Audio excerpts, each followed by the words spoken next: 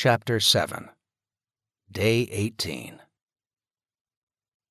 He awoke feeling so weak he could barely lift his head. So, the good professor is back from the dead. He turned his head, focused. It was Michaela. She put the back of her hand to his forehead, a finger to his throat, and held it there for several seconds. Fever's broke. Figured that during the night. Good pulse, too. She smiled. Well, John Matherson, I think you're going to pull through just fine now. What happened? Oh, you had it bad, real bad. Doc Keller was right, staph infection. I thought there was a chance that was your problem, but hoped it was something simpler and the Cipro would knock it out. Thought we'd lose you there for a couple of days, or at the very least your hand. Panicked, he looked down. His hand was still there, shriveled, sore, but still there. Twice its normal size 3 days back, started to look like septicemia and gangrene. But we kept hand and soul attached. Charlie Fuller approved some rather rare antibiotics for you. Just a few doses left now in our reserves, and Doc Keller was up here pumping them into you. All that from a cut? I told you to wash it out thoroughly and keep it bandaged, she said chastisingly. I regret now not coming up here that first night and doing it personally, but you might have seen that as too forward of me. Wish you had, forward or not. She smiled and with a damp cloth wiped his brow. I'm hungry. I'll get you some soup. Bathroom? I'll get a bedpan. Like hell, he whispered. Don't be embarrassed, for God's sake. I've been your nurse for the last week. Help me up. Okay then, but if you feel lightheaded, get back down. She helped him to his feet. He did feel lightheaded, but said nothing. In fact, he felt like shit, mouth pasty, an atrocious taste. He brushed his good hand against his face, rough stubble actually turning into a beard, and just had a general feeling of being gritty and disgusting. He pushed her aside at the bathroom door and went in, used the toilet. Fortunately, someone had filled up the tank, and looked longingly at the bathtub. He so wanted a bath, to wash off. Later, we'll have to boil up some water. I'll be damned if I take a cold bath. He brushed his teeth. The tube of toothpaste was nearly empty, and beside it was a glass filled with ground-up wood charcoal. He used the toothpaste anyhow. That alone made a world of difference, and came back out. There was a smell, food, and he felt ravenous and slowly walked back into the living room. Michaela was out on the porch stirring a pot. The old grill was pushed to one side. It must have finally run out of propane. Someone, most likely Ben or a couple of John's students, had rigged up something of an outdoor stove out of an old wood stove. Its legs jacked up with cinder blocks underneath so the cook didn't have to bend over. Michaela looked at him and smiled. Hot dog soup with some potatoes mixed in. I'd suggest a Merlot, but the wine steward has the day off. John smiled and sat down at the patio table. Where are the girls? Jen took them out for a walk with the dogs. Michaela set the bowl down. Sure enough, it was hot dogs, cut up into bite-sized pieces mixed in with potatoes. He dug in, the first few spoonfuls scalding hot. Take it slow, she laughed, sitting down across from him, pushing the meat around with her spoon before taking a taste. She grimaced slightly. I'm definitely not a cook. It's great. It's just because you're hungry. What I wouldn't give for shrimp. Chilled jumbo shrimp. A salad, a nice glass of Chardonnay. He looked up at her. If you hadn't saved my life, I think I'd tell you to shut up, he said with a bit of a grin. She smiled back, and he could not help but notice how her T-shirt, sweat-soaked, clung to her body. His gaze lingered on her for several seconds until she made eye contact with him again. My, you are getting healthy again, she said softly, still smiling, and he lowered his eyes. The potatoes were good, though still a bit undercooked. He scraped down to the bottom of the bowl, picked it up to sip the last of the greasy fluid, and set it back down. More? she asked. He nodded. Just take it slow. You had a rough siege of it there. Staph infections like that, well, you are one tough guy to be up on your feet. She stood and refilled his bowl. The girls, how are they? Jen, she's a remarkable woman, tough as nails. Of course she misses Tyler terribly. I could hear her crying at night. But at the same time is able to accept it and then focus on those she loves that she feels responsible for. Actually, I think she was a bit upset that I moved in here for several days to see after you. Said she could handle it herself. You moved in? Only temporary, John, she replied with a smile as she put the bowl down in front of him and sat to resume her meal. Doctor's orders, actually. Keller and Charlie were damn worried about you, said they wanted you alive and back on your feet, so I sort of got volunteered. Reluctantly? John asked. She smiled. Not exactly. I really don't remember that much. Well, you damn near had your brain fried. Temp up at 105, hands swollen like a balloon. 3 weeks back and you'd have been in isolation in an ICU, ice-packed, IVs. It got a bit rough there. Keller thought he'd have to go to amputation to save you if the antibiotics didn't get the infection under control. Just from a cut in a stupid fight. I warned you, she said, half waving her spoon at him. Staph in a hospital is a 24/7 fight. That nursing home, 3 days without cleaning, sanitation, you had 100 different microbes floating around there, and you just so happened to pick one of the worst. How? How? You had an open wound damn near to the bone. Touching a counter, a patient. Remember, John, the old days are gone. Hospitals are more dangerous now than just staying at home. How is it up there? 12 left of the original patients. What? There used to be over 60. 31 dead. 6 just disappeared. What do you mean, disappeared? Alzheimer's that were still mobile. Remember, no security alarms. They just wandered outside into the woods. Poor souls. Most likely died within a day or two from exposure. We decided yesterday to abandon the place, move those who are left up to a dorm in the conference center. Without all the electronics, you can't keep an eye on the Alzheimer's. I never thought I'd see such a thing again, but we have them restrained, tied to their beds. She sighed. Sounds horrible, John, but it will be best when they're gone. We need at least 4 people staffing them around the clock. At least at the dorm there's only 2 doors in and out, and frankly, it's cleaner. What else? She sighed. It's been bad. How so? A fight at the Gap 2 nights ago. How bad? More than 200 dead on both sides. Several hundred injured. Jesus, what happened? Well, we were letting folks through 100 at a time. Again, your suggestion, good professor.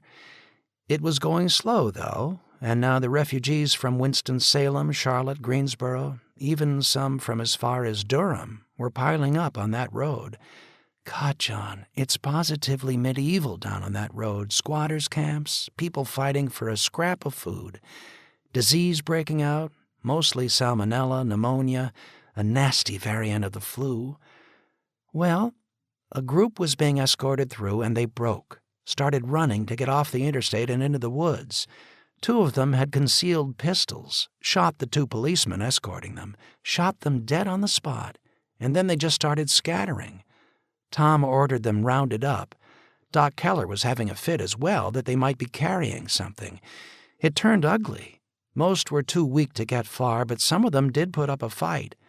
About 20 are unaccounted for, disappeared up into the hills. Most are harmless, but a few, the ringleaders, they're out there. And Tom is hunting them down. That triggered the riot back at the barrier. Charlie ordered it shut down until the mess was straightened out, and they just rioted. I mean, thousands of them just pushing against the barrier of cars and trucks. Tom did have some tear gas to push them back, but then they came back in. So we opened fire. She nodded.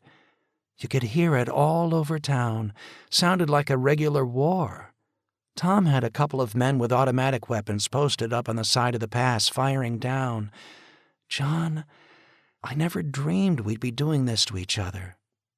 She fell silent, poking at a piece of hot dog at the bottom of her bowl. He looked at her, realizing how random fate had played out in her life. If she had not come to Asheville for a meeting that day, she'd have been in Charlotte when everything shut down.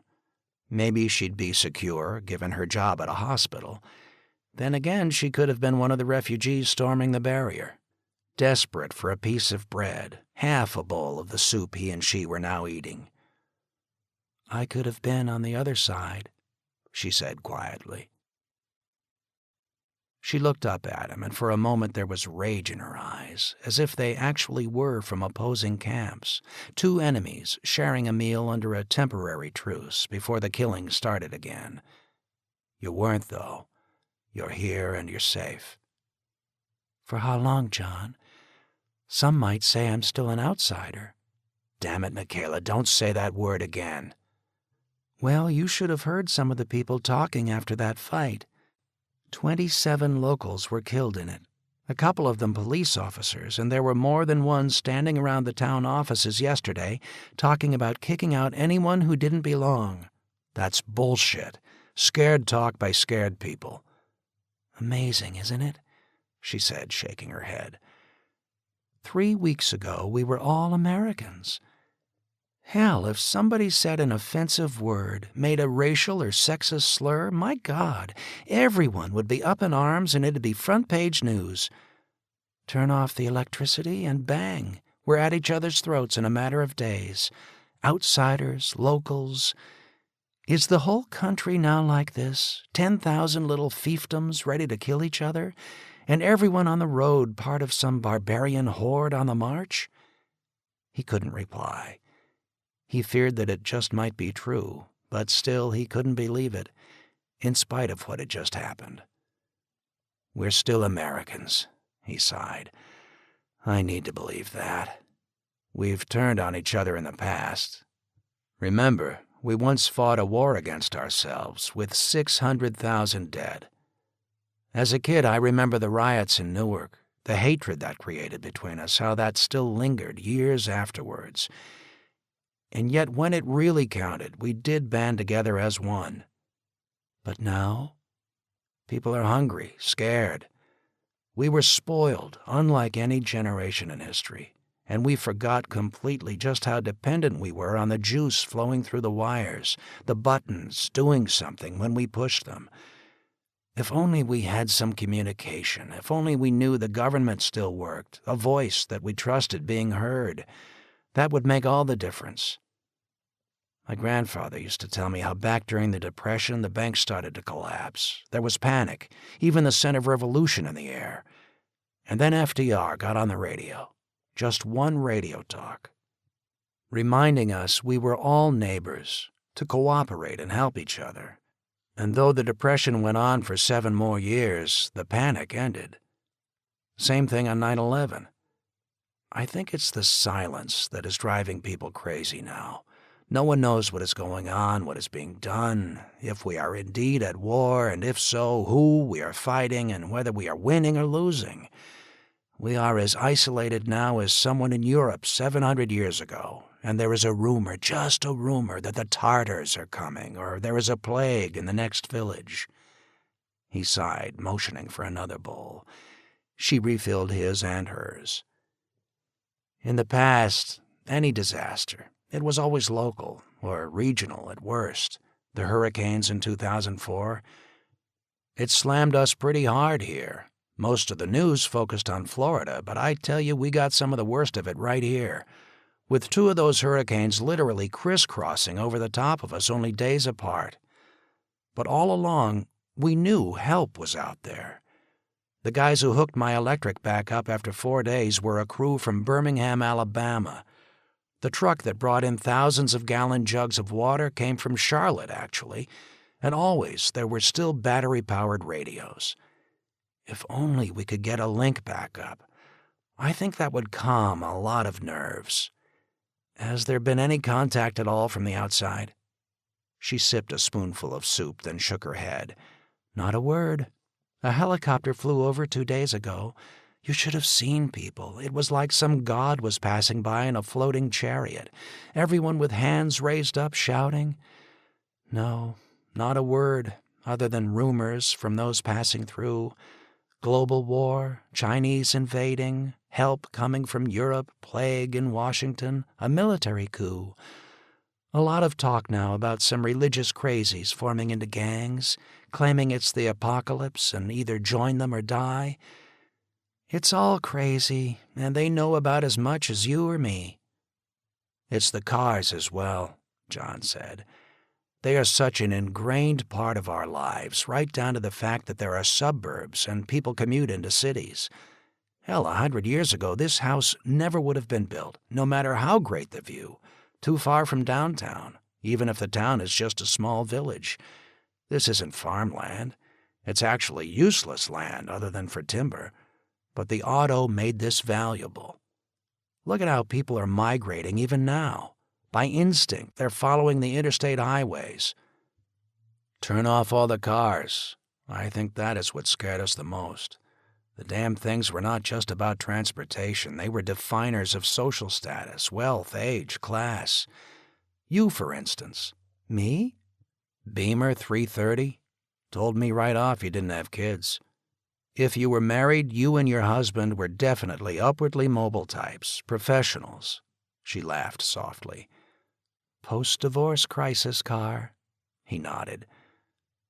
"I really know nothing about you, Michaela." "Just that, post-divorce car. My husband and I met as undergrads at Duke, both pre-med." John laughed. "Mary and I were at Duke as well, though I guess around 10-15 years ahead of you. I was history, she was biology. We both wanted to teach. I got into the Army through ROTC when they offered me a darn good deal." "Saw that. Your diploma's in your office. Rather impressive, John. Master's from Purdue, PhD from UVA in history. I thought you were Army." "Hey, the Army educates, and they were crazy enough to pay for it and send me. For every hour I carried a gun, I spent 100 in a classroom or archive. Did have a few field commands, first with a recon company with the 1st Cav in Germany, just before communism gave up the ghost. Actually enjoyed that posting. Gave me a lot of time to explore history over there besides my duties. Then Desert Storm. My battalion mobilized over and I was looking forward to the challenge of command in a line company when I got promoted to major. Then kicked up the ladder to Battalion XO. It took me out of the front line, and I always wondered since if I had somehow missed something as a result. But enough on me." She smiled. "Well, we got married right after he graduated 2 years ahead of me, and the classic old routine," Michaela said with a sigh. "I switched majors to nursing to start the money rolling. Agreement was once he got into residency, I'd go back for pre-med." "And let me guess," John interjected. "He got his MD and you got the divorce as a thank you." "Something like that. Just grew apart, I guess. Another woman wandered in, actually several women, and I got fed up and left. Young doctors with big egos, starry-eyed nurses saying, 'Oh, doctor, it's 2 a.m. Happens all the time.'" He looked at her. The slight show of dimples when she smiled, clear blue eyes, tall, slender figure, and shook his head. "He was an idiot." "John, you hardly know me," she smiled, "so don't just judge by exteriors. I have my bad side, too." "Well, I've yet to see it. Volunteering to go up and help at the nursing home, that took guts." "Or it could have been calculation," she replied. "Get into the community that way." He looked straight at her, remembering what she said on the day he had shot Larry, and shook his head. "No. You'd have done it regardless of the situation." He hesitated, looking back down at the soup bowl. "And any guys for you?" "Why do you ask?" "Just trying to put the pieces together." No one serious, if that's what you mean. Gun-shy. And no kids? Thank God, no. Why? Now, with this, you think I'd want that worry on top of everything else? Suppose we did have children, and I was up here the day it happened. I'd have been clawing through the tide of refugees to get back to Charlotte. He nodded. The way she said clawing through told him a lot.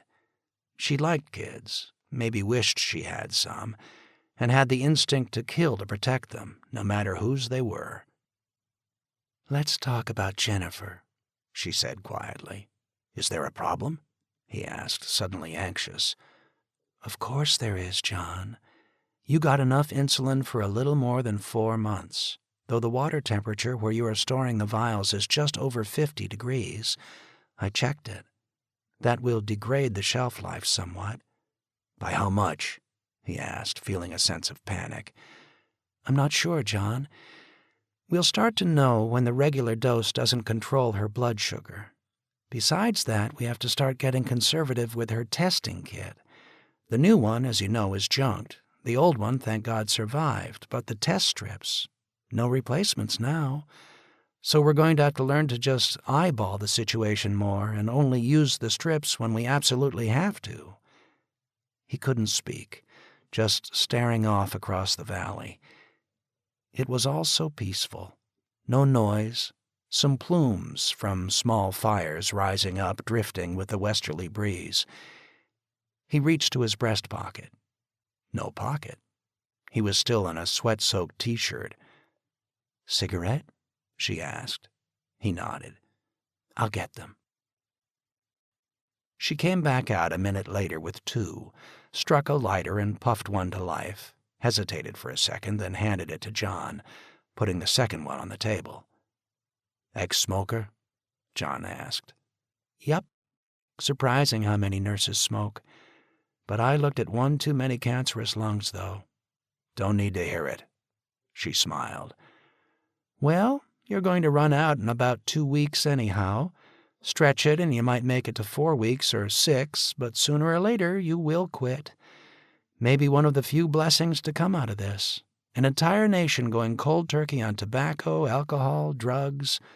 No cars, so we have to walk or ride bikes. Might do us some good. Back to Jennifer, he said, after taking several puffs. The meal was sitting well on his stomach, but the tobacco hit him after so many days away. He felt shaky and suddenly weak. Tyler's death, the funeral, she said. If I had been around and knew, I'd have kept Jennifer home during the burial. It really traumatized her. It's tough enough on any kid of that age to lose their grandpa. But we, all of us, have really isolated death away, kept it hidden. Tyler died in her bedroom. In fact, she is terrified to even go back in there. When she'd come to see you when you were sick, she'd just stand by the doorway. It's just that she saw it all, and it registered. John, she's a diabetic, and even at 12, that makes anyone very conscious of their mortality. They know their life is dependent on that needle and the vial, but for 70 years now, those vials just came across the pharmacy counter, no questions asked. She knows that's finished. How? Damn it, John, she isn't deaf or blind. Every day since this started, people have been dying, and she knows she's on the short list once the insulin in the basement runs out. He shook his head angrily. No, God, please, no. That's 4 months off. By then we'll have something back in place, at least communications, some emergency medicines. John, you've been the very person going around saying that this is bad, real bad, that it might take years, if ever, to come back from it. I never said a word around her. Oh, John, you're such a father, but you don't understand kids. I've worked in hospitals with kids like Jennifer, kids that were terminal. They had it figured out long before their parents would ever admit it to themselves.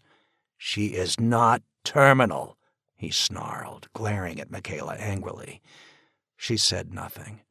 Damn you, no!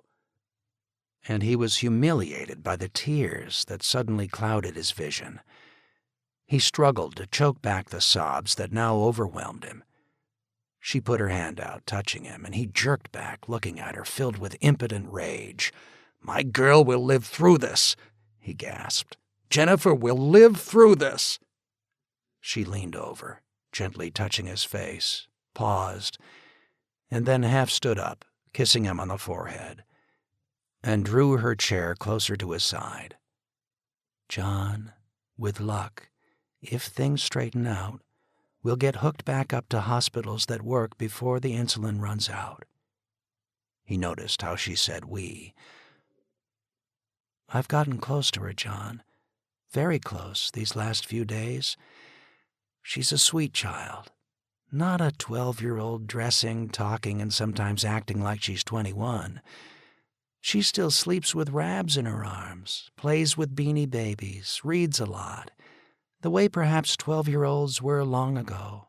Rather nerdy, actually." He struggled for control as Michaela described his little girl. He let the burned-out cigarette fall, and without comment she lit the second one and handed it over, taking a puff on it first before doing so. She smiled, and he realized that tears were in her eyes as well. "It's just the poor child has really been obsessive about dying since she saw her grandfather go and the way he was buried, the way we're burying people now by the hundreds." "I'll talk with her." "I already have," Michaela said quietly. "About what?" She hesitated. "Go on." "About what?" "About death," she whispered. "She asked me for the truth, about how long she had if the insulin ran out." "And what did you tell her?" he snapped, and she grimaced as he grasped her arm with his hand. "What did you tell her?" "John, I told you I've worked with kids like her. I know when to lie. I know when it is time to tell the truth." I reassured her that she'd be okay, that you and others were working to get things reestablished, and soon medical supplies would start coming in. He released his grip. "Sorry," he whispered. "But you've got to talk with her too, John." He nodded, head lowered, again struggling for control. He felt so damn weak, not just physically, but emotionally. Tyler's time had played out, and though John had come to love that old man as if he were John's own father, he took solace knowing Tyler had lived a good life. But Jennifer... "You better keep reassuring her if you want her to be happy." Michaela paused. "In the time she has left?" he asked, staring at her. "Let's just pray for the best." He finished his cigarette and sat back. "You said hundreds have been buried?" She nodded and then looked away. He heard barking and then laughter. From out of the field above the house, his family was coming. The dogs, seeing him up and about again, made a beeline straight to him. He could not help but laugh, both dogs grinning at him and dancing around his chair, and then, with noses raised, they were sniffing at the soup pot. Ginger standing up on her hind legs to peer in, nearly burning her feet as she lost balance and almost fell against the stove. Jennifer came running down and jumped into his arms. "You're better, Daddy." "Well, not exactly, but almost, Pumpkin." She buried her head against his shoulder, and he wondered for a moment if she was crying. And then she pulled back slightly. "Daddy, you really stink." He laughed, tempted to play the old armpit game of grabbing her and forcing her up against his armpit. She loved it when she was 8, even as she shrieked in protest. But not now. He knew he really did stink. "I promise I'll take a bath later today. I could use it." "Outdoors now, Daddy," she said, pointing to a small kiddie wading pool and a rough-built shower made out of a 6-foot ladder with a 1-gallon plastic bucket suspended from the top rung by a 2x4, the bottom of the bucket perforated with a couple of dozen small holes. "Ben built it. 1-person showers, The other pours the water into the bucket while standing on the ladder." Ben made that, and John nodded. And then suddenly wondered. Michaela laughed. "I do the pouring for Elizabeth, John." "Well, Ben can pour for me, and you ladies can go somewhere else." Jennifer hugged him tight, let go, and looked into the pot. "What is it?" "Hot dogs and potatoes," Michaela announced. "Yuck, sounds gross." "Really, it's quite good," John said. "Can Zach and Ginger have some?" The two dogs were by his side, tongues hanging out, panting, both with eyes fixed on his empty bowl. Across the years, it had become an unconscious act. Leave a little extra on the plate, set it down. When Ginger joined the family, John would make sure 2 plates would go down at the same time, because no matter how much the dogs cared for each other, if there was only 1 plate, there'd be a lunge and a yelp, usually from Ginger losing out to Zach. But now, as Zach was starting to show his age, he was becoming the loser in those squabbles. "We ran out of dog food yesterday," Michaela said quietly. Damn, he had never even thought of that. Even the canned stuff? Michaela didn't say anything, and he realized with a shock that the reason she said nothing was because she or Jen had stashed the canned dog food for emergency use, if need be. He suddenly wondered if they made a canned dog food of hot dogs, but knew it was best not to ask. "Come on, Dad. They're starving." He looked down at his 2 buddies. His companions on many a late night of writing or research. They'd always be curled up in his office. Once it was time for sleep, Ginger would usually paddle off to Jennifer's room, Zach always to his. He looked at Jennifer, then back to the dogs. "Sure, come on, you 2 fools." He picked up his bowl and Michaela's, doled out 1 ladleful each of the soup, and put the bowls down. The 2 lunged, devouring the meal within seconds. Jennifer smiled, watching them. Michaela said nothing. "I think I want to go into town to see what's going on, maybe over to the campus." "Don't press your luck, John," Jen said, a bit breathless from hiking down from the field, coming up to his side and standing on tiptoes to kiss him. "Damn, you really do stink," she said disapprovingly, stepping back. "I'll drive," Michaela interjected. "Besides, now that our patient is better, I think I should go back up to the nursing home and oversee the transfer up to the conference center." Jen said nothing as Michaela went into the house. Elizabeth pecked him on the cheek and sat down to eat. "She's a nice girl," Jen said. "I think she's in love with you, Dad," Elizabeth announced, saying it as if just commenting on the weather or the time of day. Jennifer giggled at that. John looked over at Jen. "She sat up with you 3 nights straight. You were in a bad way there, John." Jen smiled, but he could see she was just about in tears. "What is it, Mom?" "Oh, nothing."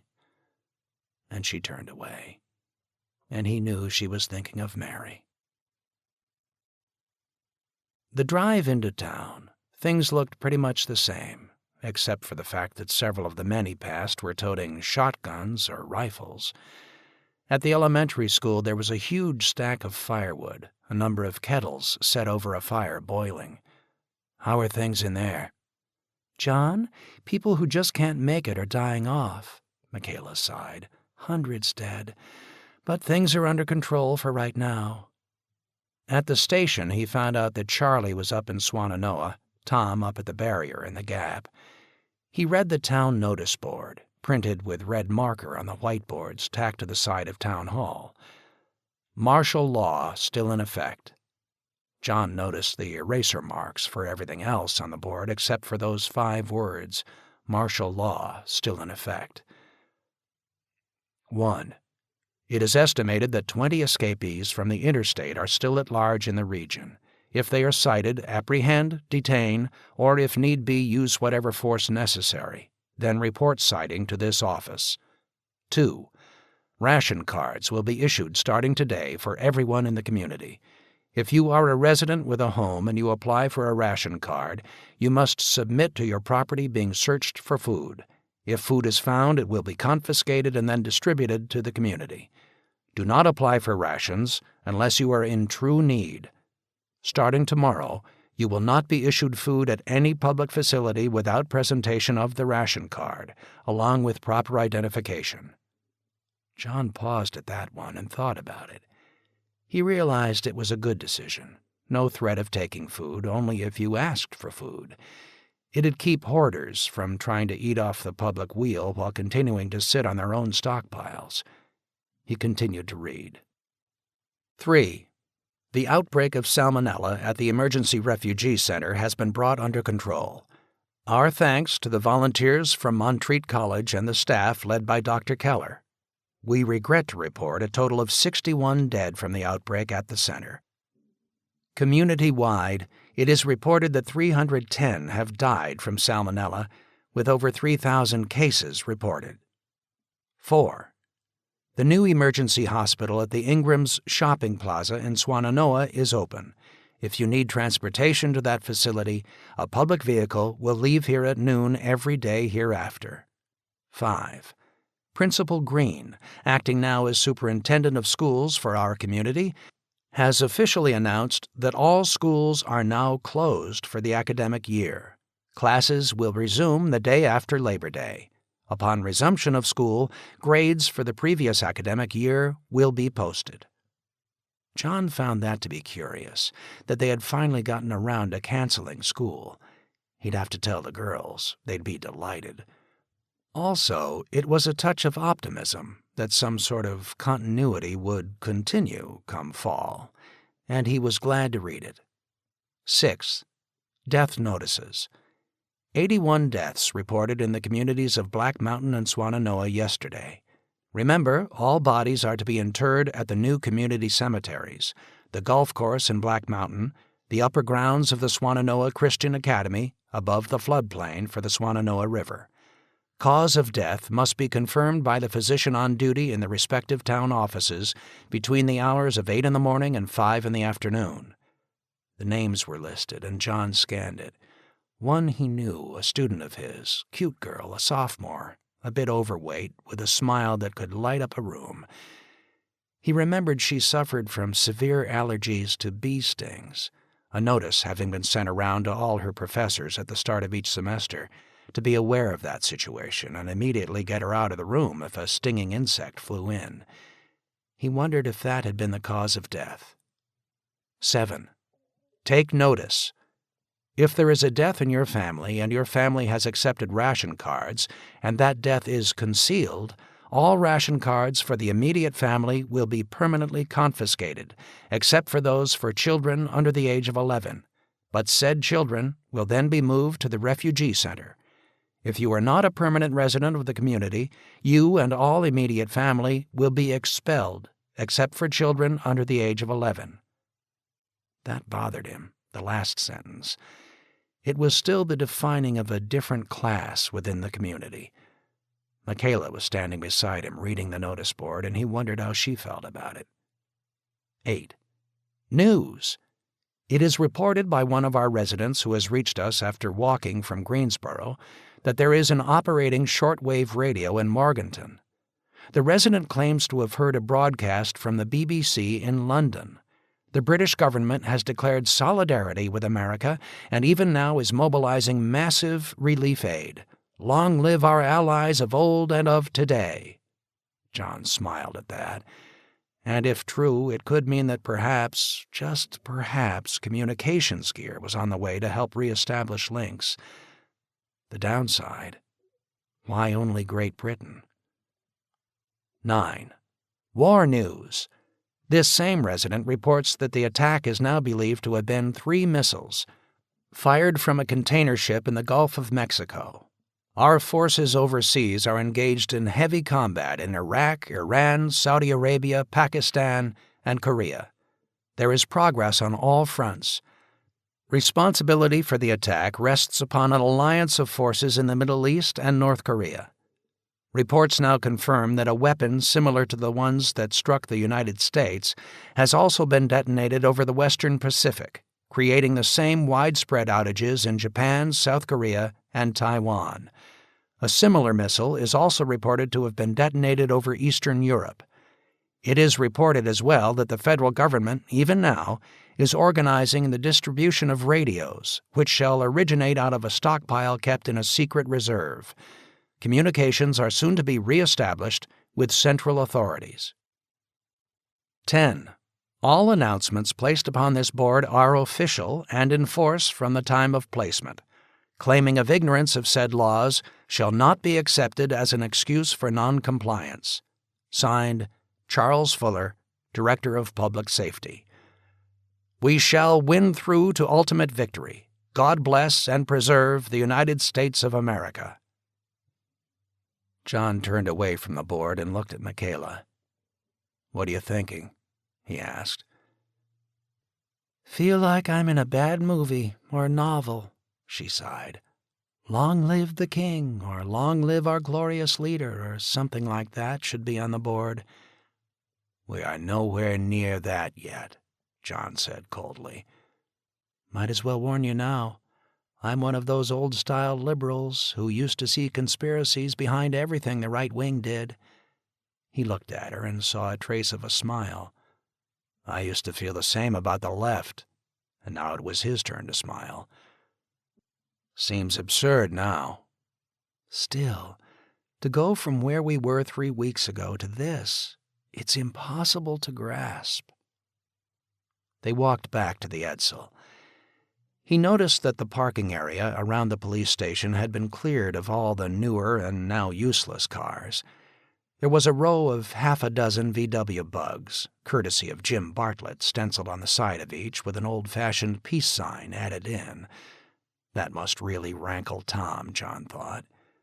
2 old Jeeps, one of them the antique World War II Jeep with a white star stenciled on the hood, an assortment of cars from the 50s and 60s, a few from the 70s, the years that Detroit really started to turn out junk, which didn't survive as well as the older ones.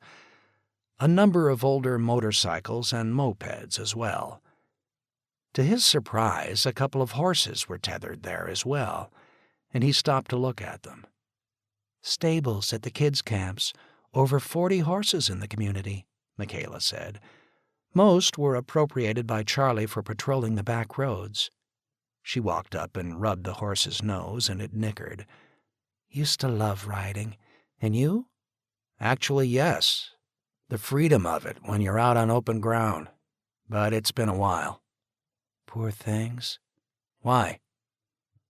"Charlie said we can use them through the summer, but once we go through the cattle and pigs, they're next." He nodded, saying nothing. They got into the Edsel, Michaela still driving, and headed up towards the college. As they approached the arched stone gate, a huge hand-lettered sign greeted them. "Halt! You must stop." He rolled to a stop, and 2 of his students, both with shotguns, blocked his approach, weapons leveled. But upon their recognizing him, there were grins. "What the hell is this?" John asked. "Sorry, Professor. Interior Defense. Some of those runaways from the interstate are still out there.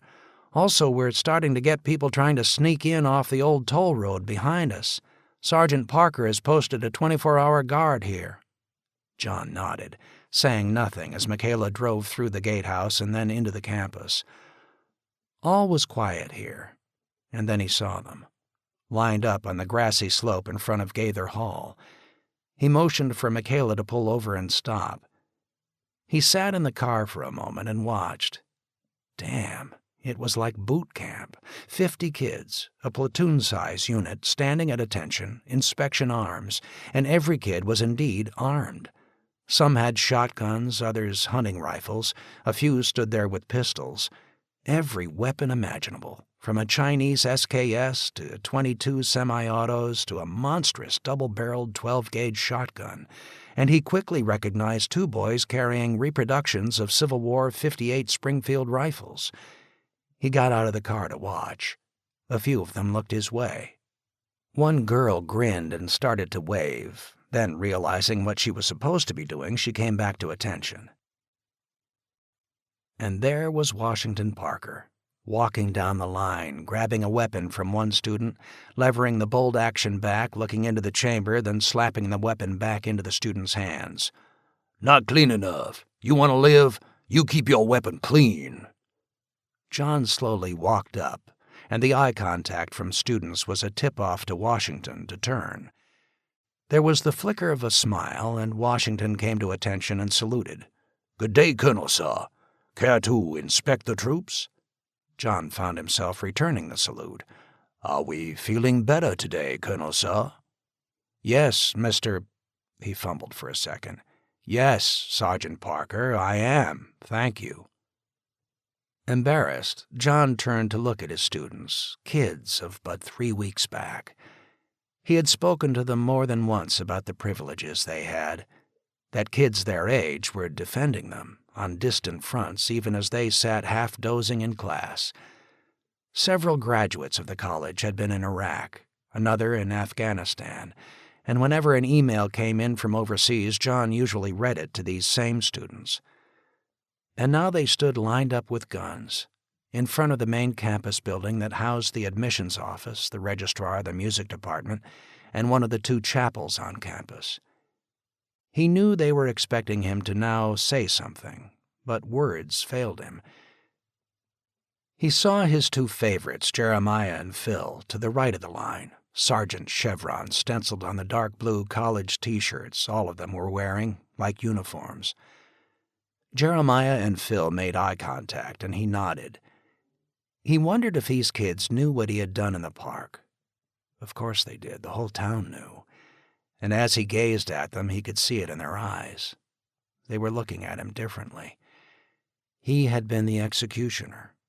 He was no longer the history professor who, though a former military man, was seen as having a soft heart.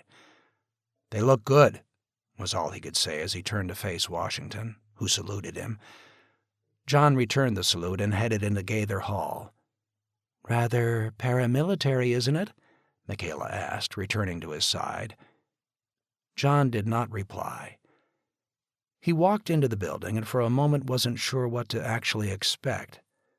Of course, the corridors were darkened, the air heavy and humid.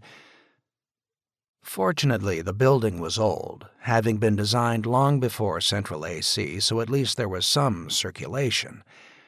The door to the admissions office and registrar were closed, but he could hear a piano in the chapel. He motioned for Michaela to follow, and he opened the door. The chapel had been built in the 1930s, just as the chestnut blight had ripped through the Carolina mountains, so the trees had been harvested off and now were the beams, paneling, and ceiling, a beautiful, warm, dark, golden wood. Austere to a certain degree, for this was, after all, a Presbyterian school, but still a wonderful chapel in John's eyes. Up on the stage, several kids were standing around the piano. Jesse, one of the music majors, just fooling around a bit. A student whose name John did remember, Laura, said something. Jesse played a few chords and she began to sing. Instantly, John felt his throat tighten. Laura had sung this song in the Spring Musical Review, and though it was from a play that he thought was way too sentimental, The Fantastics, the song was haunting, and to him such a metaphor for all that was happening. Try to remember the kind of September when life was slow and oh so mellow. He felt Michaela's hand slip into his, and they were silent. He could feel a shudder run through Michaela. She was crying. Laura's voice echoed. Try to remember when life was so tender that no one wept except the willow. John could hear Parker shouting orders outside, the students now going through the manual of arms. It was almost too much for him to bear. It wasn't supposed to happen here, but it had happened here. Laura finished the second stanza and drifted into the third. Deep in December, it's nice to remember, although you know the snow will follow. I can't bear this, Michaela whispered. They slipped out of the chapel, Laura, the others, not even knowing he had been there. Michaela leaned against him for a moment, sobbing, and his arms were around her, and then she stepped back, breaking away from his embrace, looking up at him. "Sorry." "No, it was rather nice, actually," he said. The song finished in the chapel, and he started out of the building, then noticed that the door to President Hunt's office was ajar. He tapped on it and walked in. The administrative assistant, Kim McMurdy, was not behind her desk. That was a disappointment. She always reminded him a bit of the actress Nicole Kidman, perhaps better looking, actually, and he had to admit he was smitten with Kim in a friendly sort of way. Friendly, of course, because her husband, the director of computer services, was a darn good friend. And besides, Mary was still a haunting presence. What had just happened with Michaela? He wasn't sure how to react to her now. "President Hunt?"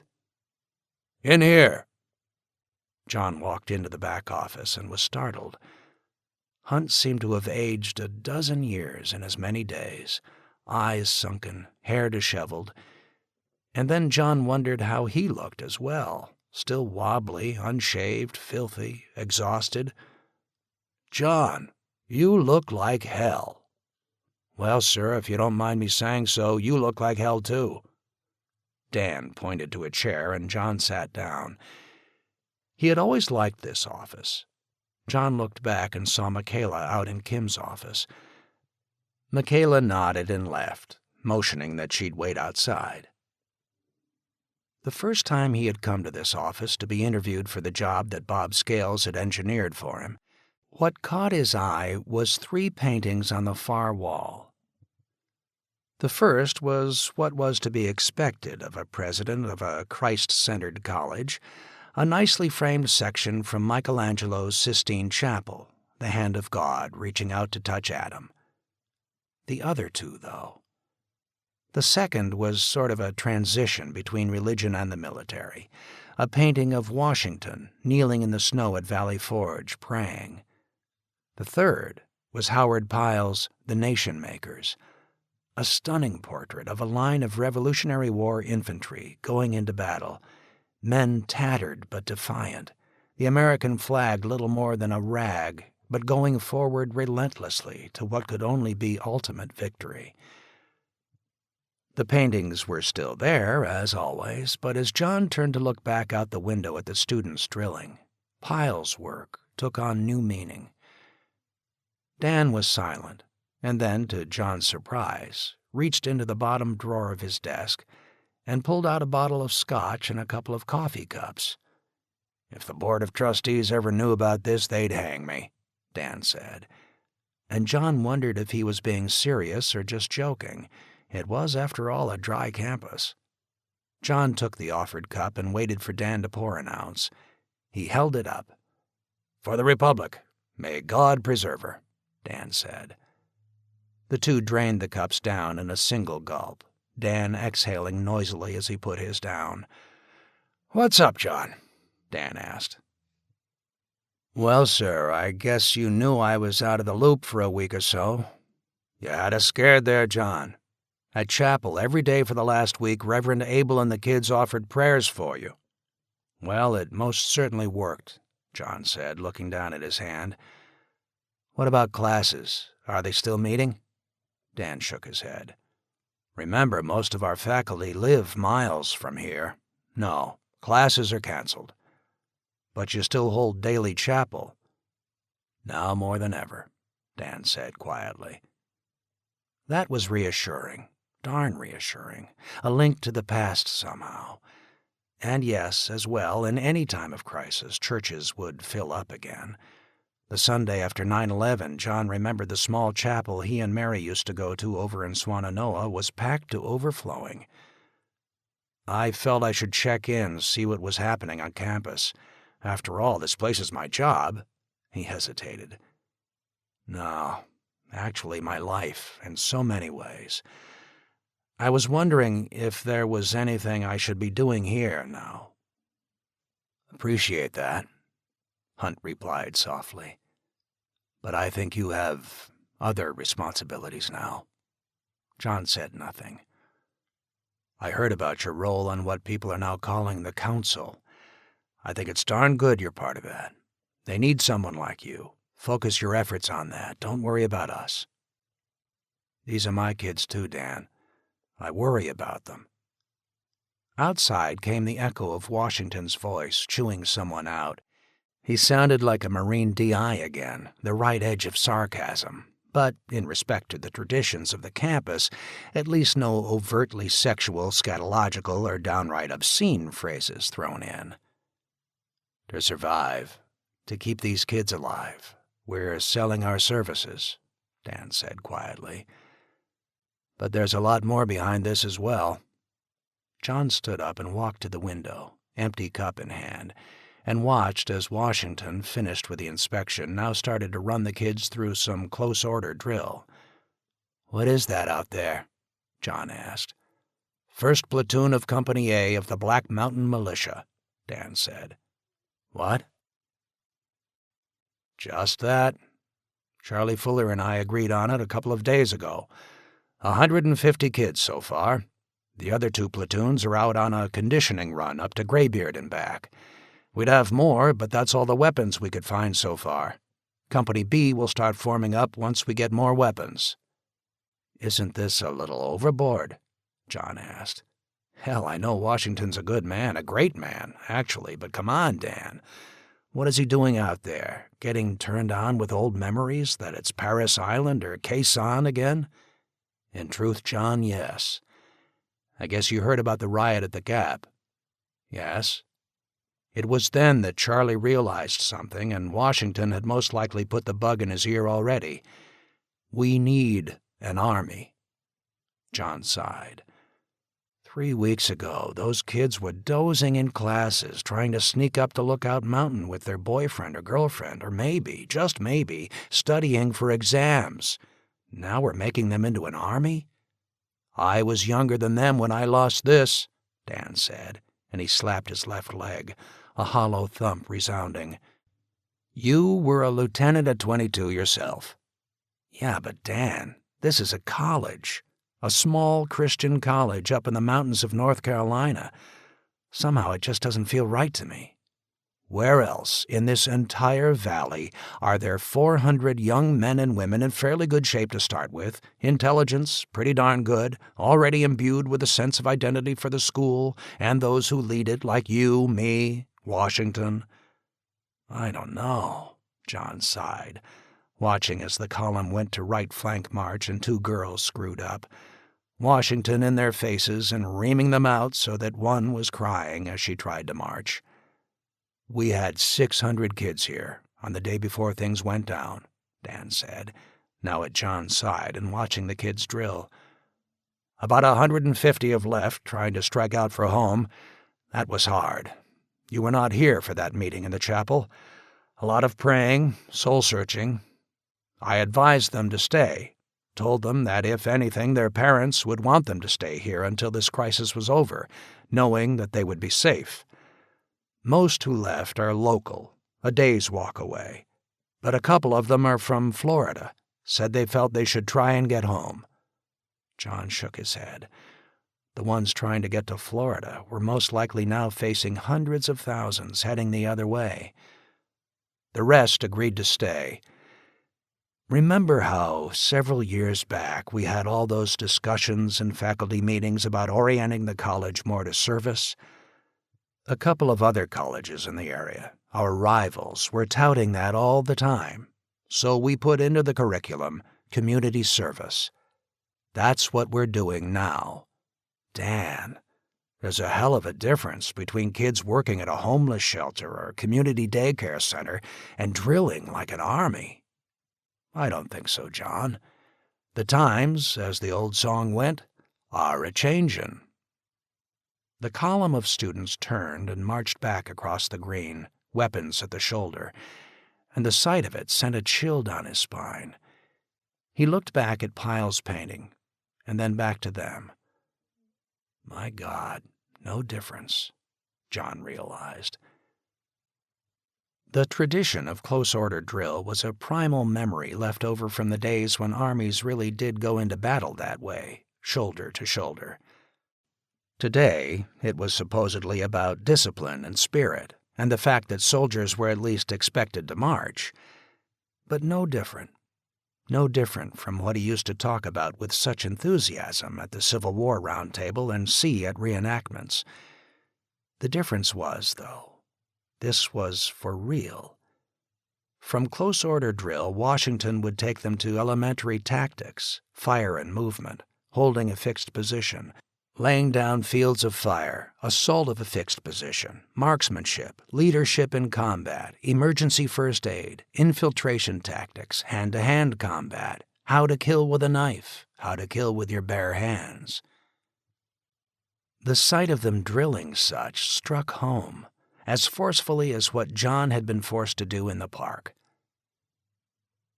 "Washington thinks the world of you," Dan said. "By the way, he told me what happened in the park. Said you handled yourself well." "Handled myself well? I puked my guts out." "No, not that. First time you shoot someone, if you got any heart in you, any touch of the divine spark, you should be horrified." He looked off. "I lost my leg during Tet. The day before that, though, I was on point, turned the corner of a trail, and there he was." He sighed, shaking his head. "The Thomas Hardy poem. Remember it?" John nodded. "I shot at him and he at me, and killed him in his place. Well, I got him first. He was walking point for his unit, and we just ran into each other. Before I even quite realized it, I emptied my M16 into him. Hell of a firefight exploded, and I was on the ground, lying by his side, and I could hear him gasping for air. Do you know what he said?" John was silent, half suspecting. "He was crying for his mother. I understood enough of the language to know that." His voice trailed off, and John could see tears in Dan's eyes. "The kid I shot," John said, "certainly wasn't calling for his mother. He died filled with hate." "Perhaps he sees things different now," Dan replied. "I know it's not orthodox with some, but I have a hard time not seeing God as forgiving, even after death." John tried to smile. There were some on campus who were rather traditionally hard-line in their views of salvation. Dan had never voiced this view before, and it was a comfort, for the memory of that twisted kid's final seconds lingered like a recurring nightmare. "Washington told me how you reacted, and the kids know that, too. Remember, this is a Christian school, and the reaction could have been bad if it seemed you were cold-blooded about it. So a lesson was taught there, John. But it's what you said as well that resonated. Washington, and later Charlie Fuller, told me that at that moment we as a community were balanced on a razor. Charlie had made the right decision, but he did not know how to see it carried through correctly. You did. At that moment we could have sunk into a mob, or worse, a mob that would then follow a leader, even a leader of good heart like Charlie, but still follow him with bloodlust, and thus would start the slide. You're the historian. You know that of all the revolutions in history, only a handful have truly succeeded, have kept their soul, their original intent. Though it struck John as slightly melodramatic, Dan pointed to the portrait of Washington kneeling in the snow. "I don't think we are in a revolution," John said. "We're trying to survive until such time as some order is restored. Communications up, enough vehicles put back on the road to link us together again as a nation." "But suppose that never happens," Dan said quietly. "What?" "Just that, John. Suppose it never happens. Suppose the old America, so wonderful, the country we so loved, suppose at 4:50 p.m. 18 days ago, it died. It died from complacency, from blindness, from not being willing to face the harsh realities of the world. died from complacent self-centeredness. Suppose America died that day. For heaven's sake, Dan, don't talk like that, John sighed. Well, I think it did die, John. I think our enemies caught us with total surprise. We should have seen it. I'm willing to bet there were 100 reports floating around Congress warning of this, experts who truly did know their stuff screaming that we were wide open.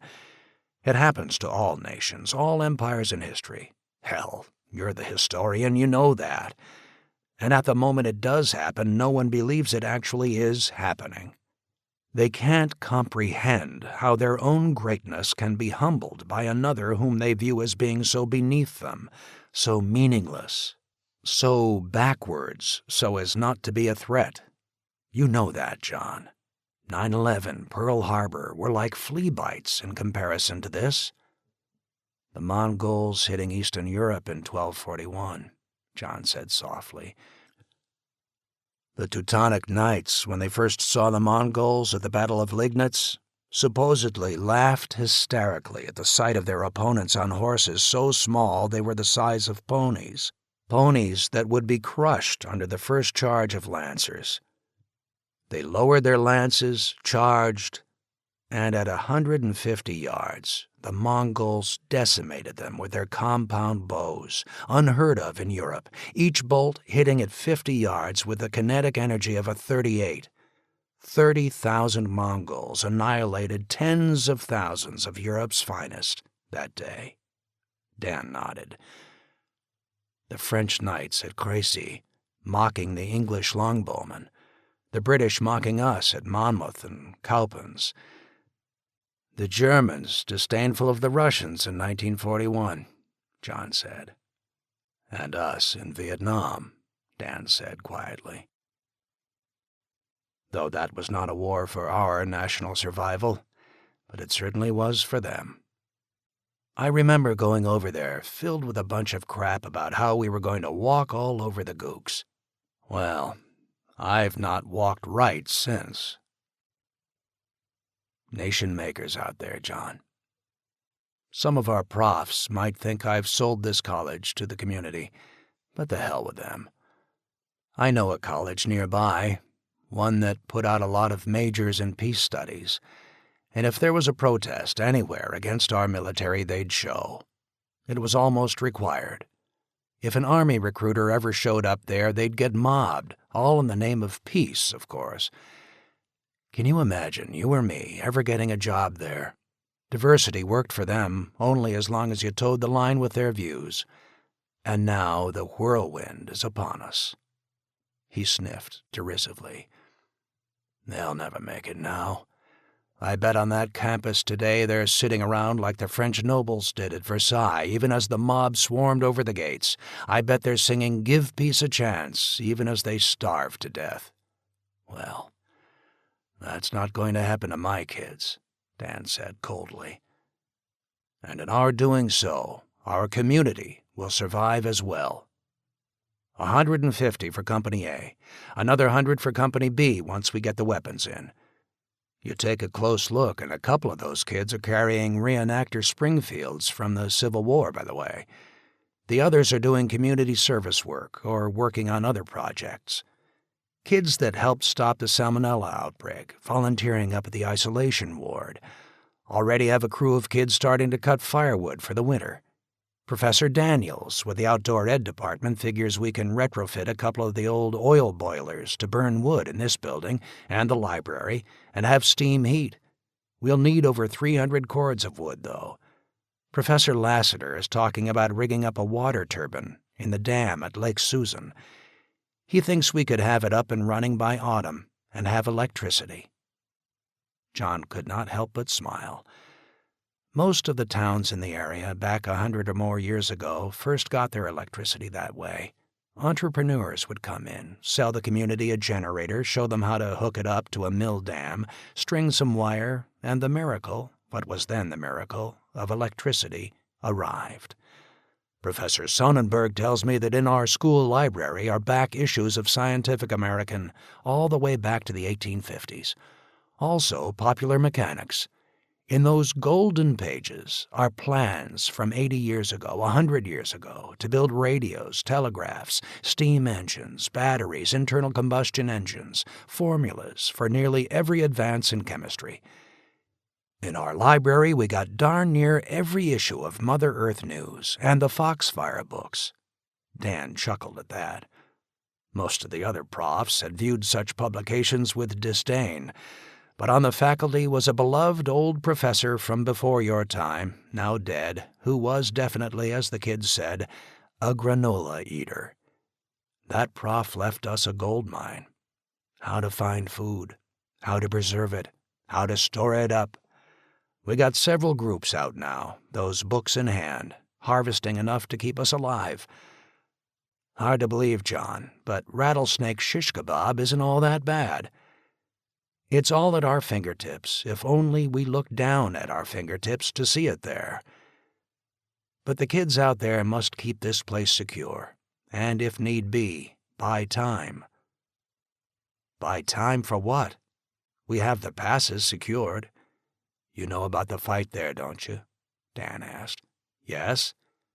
Well, that was a disorganized mob. Word is starting to filter in that groups are starting to come together. Most are just scared people banding together for survival and mutual protection. Exactly what we are doing here. But some, John, there's rumors about cults. A family that was allowed to pass through here yesterday, actually heading east, coming out of Tennessee, said that over by Knoxville, there's a guy claiming this is the start of a holy war. And let me guess, it's his vision of holiness you subscribe to or you die. Dan nodded his head. Says that Jesus appeared to him just before the power went off and gave him his mission, that he is the new John the Baptist, preparing the way for the final return. And good God, supposedly there are hundreds now following him and killing those who disagree. Several weeks, that's all it's taken, John sighed. Dan rested a hand on his shoulder. Just remember Ecclesiastes, John. A time for war, a time for peace. So now it's back to this. And back to kids drilling on the town green. I want to think that across America today there's 1,000 such groups drilling in order to keep civilization intact, so that we don't become a mob where one eats only because he is stronger than others, or we kill each other in an insane frenzy of crazed beliefs. That's why those kids out there are drilling, and that's why I want you to be in command of them. Me? He asked, incredulous at the suggestion. Hell, you're the one with a vision. I'm a college president, Dan said with a smile. A one-legged college president. A wounded war veteran, John replied sharply. Yeah, a dumb 18-year-old kid from Mocksville, North Carolina. So damn stupid I couldn't see I was in a minefield. But I got the GI Bill, disability checks, and since I could no longer run or play ball, a realization that I had to be something else. So here I now sit. John, while we work here, I want you to lead in the town. Charlie is a good man, a damn good man, but his focus, it's on the moment, on survival for the community, and God bless him for it. But we need something more. We need someone with vision who can see beyond, like the song said, to patriots' dreams. You have the respect of everyone in this town now. The kids, the community, the police, Charlie, everyone. Why? John said coldly. Because I fumbled the job of blowing some junkie's brains out? No. Because of what you said before you blew his brains out, as you now so crudely put it. Maybe that poor devil-consumed kid really did have a purpose in life after all. Maybe it was to give you that moment. For some, the fact that you did shoot him, well, for some that created fear and awe. But for the rest, they heard your words and will not forget them. John, that gives you a power. And you did hold the rank of colonel and were offered a star, which you turned down for Mary's sake. Mary's family is an old family here, and you tossing over being a general to bring her home was the talk of the town back then, and I think you saw on day one the respect everyone held for you. Frankly, he did not. He was far too focused on Mary, and yes, somewhat bitter as well that the powers that be in the Pentagon had not found a way around his problem. But that was in the past, and for so many reasons, now especially. He thanked God he was here in this place. Dan, my entire combat experience was 100 hours in Desert Storm, nearly all of it locked up in a Command Bradley, one minor jolt when a shell landed 100 yards away, and that was it. Heck, give it to Washington. He's the DI. He's the guy who was at Khe Sanh. He doesn't want it, and he fully agrees with what I'm saying here now. He explained it to me the other day when we began to plan this unit and the question came up of command. I left it open, at first thinking he'd take it, but he immediately said you should be the one. What did he say? He laughed. Said he knew he was the best DI in the United States Marine Corps, but it takes more than that to lead an army. He wants someone with an advanced education, someone who will remain cool under stress, someone who's studied war and knows the history of it and can thus apply it in a crisis. Of course that means you, John. I think if it ever comes to a major fight, it should be Washington on the firing line, but he wants someone like you behind him. I still think he should lead. He's von Steuben out there, John, even though his name is Washington, and he knows that. It's your job, and Charlie agreed that if a crisis comes where a militia is needed, you lead it. Thanks, as if I wanted it. John, if you really did want it, I don't think your name would have been in the hat. We wanted someone who would see it as a service, and above all else, even while defending this community, would be thinking ahead to afterwards. John, we dream of America. We want America to come to us, but I think it never will. The America we knew died when those warheads burst. If so, then it is up to us to not wait, but instead to rebuild America as we want it to be. Chapter 8. Day 35. There was an air of celebration in the crowd that gathered about the town hall as John pulled into what was now his usual slot in front of the fire station. The fire trucks, which had been rolled out over a month ago to make room for the emergency supplies stockpiled inside, were still in place, still motionless, no longer sparkling, somewhat dusty. Horses were tethered to the bumper of one of them. The crowd stood around expectantly, and many, seeing him approach, stepped back slightly, nodding greetings respectfully. All were showing signs of the effects after 35 days. Faces were thinner, pinched on some. Clothing, in general, was dirty, sweat-stained, hair greasy, many of the men beginning to sport beards, and all of them stank. He wondered if this was indeed how people really smelled 100 years ago, the scent of a crowd of unwashed bodies. Or was it that 36 days ago people were used to sterility, terrified if their deodorant failed and they offended, nearly all taking a shower at least once a day, many twice a day in the summer? Was this now normal?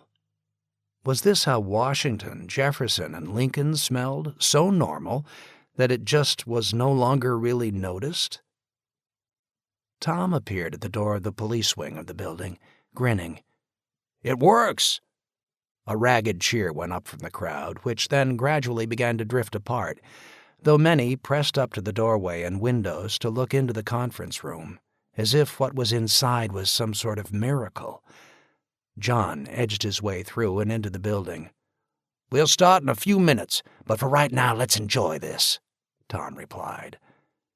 John stepped into the conference room and had to smile at the sight of the old crank phone attached to the wall.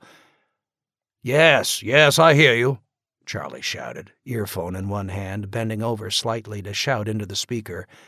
"Yes, I understand. It works. Now keep setting up the wire. Yes, over and out here. Goodbye." He hung up and turned to face the gathering. "We got a phone system." There was a round of applause picked up by those gathered outside. John looked at the contraption, salvaged from an antique store as he suggested, a comparable phone now set up in the police station in Swannanoa. It had taken the work of a dozen linemen, older employees of the phone company, several of them refugees allowed in through the gap. Fiber optics, modern wiring systems were out. They had to find old-fashioned copper wire, a hard task, but bits and pieces were salvaged from a variety of sources. A golden find, an old abandoned telephone or telegraph line of several miles along the railroad tracks. The wire had to be carefully spliced together, then strung on glass or ceramic insulators, most made out of soda bottles. It was the first line, the goal now to run it into Asheville. Remarkably, an old-style switchboard had been found in the basement of the granddaughter of a phone operator from the 20s. When the system had been junked back in the 50s, apparently the old lady had her board toted home as a keepsake. A couple of the elderly phone company workers were now trying to remember how to rig it up, an actual switchboard that could handle dozens of phones. There were other accomplishments. One of the junkyards in Swannanoa had successfully gotten a tractor-trailer diesel from the early 60s running. That had triggered intense debate as to who would get it, the fire department finally winning out, and on a flatbed were now attached hoses, ladders, and gear. They had even figured out how to use the engine as a power takeoff to run a water pump. Fire had become a frightful hazard. Those who still had food were cooking with wood, and home fires and brush fires were commonplace. The community still had water pressure for those places lower than 2,500-foot altitude, the height of the face of the reservoir dam, but above that it was hauling buckets, and the potential of house fires turning into out-of-control forest fires kept everyone worried. Between the two communities, there were now over 100 vehicles running, and more coming online every day. Several mechanics had learned to bypass and yank out the electronics, especially on cars that only had minimal dependence on them, slap on some old replacements, and get the engines to turn over again. A moped shop had become highly successful at getting their relatively simple machines running again, along with older motorcycles.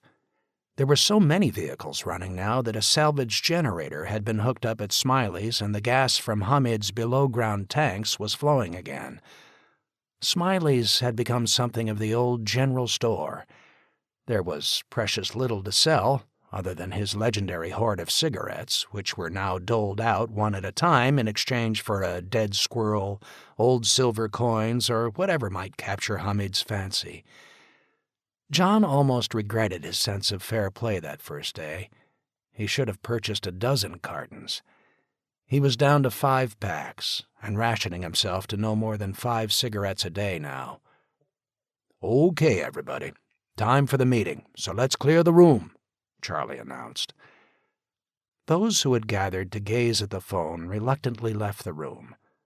Charlie closed the windows and dropped the Venetian blinds. It was the usual group: Charlie, Tom, Kate, Doc Keller, and John. Carl and Mike from Swannanoa came down from their end if there was something directly related to them at the moment, but today were caught up with a forest fire up along Haw Creek that was threatening to turn into a real inferno. A ritual John had insisted on was now enacted, the group turning to face an American flag in the corner of the room and recite the Pledge of Allegiance. And then Kate led them in a brief prayer before Charlie announced the meeting was now in order. "I hate to jump the gun on the agenda, but I've got something important," John said. "What?" "Outside news." "Well, for God's sake, man, why didn't you say something when you came in?" Charlie asked. Everyone was excited about the phone, and, well, frankly, some of it isn't all that good." "Go on. Tell us," Kate said. "There's a station on the radio now, Voice of America." "Wow, when?" Kate cried. "I was driving last night, fiddling with the dial in the car, and it came in clear as day." "The radio?" Charlie shouted. "Tell us about it. My God, we got radio again." "The old radio in the Edsel. I don't know, I was just fooling with the dial, and suddenly it came in loud and clear, frequency at the old Civil Defense Band. We sat there listening to it for a half hour or so, then atmospheric skip, and it faded." "We?" Kate asked. He didn't reply. Michaela had come down to join them for a meal and check on Jennifer, and he was just driving her back to the conference center, which was now the nursing home and isolation ward for incoming refugees who were allowed to stay. "So what the hell is going on?"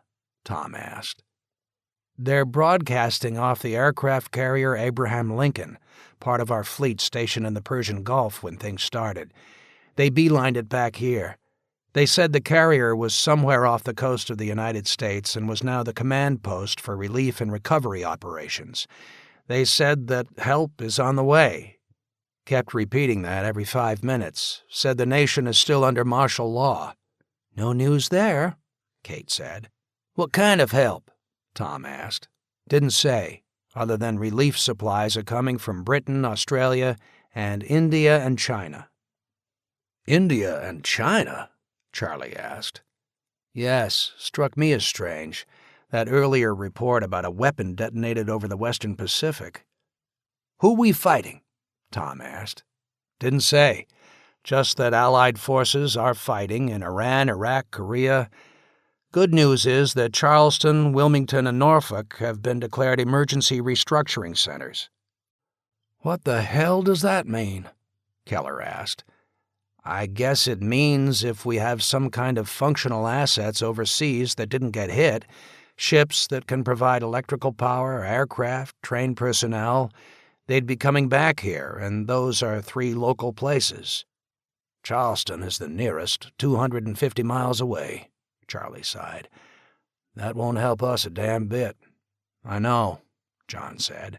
"What about the war?" Tom asked. "Anything beyond the 3 cities?"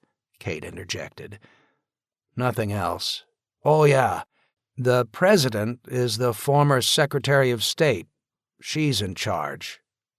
No one spoke at that news. "Apparently the president died aboard Air Force One. They got him up in the air and the plane wasn't hardened sufficiently to absorb the pulse. They didn't say what happened to the vice president or Speaker of the House." "Nothing really that affects us directly," Charlie said, and no one replied. Strange, the death of a president, and now we say it doesn't affect us, John thought. That was it. Then they played music. "What?" Charlie cried. "Music?" "Patriotic stuff. God Bless America. It faded out with the Battle Hymn of the Republic." John looked around the room. "At least we know they're out there." "The legendary they," Keller replied coldly. "Doesn't help us here and now with what I've got to talk about." "Go on," Charlie said. "In fact, what you just told us, John, depresses the hell out of me. The thought that they're so close. Hell, a month and a half ago a C-130 loaded with medical supplies could have flown here in an hour from Charleston. Now it's like they're on the far side of the moon. Doc, why don't you go ahead?" "Only 13 deaths yesterday," Doc said, and there was a murmur of approval, the lowest number since they had started to keep count. 2 were heart attacks. 2, though, were our dialysis patients. I think that is the last of them. Everyone in our communities who was on dialysis is now dead." No one spoke. "We also lost one of our diabetics." Again no one spoke, but John felt eyes turning towards him. Of course they knew. He stared straight ahead, saying nothing. "And we had a birth." "Who?" Kate asked. "Mary Turnbill, a healthy 6-pound baby girl. named Grace America Turnbull. "Damn, that's good," Tom said out loud. 8 births so far and only 1 lost child and mother. Not much of a statistical base yet, but still it's better than average compared to 150 years ago. "Good work, Doc," Charlie said. "Well, I better go from that to the downside of things. In one sense, we are in what I would call the grace period right now, the calm between storms. Our initial die-off in the first days, those needing major medical intervention, the first round of food poisoning, those woefully out of shape, as you know, approximately 1,200 deaths out of 10,500 total here in Black Mountain and Swannanoa. We still don't have an exact figure on those who got in the first few days, but it had to be well over 1,000. So let's put our total number at 12,000. Now back down to roughly 10,000 or so. That doesn't count the casualties from the fighting at the Gap and refugees dying outside the barrier," Tom interjected. "No, I'm only counting those who died of natural causes at the moment. What I'm saying is that those who would die quickly have pretty well died off. Across the next 15 days or so, the numbers should be fairly low, as long as we keep the community stable and nothing exotic sneaks in on us. But then, I hate to say, it's going to start sliding up again, and within 30 days be far worse than anything we've seen so far." Keller hesitated, looking at John for a moment. Keller knew his secret regarding the stash of insulin. "Nearly all our type 1 diabetics will die this month. The pharmacies in general allocated 1 bottle of 1,000 units per person. That supply is now running out for them. So we can expect all of them, approximately 120 in our communities, to start dying." No one spoke. "Other deaths in the coming month? Severe asthmatics running short on their rescue inhalators. Severe heart arrhythmia patients running out of beta blockers. So I expect we are in the middle of the lull before the next wave hits. There is another issue as well, though, that I don't think many of us thought of, but, Tom, you better start gearing up for it, and we might have to start thinking about taking over a building as another isolation ward." "What for?" Kate asked. "Severe psychosis." "You mean insanity?" Tom asked. "Hell, we're already seeing enough crazies coming in at the Gap, and the suicides as well over the last month. I think we're all half crazy now." "Well, it's going to get a lot worse within a matter of days," Keller said. "Why within days?" Tom interjected. "About a quarter of the population was on antidepressants or anti-anxiety agents, Prozac, Xanax, Lexapro, even just plain old lithium. Most of those people rushed to the pharmacies and stocked up, but even then, on average, a person got at best a 30-day supply. They're running out now. Withdrawal for some won't be too bad. For others, symptoms will be quite severe, including hallucinations. Compound that with the stress we are under already.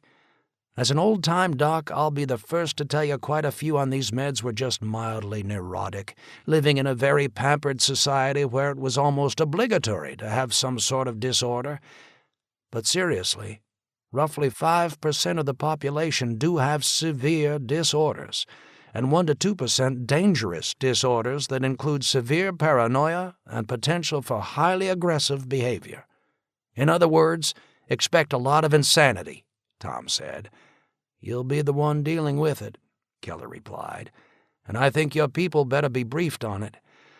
Not too long ago in our past, families suffered with it, keeping their crazy Uncle Louis restrained or locked away or shipped them to state hospitals, which were indeed snake pits. Where do you think the word Bedlam came from? It was the hospital for the insane in 18th century England, and if you saw the old prints, a true hellhole. We haven't dealt with this ever since all the modern meds started coming out in the 60s and 70s. That and the changing of laws that pretty well stopped involuntary commitment except in extreme cases emptied the hospitals. If it was back 50 years ago, at least 100 of our fellow citizens would be already under some form of restraint, either at home or in a state institution. Now they are with us, and the medications that kept them somewhat stable are gone. Hundreds more are in varying degrees of instability as well. What I'm trying to get across is that we'll have upwards of 1,000 people in our community who are in varying degrees of psychological unbalance, not related at all to the crisis, but instead to their forced withdrawal from medications. And at least 50 to 100 will be extremely dangerous to themselves or to others. Severe paranoids, schizophrenics, delusional personalities, several living here with criminal pasts, but who were declared insane, treated, then released back into the community. I think, Charlie, you are going to have to authorize me to be able to declare people to be mentally unstable and to then incarcerate them by force. We'll need then to find people to tend to them, and also decide how we deal with food distribution to them." Charlie sighed, rubbing his beard, and then nodded. "I authorize you to have the authority to declare a person to be mentally deranged and to have them incarcerated, if need be against their will or that of the family. Tom, you will be responsible for arrest. I'll post that notice later today." Keller nodded. "I think in at least 30 or 40 cases we should move preemptively, meaning now, even if they still have some meds left. As a doctor, I know which of my patients were truly over the edge long before this happened. Patients who had repeated hospitalizations and incidents. Tom, you would know some of them too, from incidents that led to their going to a psychiatric unit or jail. I think we should grab those people now, before it gets bad." "One thing," John said quietly. "Go on." "Keep in the back of our minds how that power was also used to lock up those that neighbors just didn't like, political dissenters, and in a darker time the belief that insanity was satanic and the resulting witch hunts. We got a couple small churches in this community that are already preaching that this disaster is God's punishment to a sinful nation, and/or that it is now the end time. I never thought about what Doc here was saying in regards to mass psychosis, but we might see some of these deranged people being seen either as prophets, if they have a good gift for gab, even though they're crazy, or, on the other side, demonically possessed." "Damn, this is starting to sound medieval," Kate sighed.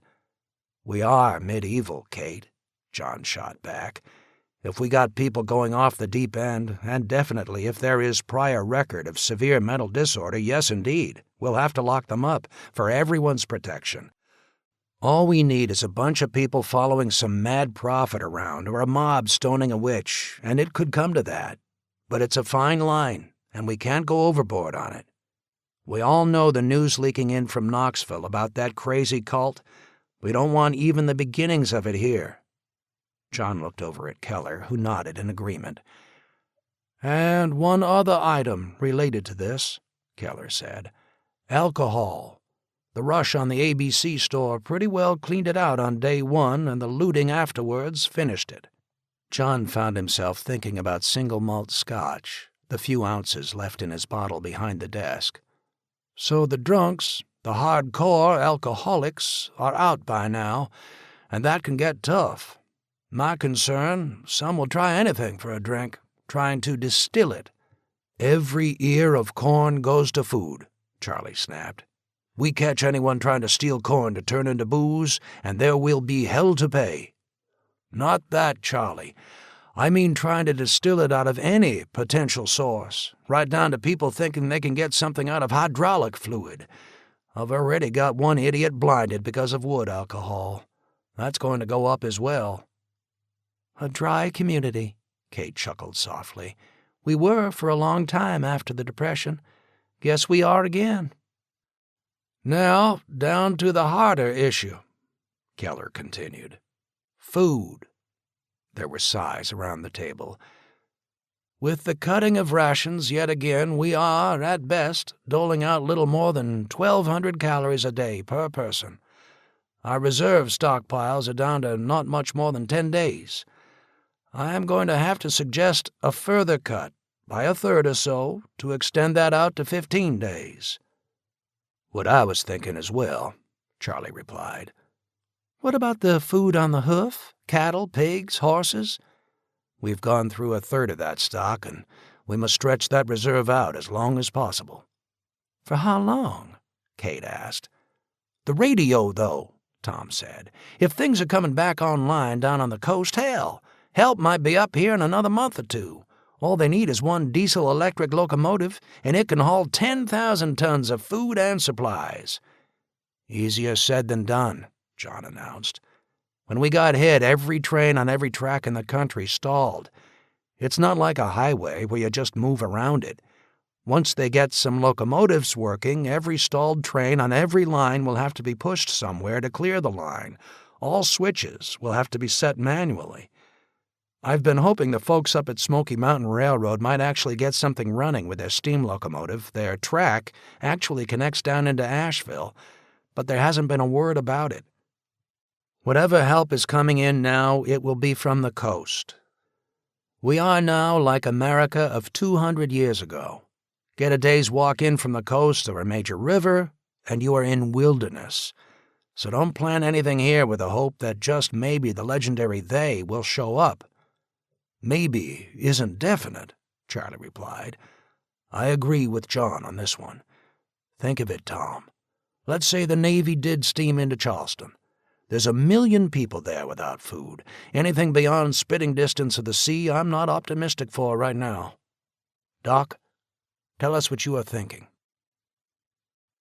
The rations are running short, Keller said, compounded by the fact that more and more of our locals are applying for ration cards as well, now that their own food stocks have run out.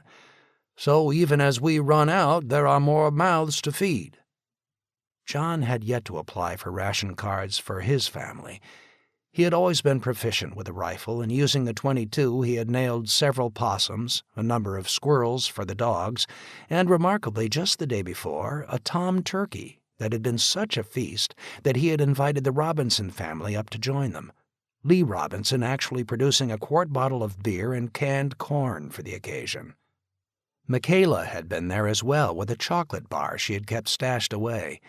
Even the dogs had been given some scraps. The possums, well, they reminded John of the old television series where Granny was always talking about possum pie. Jen was horrified when he had brought the first one in. She tried roasting it in the stove out on the deck, a disaster. But they were learning, even though the darn things were greasy as hell. You realize that if we cut back to around 900 calories a day, we are at nearly the same level as the siege of Leningrad. Resistance is already down. The average person has lost at least 15 pounds or more. For many, that's actually damn good, but now we start getting into the body eating itself, and not just the reserve fat most Americans carry around. Strength will be impacted significantly, and I want to talk more about that in a few minutes. For the general population on rations, the impact is going to start kicking in within the next couple of weeks. Immunological systems in everybody are weakening, meaning if that flu down in Old Fort gets up here, it will be like the 1918 epidemic that killed nearly 2 million in America. I'd estimate 10% of us dying in a matter of days if flu breaks out. I think, Charlie, that we will have to shut down our free passage through the gap or change the procedure. Lord knows how many flu carriers are walking along our interstate every day heading west. Charlie sighed and looked over at John and Tom. We do that, Tom said, there'll be more riots. Getting those people moving further west has prevented any more problems since the big riot of 2 weeks back. I agree with Tom, John said. Block the barrier, we'll have a buildup of a couple of thousand again within days, even more desperate than the first wave, and it will be a bloody fight. Let them through, but drill our people on extra caution. They're wearing the hazmat suits already, Charlie said. Yeah, and most likely taking them off with their bare hands, not washing down properly. He sighed. It'll most likely jump no matter what we do. People are not just staying on the roads, they're crawling up through the woods. I'm getting reports of that, Tom said. Strangers breaking into houses, then running back up into the woods when someone shows up, most likely outsiders. John looked at Kate, who said nothing. The word was ingrained now across the populace. Even those who had not been inside the town on the first day but came in before the barriers went up were now using it, almost as if to say, I'm here now. I'm not one of them. Nutrition-wise, thank God, we're well into June. Scurvy is not a concern. We got enough greens of one sort or another, though the soup made out of boiled grass and dandelions is a bit rough to swallow. The first vegetables are starting to come in as well. Throughout May, Charlie, taking a page from the memories of some of the older folks, had called for a Victory Garden campaign. Every last seed in town had been snapped up, and once beautiful lawns, yet another luxury of a pampered society, had been spaded over for lettuce, squash, beans, anything that could be eaten. Still, we are on the real edge now of running out. "Damn it, Doc," Kate snapped. "We still got 40 head of cattle here, a couple of hundred hogs, the horses, and Swannanoa, maybe even more." "1 cow a day for 10,000? Keller asked. "At best, 2 ounces of meat, less than a cheap hamburger at a fast food joint without the bread. Okay, 2 cows a day and a hog, 5 ounces of meat, barely enough, and the cows in both communities are gone, and not much more than days, every last one. Then the horses, maybe another 10 to 12 days, then the rest of the hogs, 70 days max, and we've eaten our way through the lot. Then what? And that's at everyone getting about 1,000 to 1,200 calories a day. Then we are out of food, 100% bankrupt." He looked at Charlie. "You got a plan until next spring, 4 times longer than what we've been talking about." Charlie looked at John, who reluctantly nodded in agreement. "Don't count on anything from the outside, perhaps never. To get to us from Charleston, they'll first have to reestablish control in Columbia, then up to Greenville, Spartanburg. There are millions of people down there, just a couple of 100,000 up here. And besides, they'll think we're okay up here in the mountains. Everyone always thinks that up the mountains there'll be plenty of food." "What about trying to send Don Barber down there with his plane?" Tom asked. There were several nods of agreement. "At least it'd let 'em know we are up here." Charlie shook his head. "That plane is valuable beyond measure for keeping an eye on things locally. Its range, though, fully gassed, is less than 200 miles. We could rig up some kind of strap-on tanks to take it one way into Charleston," Tom said. "Why?" Charlie asked. "To get help," Tom said. "For God's sake, at least he could come back with some medicine. Doc Keller could give him a list. Antibiotics, anesthesia." He hesitated and drew in his breath. "Maybe even some insulin." John looked at him, not sure how to react. It was as if a taboo had been broken, to not speak of the threat to Jennifer. He could see the look in the police chief's eyes. They were filled with compassion. John couldn't speak. A flash thought that maybe Tom was right. Surely whoever was down there would answer their appeal. "I'm sorry, Tom." It was Charlie, speaking softly. "And John, God in heaven knows I'm sorry for you too. But I have to say no." John couldn't speak, feeling that his worst nightmare had just been laid bare before this group, that a decision he now desired was obviously for himself, and the logical one that he knew Charlie would drive for, he would be forced to agree with, even though he wanted to stand up and scream for them to agree with Tom, or he'd quit being on the council. He was embarrassed to realize he was actually trembling, eyes filling up with tears. "It is a hard question of logic," Charlie continued, unable to look directly at John. "We definitely do have Don Barber's plane. We need that to keep an eye on the territory around us. It is crucial for the survival of all of us. We all know the rumors about various gangs starting to form up. Only Don Barber and his L3 can give us advance warning if they are coming this way. Sure, the Navy might be down there in Charleston, but John, you yourself said there's millions of people along the coast they are already tending to. And besides, I think Doc Keller would agree with me. How much insulin do you think they carry on board Navy ships? Most likely none at all. And what was down there has most likely already been used.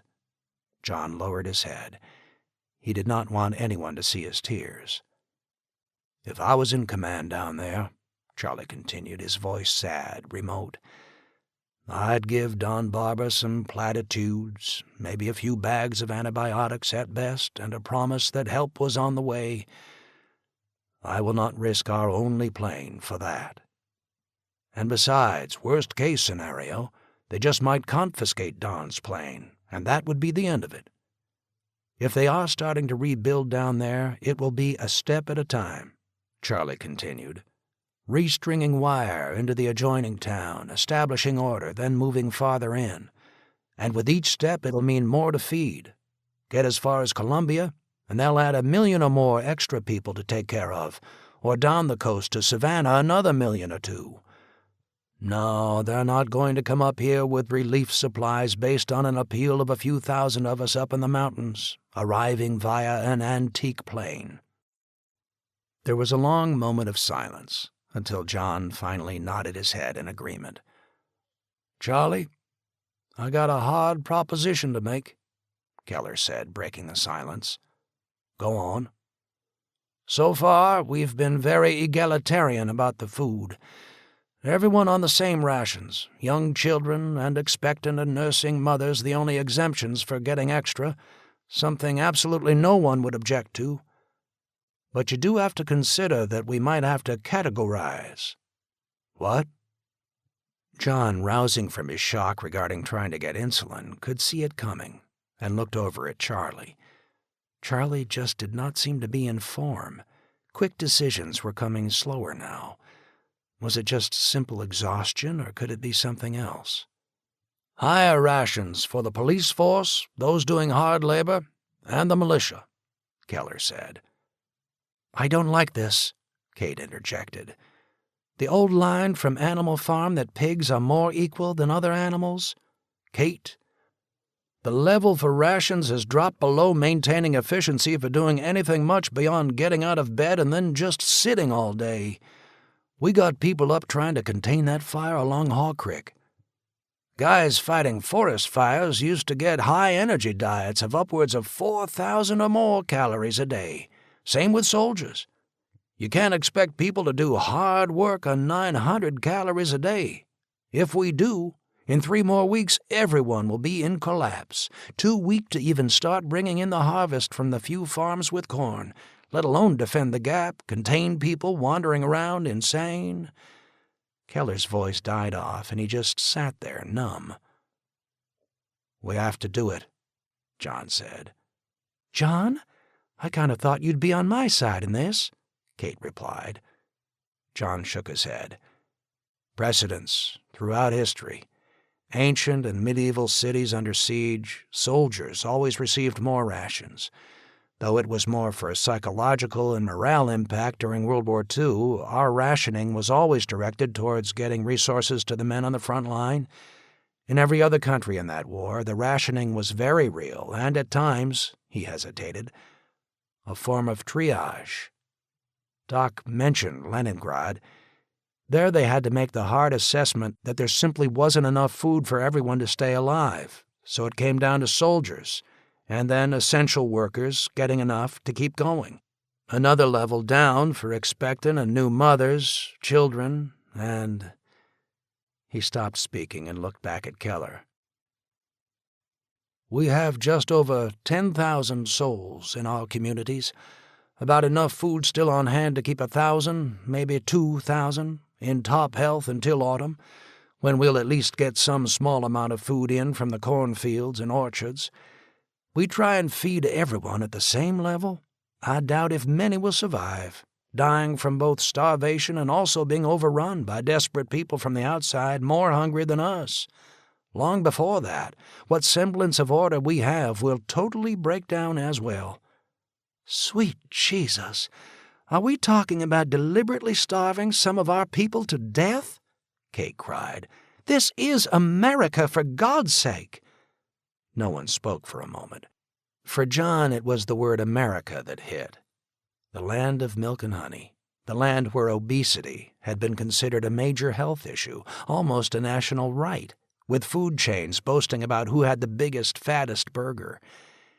He often wondered, even then, what reaction there would be if such ads had been sent to Liberia, Yemen, or Afghanistan, showing America's excessive waste.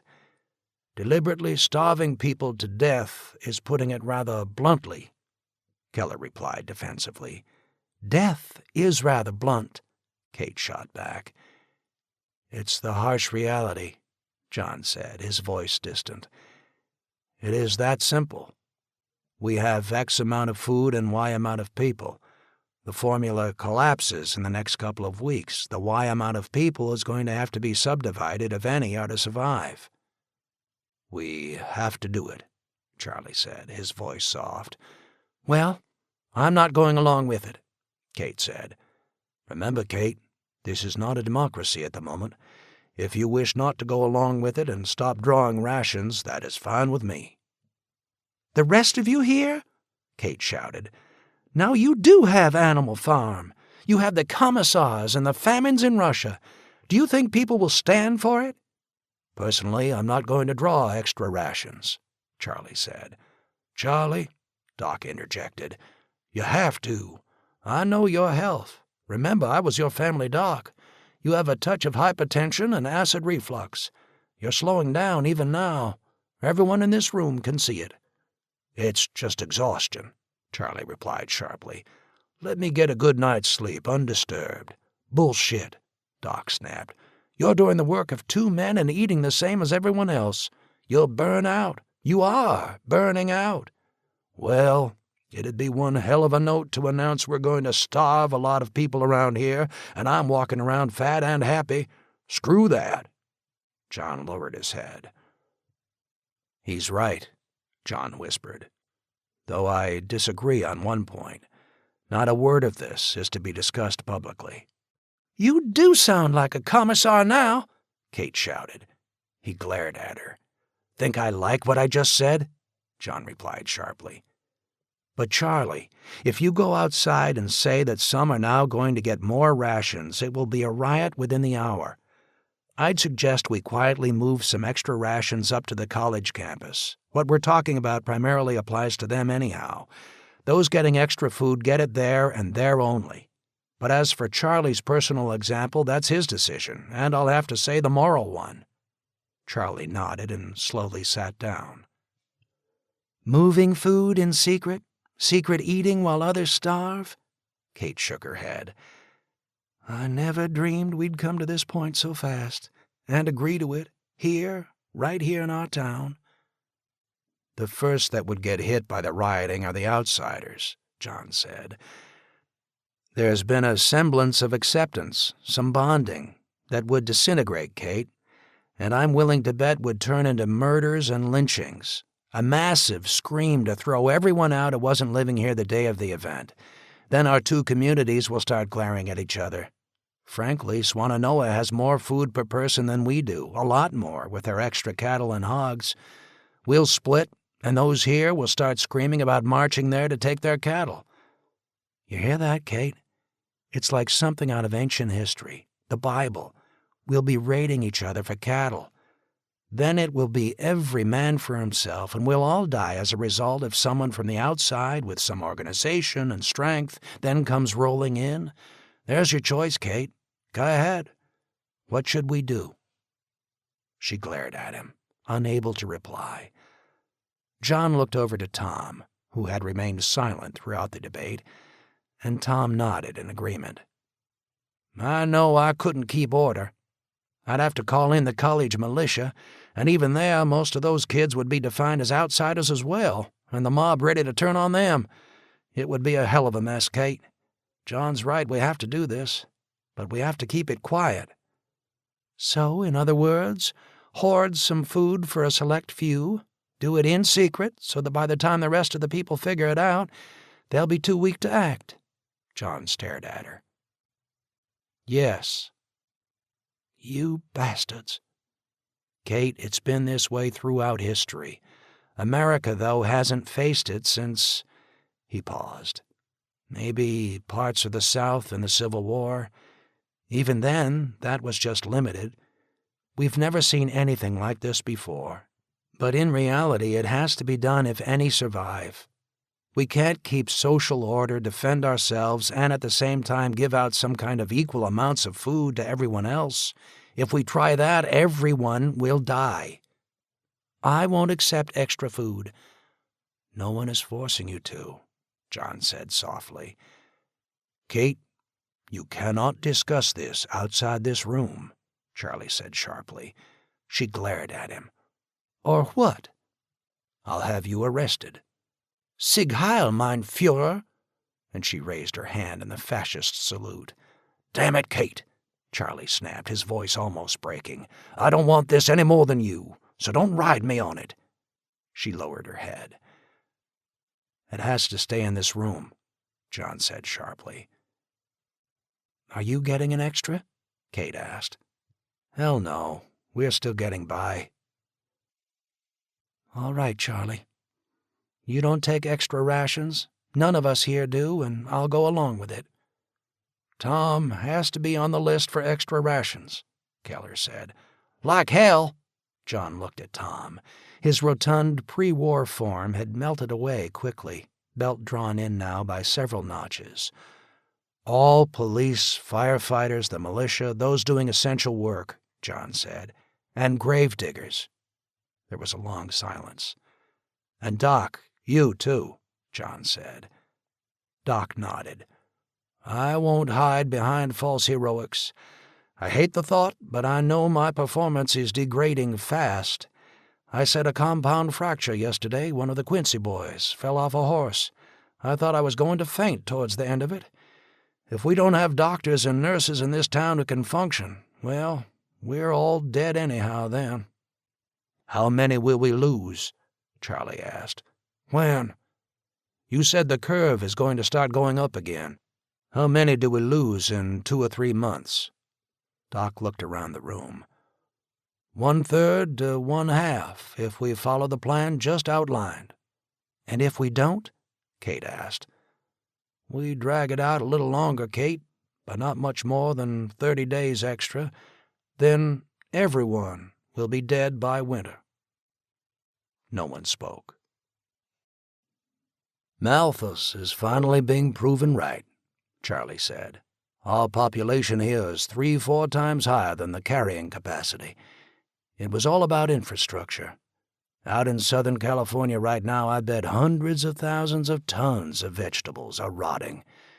The Midwest will be up to their eyeballs in unpicked corn in another 6 weeks, but there is no way to get that from there to here. Silence. And John knew all were dwelling on food, the standard thoughts of someone going into starving and malnutrition. He could picture the hundreds of thousands of head of cattle out in Texas and Oklahoma. For that matter, just 200 miles east of here, the hog farms. They were contemptible, usually rammed into poorer communities, 5,000 to 10,000 hogs raised at a clip in sheds where they could barely move from birth until slaughter, the stench and pollution killing property value for miles around. And to have one of them here now would be greeted with people falling on their knees and thanking God. But even then, John realized, it wouldn't work. The farms were dependent on hundreds of tons of feed being shipped in each week. If those farms had not already been looted, the waste going on was most likely beyond imagining. The animals starving to death. People who almost thought meat was grown inside a pink foam package, now trying to chase a hog down, kill it, and dress it. No, they'd cut off what they could. Others would join in like vultures, and half of it would then just rot in the sun. If the hogs escaped, they would be into the woods now, Wild boar in short order and damn dangerous. Charlie finally stirred. Anything else? Silence. Minor point, but it's starting to get dangerous. Dogs. John looked over at him. A lot of dogs are starting to run loose now. They're starving and they're going wild. We had an incident up on 5th Street last night. 2 children got cornered by a pack of dogs. Fortunately, the father had a shotgun and dropped several of them. The rest took off. After the grimness of the previous conversation, John knew he shouldn't be reacting so hard, but he suddenly felt a tightness in his throat.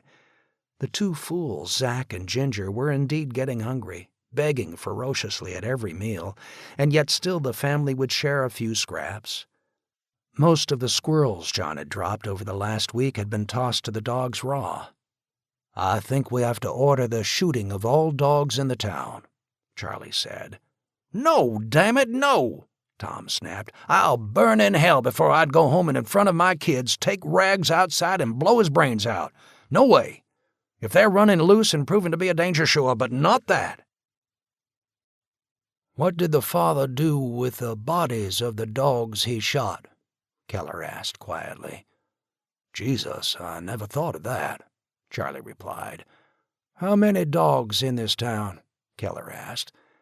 At least a couple of thousand. That's enough meat for full rations for 3 or 4 days at least. Half rations for a week and a half. You can go straight to hell, Doc, Tom shouted, and John was surprised to see tears in Tom's eyes. For the first time since this crisis had started, from the initial panic, the executions, the fight at the Gap, it was now Tom who was breaking into tears. We got Rags the week my youngest was born. He's been with us 10 years, as much a part of the family as any person. He'd die to defend us, and frankly, I'd do the same for him. I'm not giving him up, and that's final. Tom, what I was talking about earlier, Keller said, that's only the first starve-off. I didn't even have the heart to talk about the second starve-off. Those that survive into the fall, chances are, by the end of the winter, most will be dead anyhow. Do you think any dogs will still be alive by then? And if so, they'll be feral, reverting back to packs of wolves, killing people to survive. Help will be here long before then, Tom shouted. It's starting already. You heard what John said. Charlie, I don't care what the hell you order. I will not do it to Rags or any other dog that the owners are still taking care of. Tom was red-faced. In John's eyes, almost like a boy in a sentimental movie about a dog or other beloved pet, the obligatory scene when the kid is about to lose the dog. But we all know that at the end of the film, except an old yeller and the yearling, things will be okay. And as for those 2 films, John had seen both as a kid and refused to ever see them again. He was in tears now, thinking of Zack and Ginger. How would Jennifer react? Ginger was her buddy, the 2 inseparable. It was terrifying enough trying to avoid the fate looming for Jennifer, but to do that to her, to kill Ginger? No, John would refuse as well. And he knew as well that in his heart, even without Jennifer, he would reach the same conclusion. I'm siding with Tom, John said. John, we have to leave sentiment behind, Keller said. It's more than that, John snapped back. It's yet another step backwards in who we are. John, 10 minutes ago you agreed to letting some people starve faster than others. What in hell do you mean about stepping backwards? I know this is illogical, it's just that we're Americans. We and the Brits especially are alike in this. We see something more in our pets than just brute beasts. For old people alone, they're a final source of comfort and love. For children, the beloved buddy that understands even when adults don't.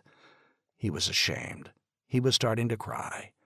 I'd kill every dog in the town if I could save one life by it, Keller snapped back. That will take something out of us forever. Maybe a line I don't want to cross. Would rather not live in. No. The line is there, Keller replied. It is there, no matter what. Charlie stirred. How about this, then? Loose animals will be shot and given to the communal food supply. Owners must keep pets inside or leashed. If an owner decides to dispatch a pet on their own, they can keep it for their own food supply. Is that agreeable?" Tom jumped on it and nodded. "Fine, then. And every day they'll lose weight that could be turned into food," Keller snapped, "and eat food that people will give to them, even as they're starving. That's their choice," Tom replied. He seemed ashamed of his emotional display, wiped his face, and stood up. "Anything else, Charlie?" Charlie shook his head sadly. "John, that broadcast we should monitor from now on. We'll pull an old car radio, get some batteries, and rig out an antenna. Good idea." "Maybe they'll be coming soon," Charlie said hopefully. "Sure, Charlie. Maybe they will." John left the meeting and started for home. The radio was now set on the dial to the Voice of America channel, but it was only static. Maybe a whisper of a voice for a second or two, then static again. He thought of stopping in to see Hamid, perhaps try to trade something for a few cigarettes to round out his day, even though it was still only mid-morning. The meeting had worn him to the edge. He opened the glove compartment. Extra ammo for the Glock strapped to his side was in there, along with what he called his reserve, a cigarette. He lit it up, inhaling deeply as he pulled onto State Street and drove past the elementary school. The once beautiful front lawn was now ragged, beat down, torn out in places. Some kids were down in the playground playing baseball. They already looked skinnier to him, reminding him of photos of German kids playing in the rubble after World War II. The cook fire was going. Today it was Horse. One of the older beasts, close to death, had been shot. A crowd was gathered round it, butchering it, legs sticking up. Yet another memory of a World War II film, of German civilians in rubble-strewn Berlin hacking at a dead animal. One of Tom's men standing by, shotgun cradled casually under his arm, was watching the proceedings. Everything, every ounce of fat, bone, innards, everything would go into the kettle. Some greens would be mixed in, and there were at least 50 or more people standing around listlessly, watching every move hungrily. John passed the school, continued on, the interstate to his left. Michaela's Beamer still resting where it had rolled to a stop 35 days ago. He was tempted to drive the extra mile up to the isolation hospital, stand outside and call for her. If he stepped in, he was stuck there for at least 3 days. He missed her.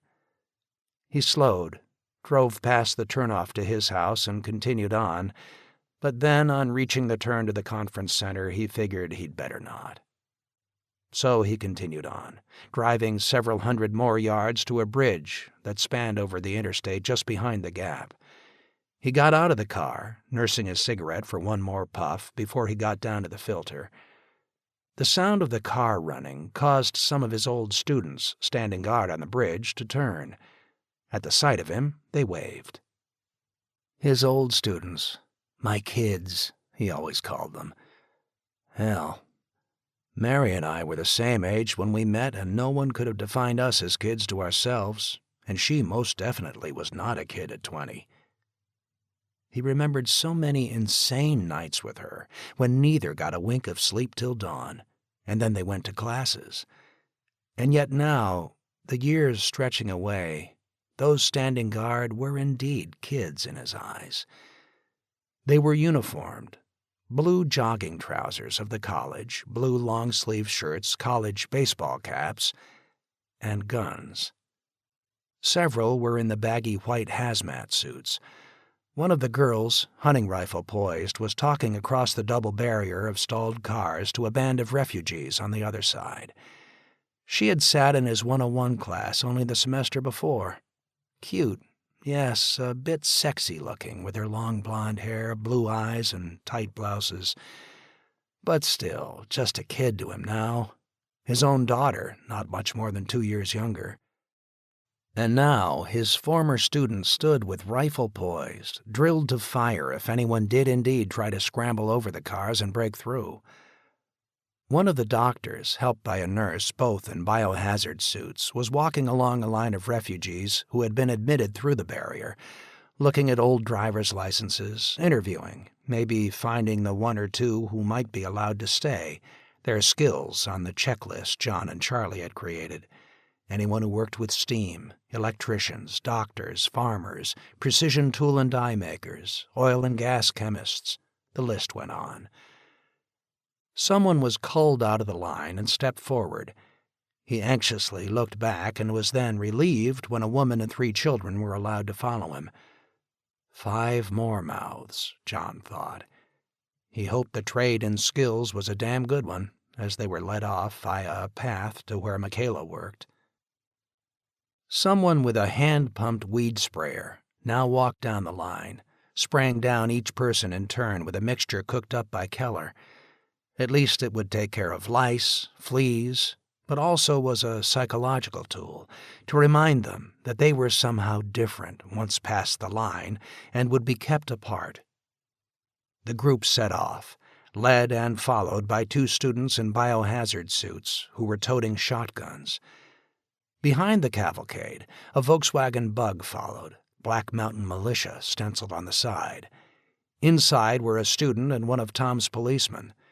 Any weapons confiscated from the line of refugees piled in the back, to be returned once they reached the far side of the barrier at exit 59. "Hey, Colonel, sir." It was Washington Parker up by the barrier. John waved. Parker waved for him to come down, and there seemed to be an urgency to his gesturing. The refugees were now filing under the bridge, and the sight was heartbreaking. They wore ragged, torn, filthy clothing, several pushing supermarket shopping carts with children piled inside. John went to the edge of the bridge to slide down the embankment to the road. "Good morning, Colonel, sir." Startled, he saw one of his students lying in the high grass dressed in hunting camo, face darkened green. It was Brett Huffman, one of his ball players. A darn nice kid, backwoods type from up in Madison County, baseball scholarship with a real interest in history, and wanted to teach high school. A kid who was a natural leader and looked up to by his classmates. John noticed the black sergeant stripes stenciled on his hunting jacket. He had a wad of tobacco tucked into his jaw. "Brett, just what the hell?" John started to ask. "Vinnie Bartelli is on the other side of the bridge, staked out like me. If there's any trouble at the barrier, or any of them folks down there try and bolt—" He said nothing for a moment, just patted the .30-30 Savage with mounted scope. "I had to shoot one yesterday, sir. Good shot, though. Got him in the leg, thank God. Didn't have to kill him." John couldn't reply. There was a bit of tightness in Brett's voice, but already the sort of casualness John had heard so often in debriefings after Desert Storm. Good young kids trained to be killers and trying to be hardened to it, though it was still a shock. "I guess, though, with a .30-30 through the leg, he's a goner anyhow." "You did what you had to do," John offered reassuringly. "Still, sir, reminded me of my first deer. Same kind of feeling. Maybe a bit worse. Take care of yourself, Brett." "Yes, sir." John slid down the embankment and out onto the road. He looked back. Brett was impossible to see. It registered. So many of the college kids from small towns, more than a few hunters or Boy Scouts or just outdoor types. Of course they'd learn, and darn quick. The refugees were moving along on the other side, a long, strung-out column. They moved slowly, a few listlessly looking up at John. They were like something out of another age. Some so obvious, caught ill-prepared. A man in a 3-piece business suit, scuffed, worn dress shoes, bandage around his head. Looked like a lawyer or upper-level corporate type, with no skills to sell here for a bowl of watery soup. Parents, side by side, exhausted, pushing a shopping cart, the wheels worn, squeaking, 2 children inside, both asleep, pale-faced. Some refugees were actually barefoot. Few had realized on that first day what a premium would soon be placed on shoes, good shoes for walking, a lot of walking. He cursed himself for not thinking of it as well, and grabbing some extra pairs from the camping supply store the first day. Civil War campaigns had often hinged on which side had better shoes, which usually wore out in little more than a month of tough campaigning. Those hiking 150 miles in wingtips, or even just plain old canvas tennis shoes, were soon down to nothing, and more than one walking by actually had a different shoe on each foot. A woman, who reminded him a bit of Michaela on the first night, very sexy gray business jacket and skirt, stockings still on but absolutely shredded, heels knocked off her shoes to try to make them more walkable, was limping along. She caught his eye, forced a smile, and brushed back her greasy, limp hair. "Hi, my name's Carol," she said, and moved towards the median barrier, her hand extended. He could see the lost world in her. Sharp, professional-looking woman, intelligent face, sexy, and using it to advantage, the hand extended for a warm handshake to start the meeting, which she was used to having go her way. "Ma'am, step back and away." It was one of his students, face concealed in the hazmat suit with rifle leveled. "Keep on the white line of the road as you were told." Carol stopped, looking back. "I just wanted to say hi." The student shouldered her rifle. "Ma'am, please move back. I will shoot if you try to go over that barrier." The other refugees in the line looked back. A few froze. Others immediately scrambled to the far side of the road. "The rest of you," the student shouted, "do not attempt to leave the road." Carol looked at John appealingly. "What kind of place is this?" she said, and her voice started to choke. "We're a town trying to stay alive," John said. "Ma'am?" John held up his hand toward the student. "At ease there. Lower your weapon. I'll handle this. Colonel, sir, don't let her get any closer to you. I don't want to see you under quarantine." "Colonel?" Carol asked, still forcing the professional business smile as if just introduced. "You are the officer in charge, then. I'm pleased to meet you." He tried to smile. "Former colonel, college professor now, and no, I am not in charge here." "I saw some of your people separating that family off and leading them away. Word on the other side of your fence is that if people have specialized skills, you're letting them stay." John took that in.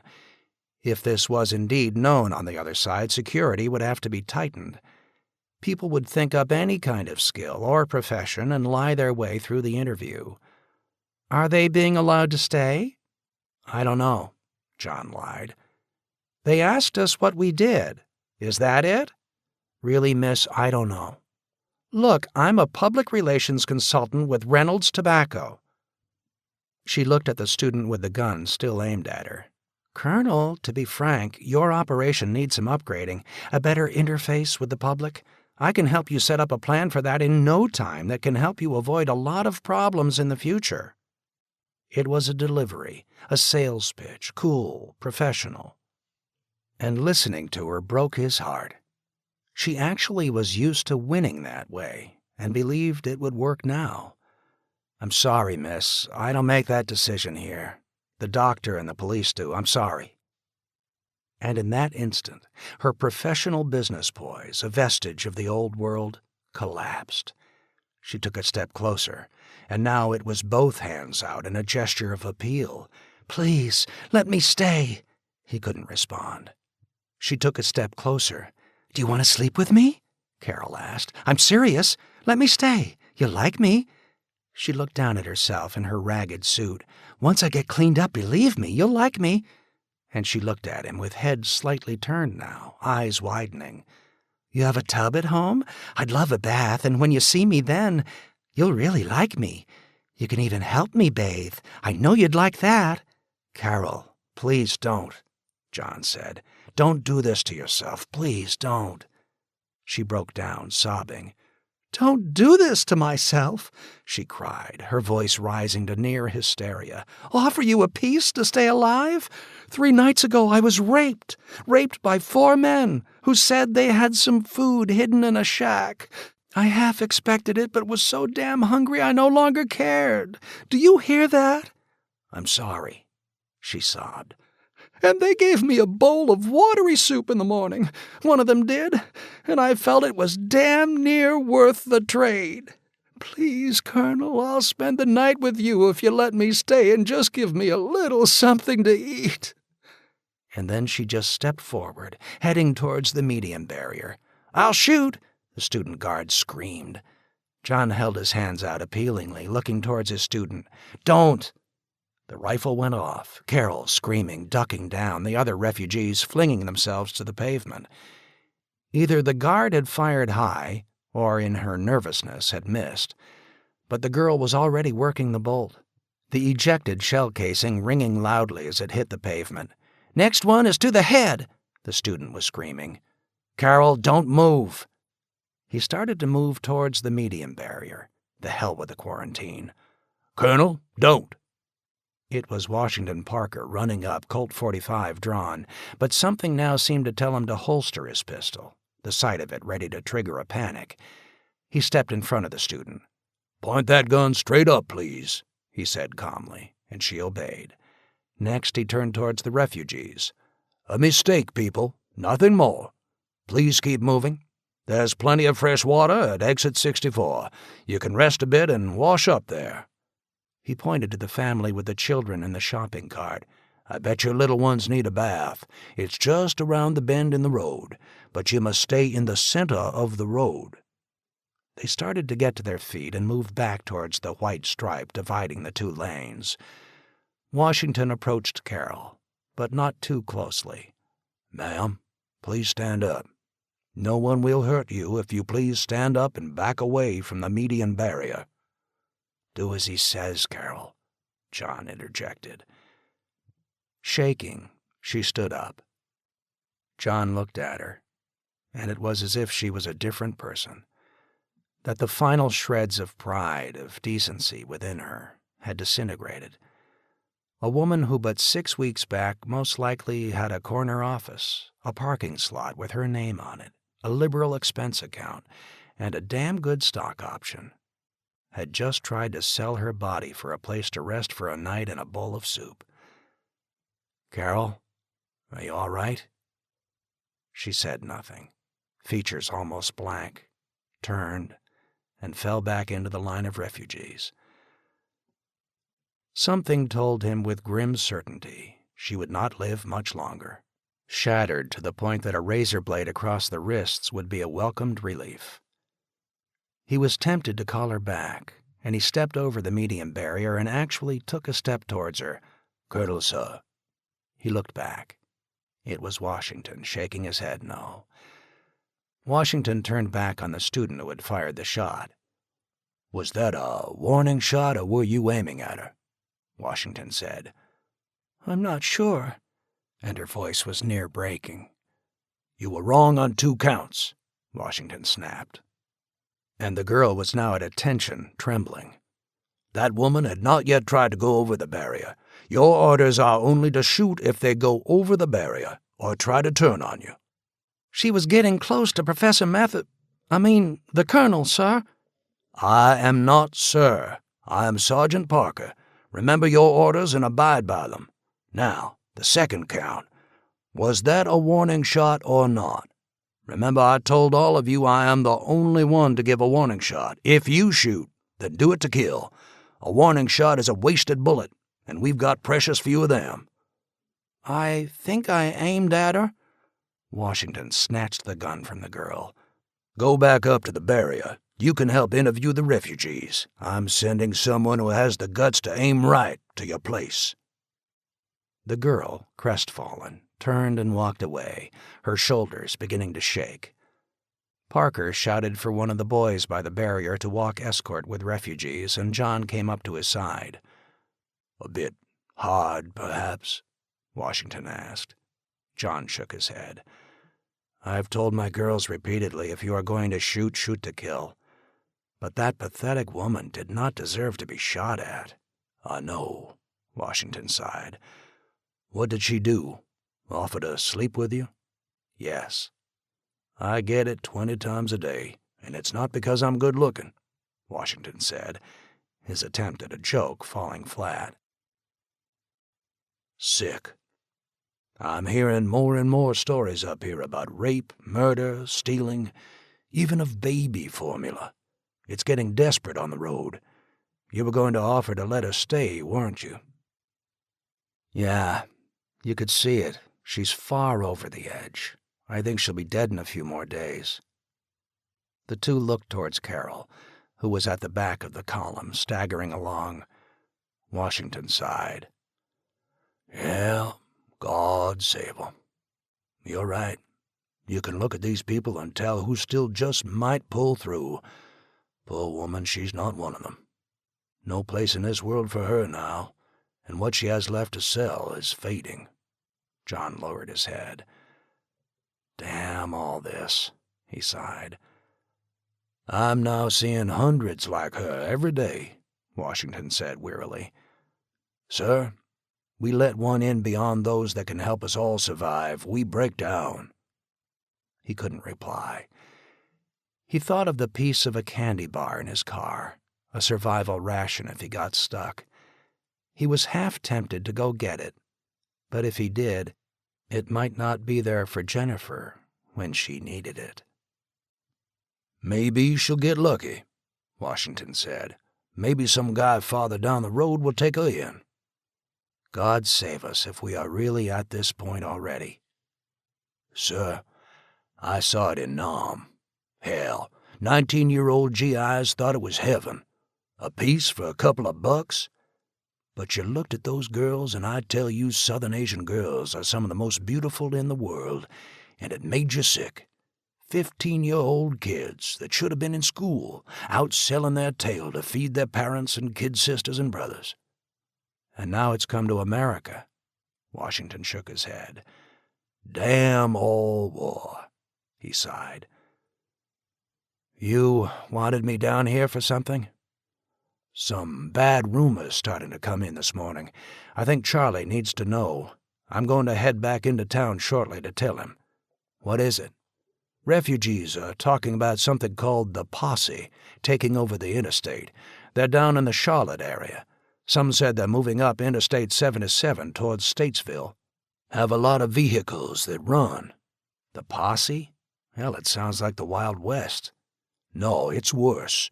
The Posse was a name for a pre-war gang with branches all over the country. Punks, gangbangers who would pop a bullet into someone's head as a joke before this even started. Drug dealers, the scum of the earth long before we ever got here, and the ones most ruthless to survive now that our worst nightmares have become real. John realized just how really isolated their small town was. Several years back, the Asheville paper had run a couple of articles about gang activity starting to flare up, but the local police had put it down fast. The Posse. One poor woman we led through with the last bunch said she was held prisoner by them for several days and escaped. Don't even want to talk about what they did to her, but it was beyond sick. Everyone's talking about it on the other side of the barrier. Sort of like an urban legend running with the refugee bands on the road. Some say 1,000 or more, and well armed. They're moving like ancient barbarians out there. Damn, John sighed. And yet again, movie images, the Road Warrior films, and all the cheap imitations of the genre back in the 1980s and early 1990s. I think we better start getting more vigilant. Just a gut feeling if this is real, they'll finally head our way. They'll figure Asheville, up in the mountains, must be loaded with food, and may be a good place for them to take over and hole up. They'll follow the trail of refugees and wind up here, Washington said. I heard a radio broadcast, John said. You mean Voice of America? Washington replied. How did you know? I was sitting up here last night keeping an eye on things. The radio in that beautiful Mustang still works. Damn, I just turned it on. Sitting in an old Mustang, It was almost flashback time. Half expected to hear Wolfman Jack or Cousin Brucey. John chuckled. Yeah, and loud and clear had the signal for about an hour or so.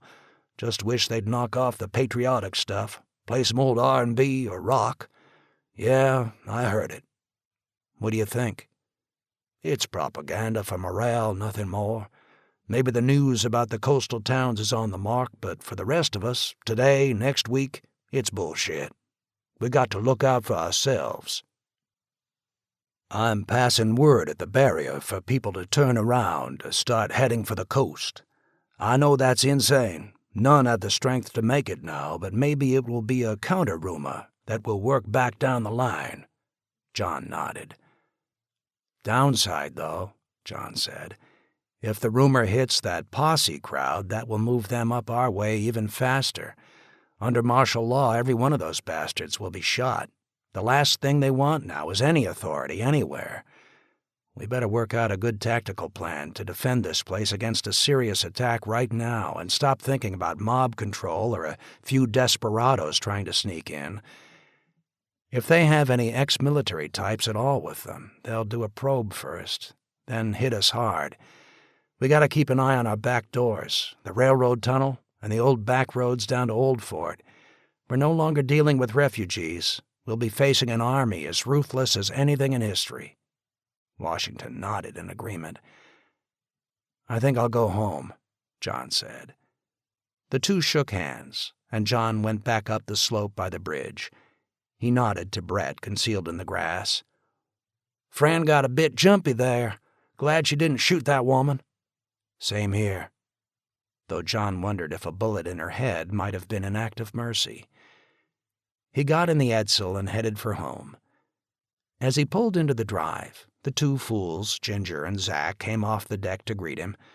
He knelt down to pet both and found himself hugging them. Daddy!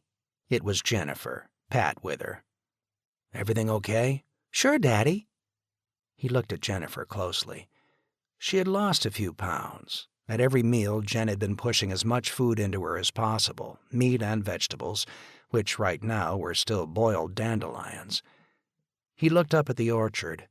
If only the trees were peach trees. In another several weeks they could start to gather the peaches.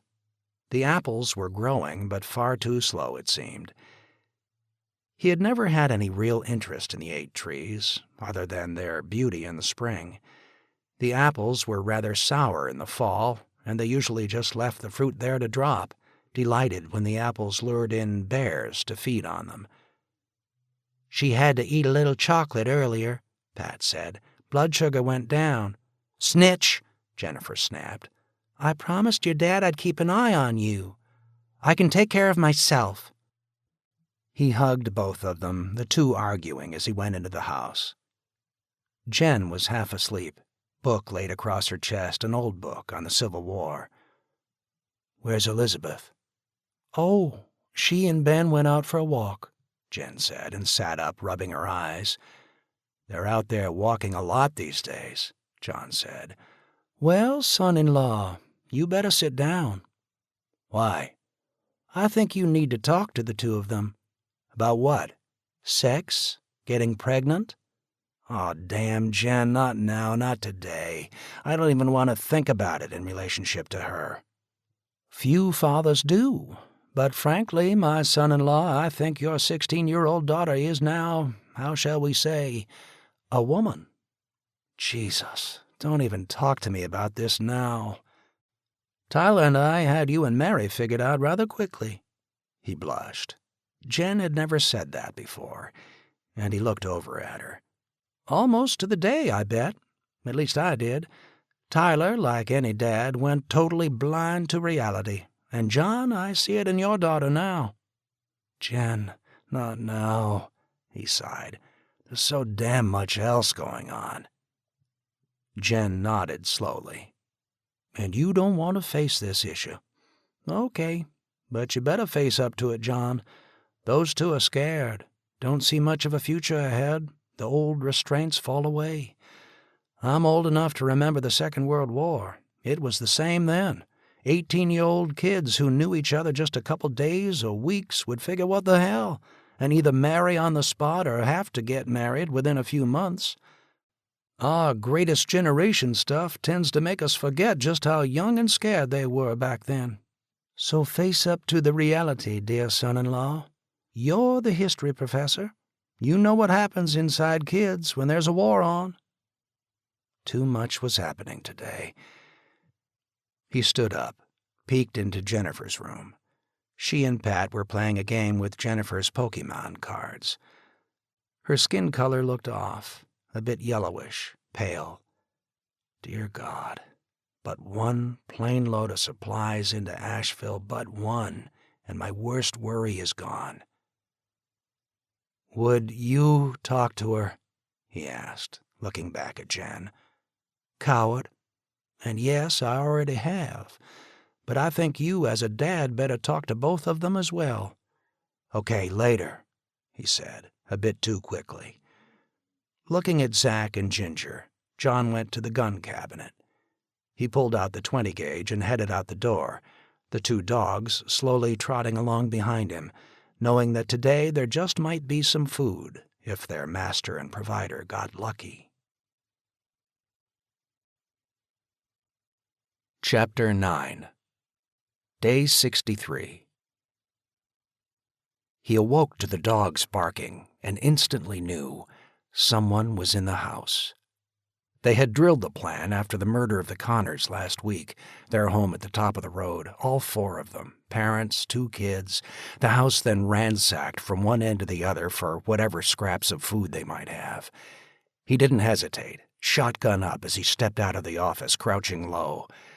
The 2 dogs were barking madly, snarling, and then he heard the crack of a gun and a high-pitched, yelping scream. He stepped into the living room. The back door into the kitchen was wide open. 2 men. At least it looked like 2 men. So this was the moment, and he did it without hesitation. The first blast nearly decapitated the man by the door. The second turned. 1 shot fired wild, and the second blast caught that one in the guts, flinging him back against the kitchen counter. The girls had been drilled. If there was an intruder, they were supposed to get on the floor behind the bed. The waterbed where they now slept together was an excellent barrier. After several seconds, Elizabeth started screaming, "Daddy!" "Stay put!" Crouched down low, he came around the turn into the kitchen. The one man was definitely dead. Even in the dark moonlight, John could see that. The other whimpering, kicking spasmodically. By his side was Zach, crying pitifully, Ginger with hackles raised, snarling at the wounded man. There could be someone outside, John realized. But first he crawled over to the wounded man, grabbed his pistol, which was on the floor, a .22 revolver from the feel of it, and stuck it into his belt. The other man didn't have a gun, just a machete, and John took that with his free hand. He headed back to the wide-open door, was about to step out, then thought twice, doubling back through the house, coming in low to first Jennifer's room and then Elizabeth's, to make sure there wasn't a third intruder. Past his old bedroom, he looked in for a second. "I'm all right. Now don't move," he hissed. "Elizabeth, you have your gun." "Yes, Daddy," and her voice was trembling. "If I come back to this room, I'll call out first. If anyone else comes through, you shoot and don't hesitate." "Yes, Daddy." Back out through his office, and then the front door, which he slipped open, circling back around the house. No one else. He slipped through the rear door into the kitchen and touched the basement door. It was still locked. Then once more down low, sweeping Jennifer's and Elizabeth's rooms yet again, nervously popping the closet doors open, both rooms still empty. He went back into the kitchen. "Jen, light a candle and get out here." A minute later, the flickering light illuminated the kitchen. Jen recoiled at the sight of the first man, face gone. The second was crying louder now, curled up. And then there was Zach. John went over to his old buddy, his friend of so many years, who had saved their lives with his warning. He was shot in the top of the back, just behind the shoulder blades. "Oh, God, Zach," John sighed. And like so many dogs, so desperately hurt, Zach licked John's hand as if by doing so he'd feel better. John looked over at Jen, wide-eyed. "You got to help me," it was the wounded man. "Please help me." John actually felt stunned with how quickly he reacted.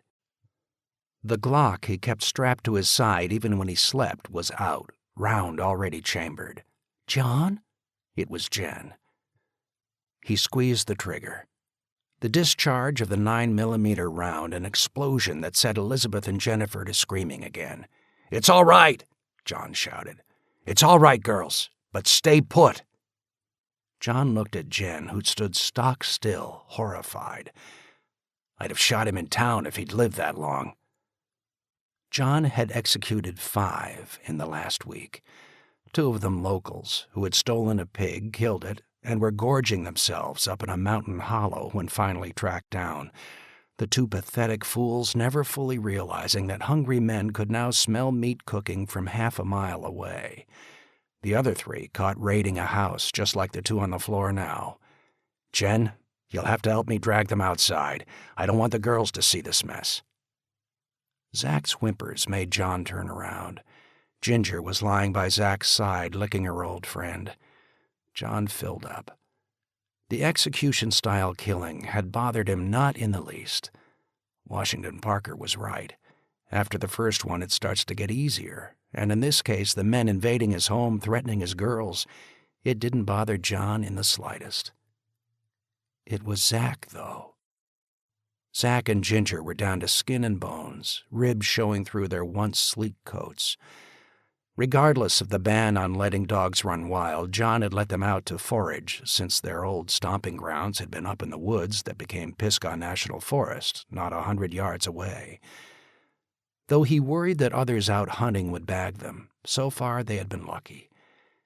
He knelt down by Zach's side. Zach lifted his head and again licked John. "Thank you, old friend," John sighed. "Thank you for everything." "Do you want me to do it?" Jen whispered. Startled, he looked up at her. "No, he was our dog. Mary's and mine." He pulled out the .22 taken from the dead man, cocked it, and put it behind Zach's ear. Ginger stood up, sensing something, whimpering loudly now. And John couldn't do it, dissolving into tears. "I'll take care of him," Jen whispered. "You go outside. Take Ginger with you. You don't want her to see it either. Now go on." Jen left the room and was back seconds later with the last pack of cigarettes and the bottle of scotch that held a final precious ounce. "Girls, we're safe, but you are to stay in your room on the floor," Jen shouted. John looked at Zach and felt at that moment like a coward, completely unmanned. He knelt down and kissed Zach on the forehead. He was bloody, panting hard. He stood back up and then went outside, dragging Ginger by the collar, and let her loose. He lit the cigarette and uncorked the bottle. There, Zach," he could hear Jen in the kitchen. "Tell Tyler I love him. You remember our dog Lady? It's time to play with her now." The muffled crack of the pistol had John leaning over the deck railing, crying, Ginger whimpering and nuzzling against his legs. There was such a surreal sense of disconnect. I just killed 2 men, executing one without a second's hesitation. But this? Sobbing over a dog? Jen came out the door a moment later bearing Zach, wrapped in a blanket. "He's so light," she said softly. "He's better off now." "I'll bury him once it gets light," John said. "No, John." "What?" And then he realized. No, not Zach. No, he couldn't. I'd vomit. The girls, too. We can't. "Take him down to the Robinsons. It won't be the same for them. Besides, poor Patty is starving to death." "They're on rations. Any food hoarding, by getting something additional, they lose their cards. According to the law, we can eat him, but they can't. I'm supposed to turn him in to the communal food supply." "Damn it, John, you are so cold-blooded logical in some ways and an idiot in other ways. Take him down to the Robinsons now. They can trade us something for him later." John finally nodded. She handed Zach's body to him. "I'll get Lee to help with the bodies. You keep the girls out of the living room and kitchen." "You'll tell them?" John asked. She nodded. John slowly walked over to the car. "Don't move another goddamn inch," a voice hissed in the darkness. He froze, cursing himself as an idiot. There had been a third man, maybe a fourth or fifth. John prepared to drop Zach, shout a warning before they got him, give Jen and Elizabeth time to be ready. "John? That you?" And now he recognized the voice. It was Lee Robinson. "Jesus, Lee, yeah, it's me. I heard shots. Came up to help. Thanks, Lee." He stepped out of the shadows and drew closer. "John, what are you carrying?" "Oh, Jesus, not one of the dogs. Zach, if he and Ginger hadn't have warned us, they'd have had us, two of them. I killed both. Zach got shot by one of the bastards. I just heard a shot a minute ago." "I couldn't do it," John admitted, and he found himself clutching Zach tighter. What a piece of shit. Jen had to do it. "It's okay, John. It's okay." And Lee's arm was around John's shoulder. Southerners, he thought. Southerners and their dogs. They understand. He could feel Lee shaking a bit. He had been partial to Zach as well, their old dog Max, a buddy. Max had disappeared a week ago, most likely poached while wandering in the woods, and Lee was absolutely distraught over him. John gained control, and the two stood there looking at Zach, and each knew what the other was thinking. "Take him, Lee," was all John could say. "John, not in a million years did I ever think we'd come to this." John handed the body over. "I'll take him down to Mona. She'll be respectful as she—" He started to choke up as well and couldn't speak for a moment. "Thank you. I was getting frantic over Patty. The damn rations just aren't enough. John, Zach saved her life, too." John started his drive down to town several hours later. The bodies of the two robbers stretched out on the porch as he pulled away from the house. Bartlett's meat wagon, as they now sardonically called it, the old VW bus, could be sent up later to get them. John felt so cold about their deaths that for a moment he dwelled on the thought that 2 extra rations would now be spent, the reward for the digging of a grave in the golf course cemetery. There were 1,500 graves there now, another 500 filling the Swannanoa Christian School's soccer field. Keller had been right. The dying time was now upon them. Deaths from starvation were soaring. Yesterday there had been close to 100. Mostly the elderly still, and then parents. As a historian, John knew that was the pattern, though a casual observer, an academic sitting in an armchair calculating such things, would have figured the children next.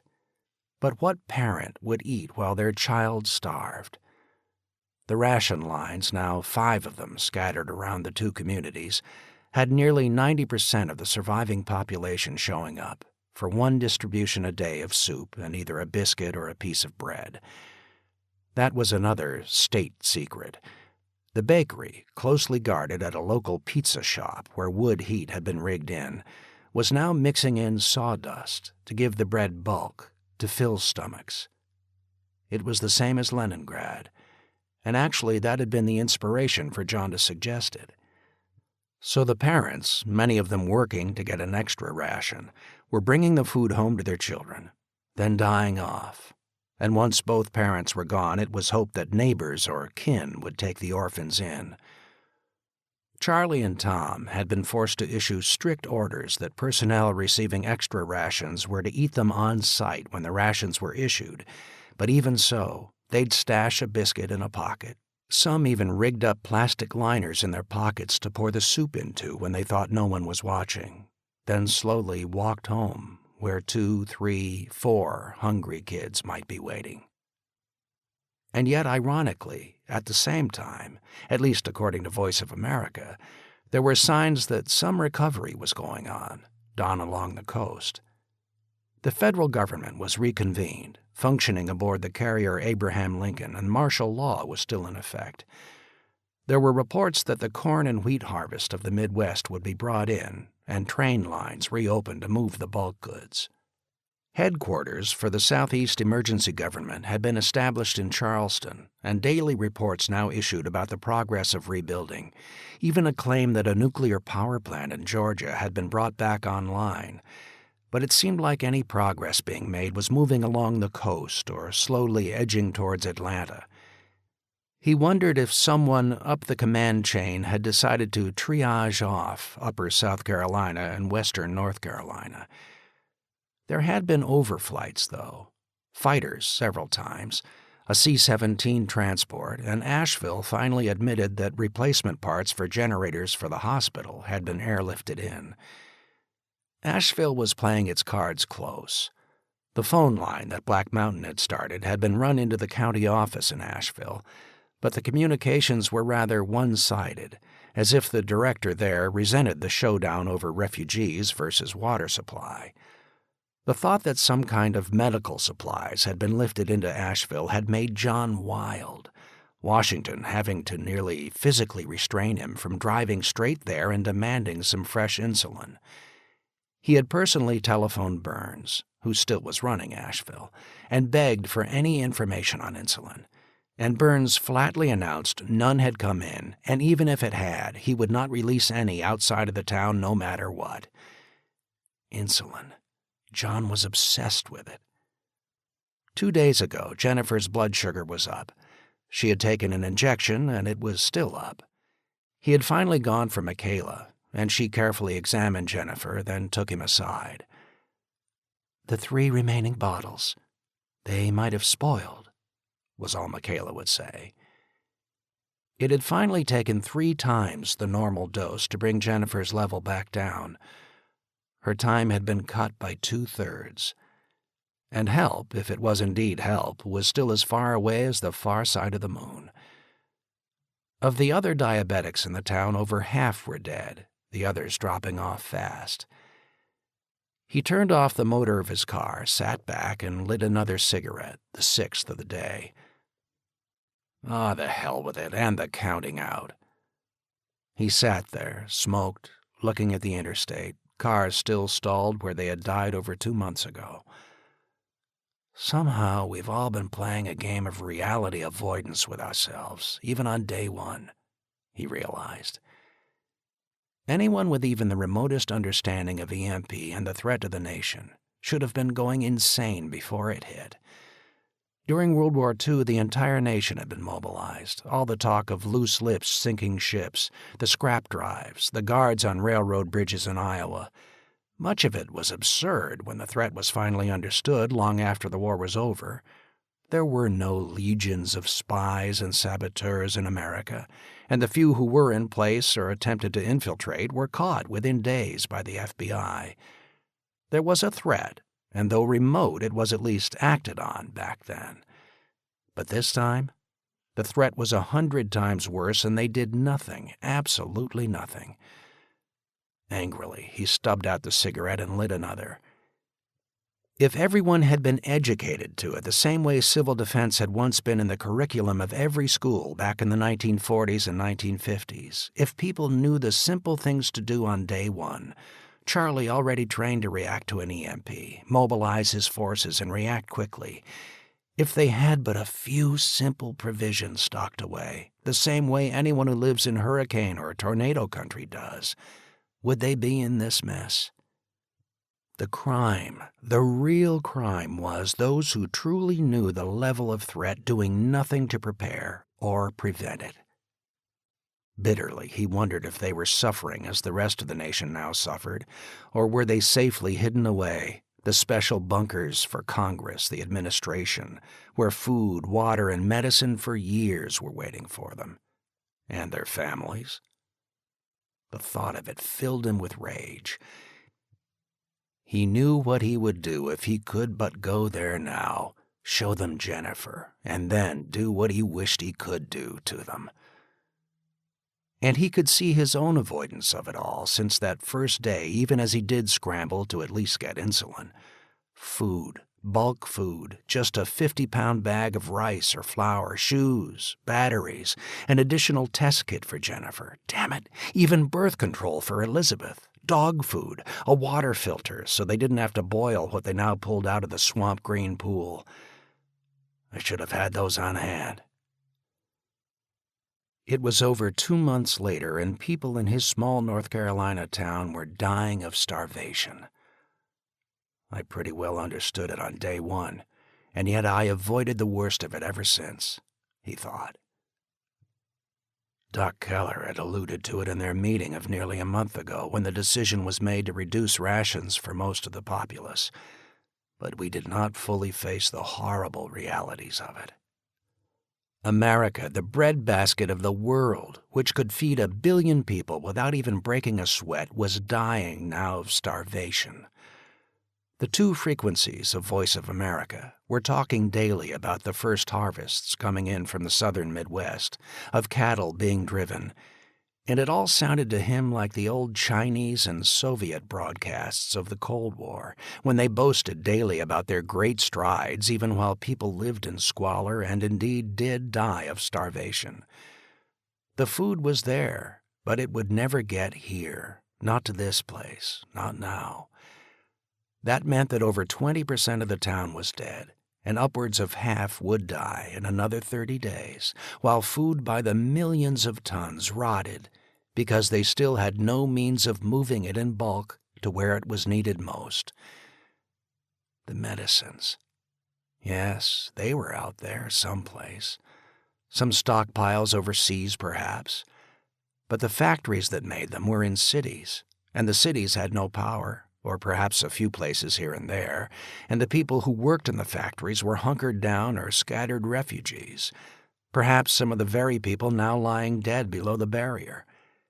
And even if the factory did suddenly turn on, the insulin was processed from genetically altered bacteria in labs, but the labs, maybe in New York or Arizona, were 1,000 miles away.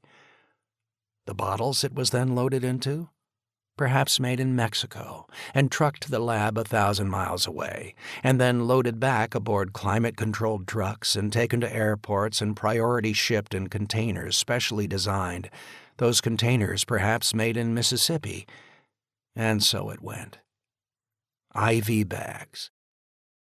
Nearly all the IV bags in America were made in just a few places. Million a day, and they were boxed in sterile environments and then shipped to other factories that filled them with blood drawn perhaps 1,000 miles away, or various solutions mixed in Oregon and shipped to Texas, there to meet the bags to be filled. And so much from overseas that were in container ships offloaded by diesel-electric-powered cranes, then loaded into trucks. Perhaps the plastic to make the IV bag first emerging from the ground as oil in Kuwait, and from there to Texas to be cracked, and the appropriate chemicals siphoned off and shipped to Louisiana to be turned into plastics, some of them for plastic bags to come to Asheville. Such a vast, intricate, beautiful, profoundly complex web, the most complex in history, and all along a few enemies whom Americans had for years ignored, and then in one day had come to hate. And that hate had slowly changed, as it does with Americans, to remoteness, disdain, and a smug sense of ultimate victory, perhaps even victory by the simple fact that they made a wish that the enemies were no longer there. For ultimately, what did 9/11 do in the coldest sense? It killed 3,000. Did the economy collapse the next day? Did John's Jennifer miss an insulin shot? Did the workers in a factory that made insulin scatter in panic on 9/11? No. And in spite of outrage, people's tears of empathy, unless it was a friend or one of their own blood lost that day, their world really did not change, other than the annoyance of getting through an airport. The web of our society, John thought, was like the beautiful spider webs he'd find as a boy in the back lot after dawn on summer days, dew making them visible. Vast, beautiful, intricate things. And at the single touch of a match, the web just collapsed, and all that was left for the spider to do, if it survived that day, was to rebuild the web entirely from scratch. And our enemies knew that, and planned for it, and succeeded. He tossed the second butt out the window, lit another, and drove into town to report the attack on his house and get Jim to bring up the meat wagon. The soup line at the elementary school was already forming up, even though distribution of the day's rations wasn't until noon. The carcass of a hog was trussed up to a tree, actually barely a suckling, already stripped down to the bones, which would be tossed into the pot as well. The people online were skeletal, their weight really falling away now. Many could barely shuffle along. Kids were beginning to have bloated stomachs. Out along the curb, half a dozen bodies lay, dragged out for the meat wagon, no longer even given the dignity of a sheet to cover them. A man, 3 kids, most likely their parents dead and no one to truly care for them, and a woman, obviously a suicide, with her wrists slashed open. It made John think of the woman on the road. Carol, that was her name.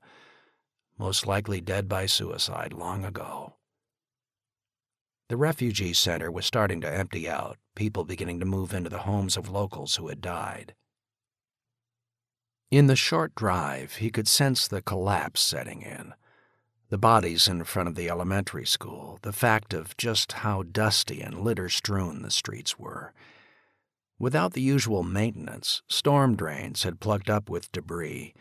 Several trees had dropped and were then cut back just enough to let a single vehicle through. One of the beautiful towering pines in front of the elementary school had collapsed across the road, smashing in the front porch diner across the street. Enough of the tree had been cut away to clear the road for traffic. The rest just left in place. Nothing had been done to repair the diner's crushed roof. The inside now left open to the elements, the building itself broken into repeatedly by scavengers who were now willing to scrape the grease out of the traps as food. That broke his heart every time he drove past it. The diner had been his usual stop on many a morning long ago. Mary would have freaked on his breakfast of bacon, eggs, and hash browns, but he so loved the place, the owner a man he truly respected, hard-working, starting from a hole in the wall a block away to create a diner that was the place in Black Mountain for breakfast. Truckers, construction workers, shop owners, and at least one professor type. How many mornings had John spent there, after dropping the kids off at school, for a great meal, a cigarette, the usual banter, playing one of the games the owner carved out of wood, trick puzzles, and then going on to his late morning lecture. What a world we once had, he sighed. The parking lot of the bank at the next corner was becoming weed-choked, though that was being held back a bit by children from the refugee center plucking out any dandelions they saw and eating them. The bank had been one of the last of an old but dead breed, locally owned, the owner's Land Rover still parked out front, covered in dust and dried mud. John turned past Hamid's store. A few cars out front, a VW Bug and a rust bucket of a '65 Chevy, a couple of mopeds. Hamid had traded some smokes for an old generator, traded some cigarettes to someone else to get it fixed, and now he actually had some juice. It had been quite the thing when he fired it up and the lights flickered on dimly. He had diverted the juice into 2 things, a fridge and one of the pumps for his gas tanks. John had instantly thought of asking Hamid to take the vials of insulin he still had, but Michaela had vetoed it. The generator-driven power was variable, shutting down, fired back up again. Better to keep it at a steady 55 than at 40 degrees that might suddenly climb to 60 or 70 before plunging back down below freezing. But still, his old friend had come through for him, a debt he could never repay, and he felt like a beggar every time he wandered in. "For my favorite little girl," Hamid would say as he pressed a small package into John's hands, a piece of newspaper with a pound or two of ice inside. Ice, a precious pound or two of ice to try to keep the temperature of the remaining vials down a few degrees. "I still owe you $20, John would always say, and Hamid would just smile, for he had little girls too, and he knew, and he was proud to be an American helping a friend. Michaela. Funny, John hadn't thought of her these last few days. My own starvation, he thought. The unessentials of the body shut down first, and after 4 years of celibacy after the death of Mary, he had grown used to it. He knew Michaela was interested in him. In a vastly different world, they would definitely have been dating, but not now. Besides, he did not want to upset the delicate balance of his family. Jen had been Mary's mother. How would she react? The girls? They might like Michaela as a friend, but as something more? For Jennifer, her mom was already becoming remote, but for Elizabeth, the death had hit at 12, a most vulnerable of times, and her room still had half a dozen pictures of the two of them together, and one that still touched John's heart, a beautifully framed portrait from Mary's high school graduation, the color fading, but Mary very much the girl he had met in college. He pulled up to the town hall complex. The rumble of a generator outside varied up and down in pitch as more power or less was being used. One of the fire trucks was being washed down. The mechanics had finally bypassed all the electronics, done some retrofitting, and the engine had finally kicked back to life 10 days ago. He walked in. Charlie was in his office, caught in the corner unmade, looking up as John came in. Charlie had lost 30 pounds or more, face pinched. He had a cup of what looked to be some herbal tea. 2 dead up at my house, shot them this morning, John said matter-of-factly.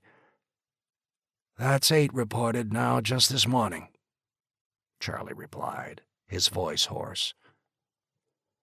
John sat down, looked at his pack of cigarettes, 14 left, and offered one to Charlie, who did not hesitate to take it.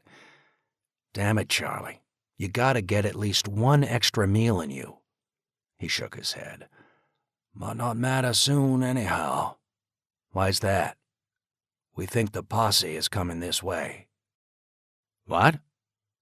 Don Barber flew his recon plane out a couple hours ago to take a look for us along Interstate 40 heading towards Hickory. He's yet to get back. 4 days ago, we didn't have a single refugee at the barrier. 2 days ago, nearly 100. Yesterday, more than 200. It's as if something is pressuring them from behind. Rumors running with them that Morganton was just looted clean. A damn medieval pillage.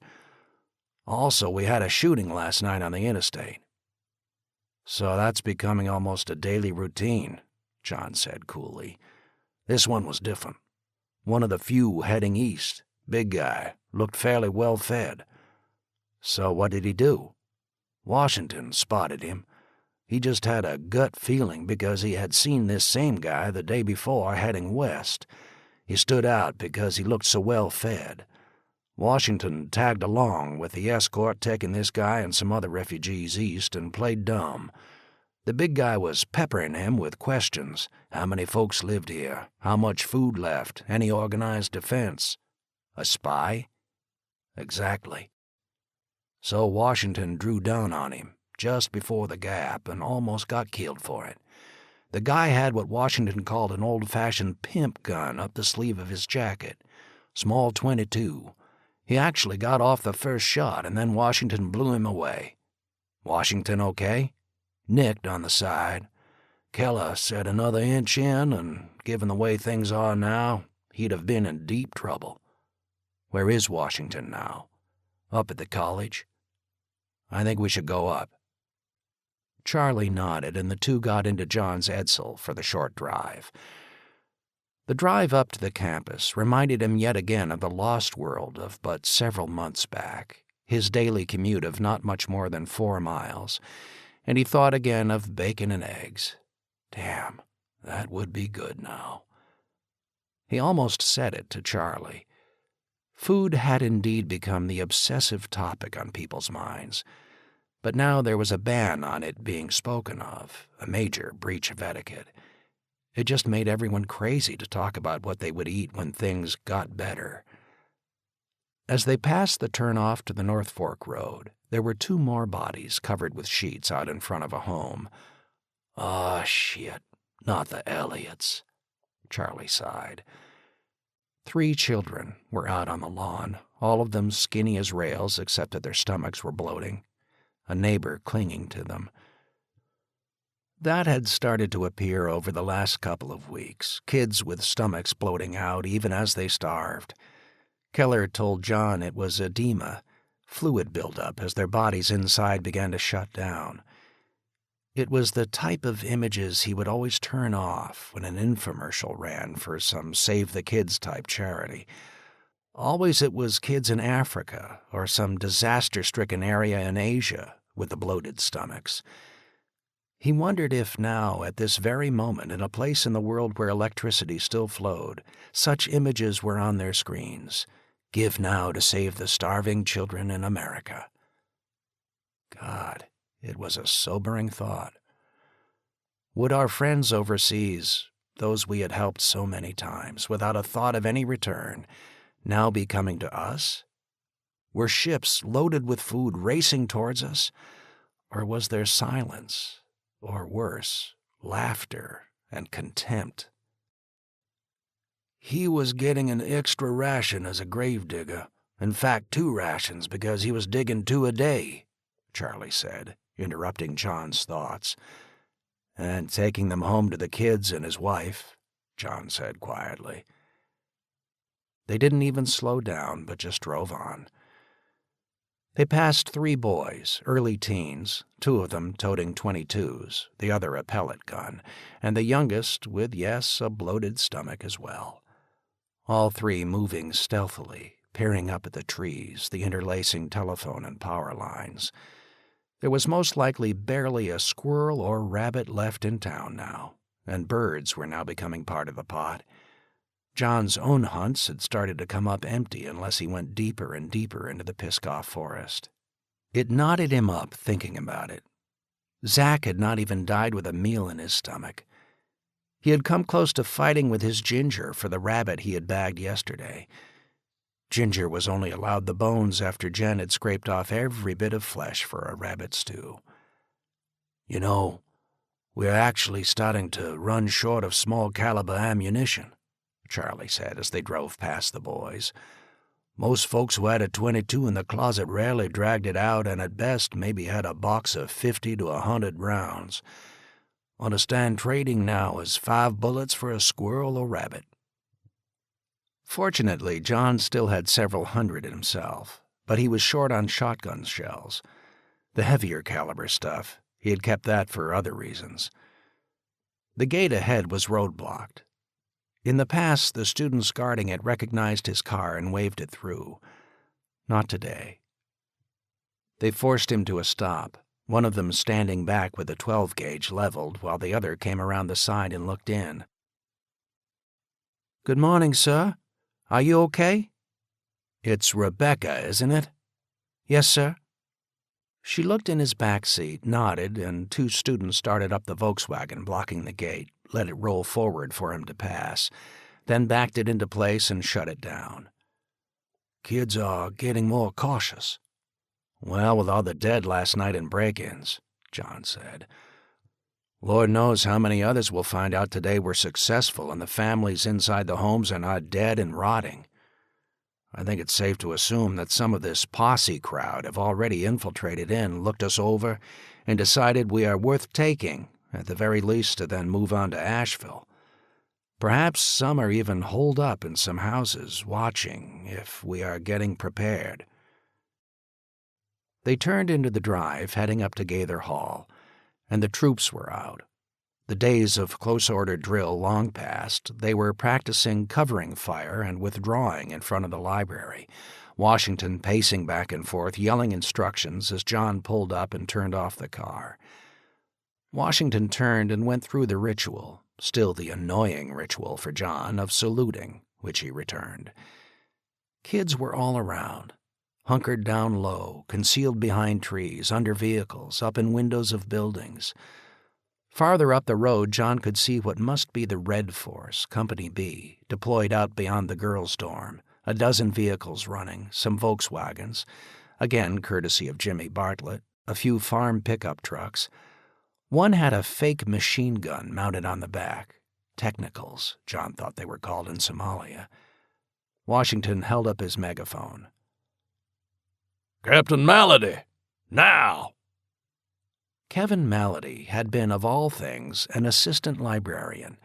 With his strong, massive shoulders, thick black hair, and lantern jaw that made him look a bit like Schwarzenegger, the kids quickly giving him the nickname Conan the Librarian. He was ex-military, a sergeant with a mech unit in Iraq back in '03. He had just resigned from the library staff and had planned to go to Princeton Theological in the fall. Now he was the CO of Company B. He knew his stuff as they simulated the assault. The technical, supposedly laying down fire support, a vehicle with a plow bolted to the front, driving straight at the barrier. Of course it came to a stop, Washington shouting that the barrier had been pierced. Malady had more of his troops storm from around abandoned cars, rushing the barrier. If this had been done a few months ago, the kids would have been laughing, seeing it as play acting, shouting and whooping. Not now.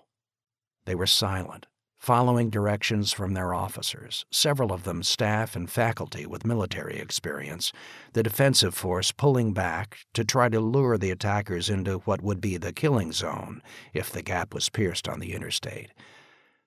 A couple of 100 yards back from the gap, the road was flanked on one side by a high concrete wall, a sound barrier erected for several 100 yards to shield the conference center. Washington had already established firing positions on the reverse side of the wall. The campus chapel, the new one built several years back, which now housed a famous fresco, The Return of the Prodigal, by the famous artist Ben Long, was serving as a simulator for the wall, students suddenly popping up from behind the ridge of the roof. "That's it," Washington shouted. "Once up, it's fire superiority. Pour it down fast and hard, fast and hard. Panic them." The simulation was starting to break down, kids standing around. There could be no realism to it, no blanks, no Miles laser packs. They had used paintballs at the start, but the supply of those was used up in 2 days. Washington blew his whistle. "Stand down. That's it. Take an all break. Dinner at noon." To John's amazement, a fifer started to play, and it sent a chill down his back. It was the D'Incenzo boy, not a student at the college, a local kid who had belonged to the reenactment unit and had taken to hanging around the college. Washington had taken a liking to him, and he was now the official fifer for the militia, playing Yankee Doodle as the exercise ended. "Good marching stuff," Washington said as John looked back at the kid, wearing a Union capie. "The students love it, and it's good for morale." Students came out from buildings, crawled out from under concealment, all of them armed. Their equipment had been gradually upgraded. Most were armed with semi-autos, heavier caliber, a great percentage of Company B with deer rifles, a lot with scopes. Charlie had already said that if a crisis came, he'd release the automatic weapons kept in the police station to Washington.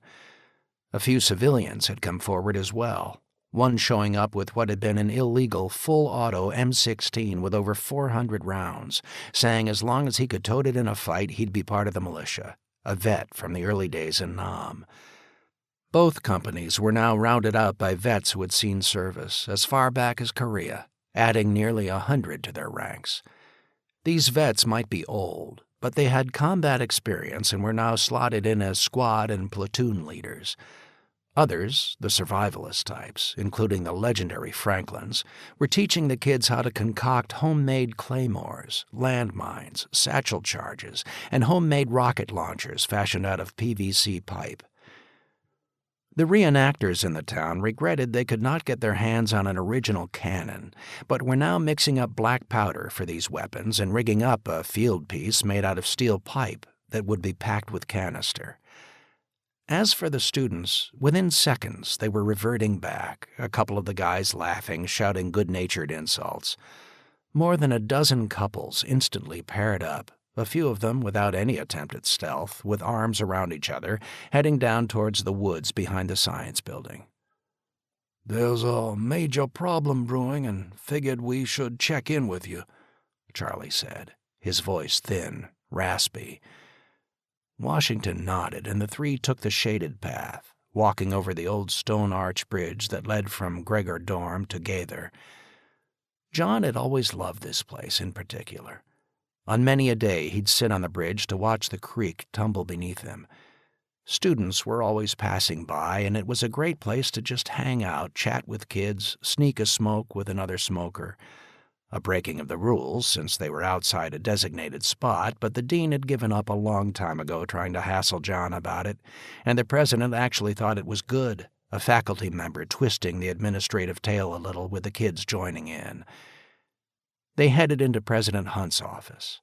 He rarely showed at the campus now, though his home was but a quarter-mile away. In spite of the pleadings of John, Reverend Abel, and Washington, President Hunt had made a solemn statement that he and his wife would refuse extra rations. Every ounce of food had to go to our soldiers and volunteers. It was typical of him, incredibly noble, and as a result, he was dying. They walked in and sat down around the conference table in the office, and as they did so, a humming sputter echoed, and they were back up, looking out the windows. It was Don, in his Aranca L3, D-Day invasion stripes starkly visible on the wings and fuselage, clearing the crest by Lookout Mountain, and then dipping down into the narrow valley of the cove. He circled the campus once, tight turn, not 50 feet above the trees, saluted, and then leveled out to head south into town and the landing strip at the Ingram Shopping Plaza. "So, let me guess. The posse is coming," Washington said. John and Charlie nodded in agreement. "It was inevitable. Sooner or later they'd hear about us and figure we had something worth taking."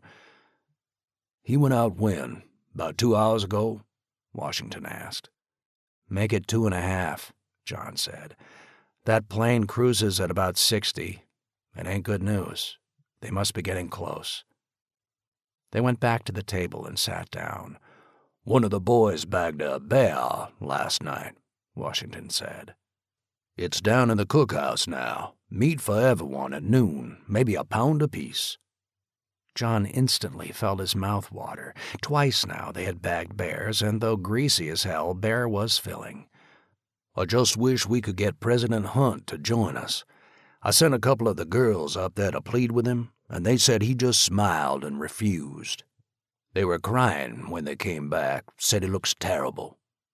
"That's Dan," John said quietly. "And maybe he's right. These kids have to be in good shape. We can't have them staggering like weak kittens if this posse shows up." "Are they ready?"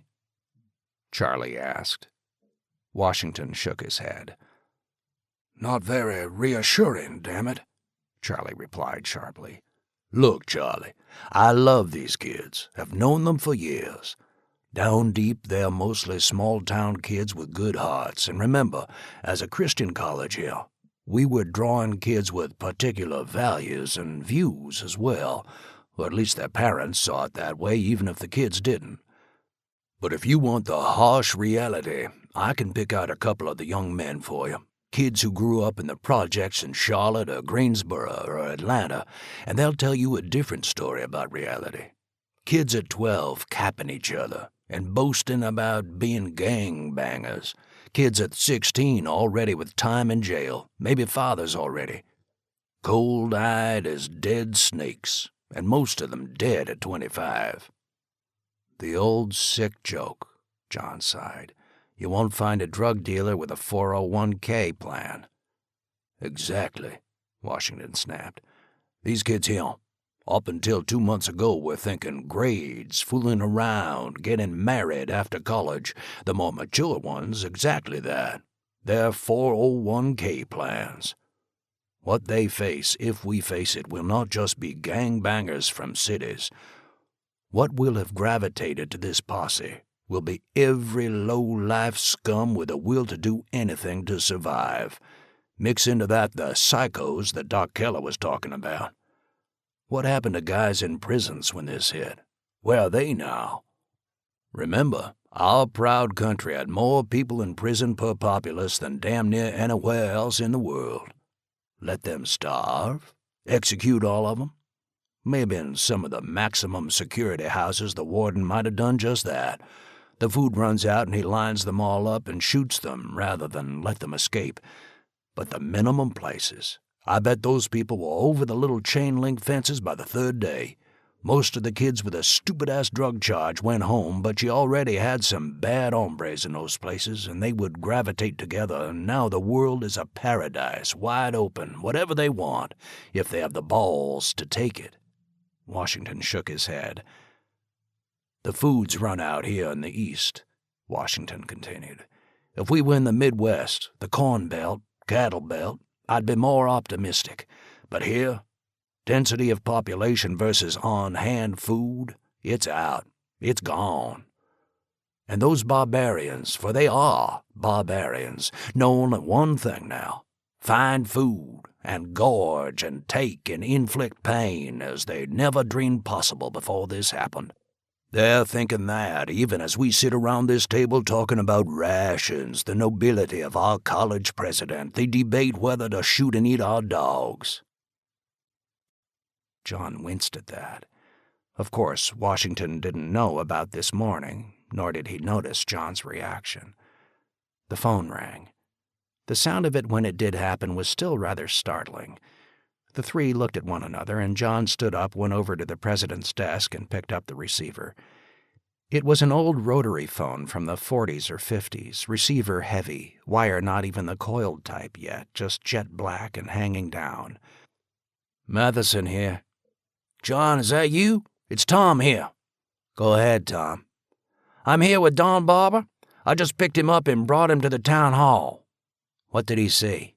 "Damn, John, he's pretty shaken." "Can you bring him up?" "Sure, John. We'll be there in 5 minutes." "Over here." The line continued to hum for several seconds until Judy, the switchboard operator at the town hall, pulled the connect and the line went dead. John hung up. "I think we got problems.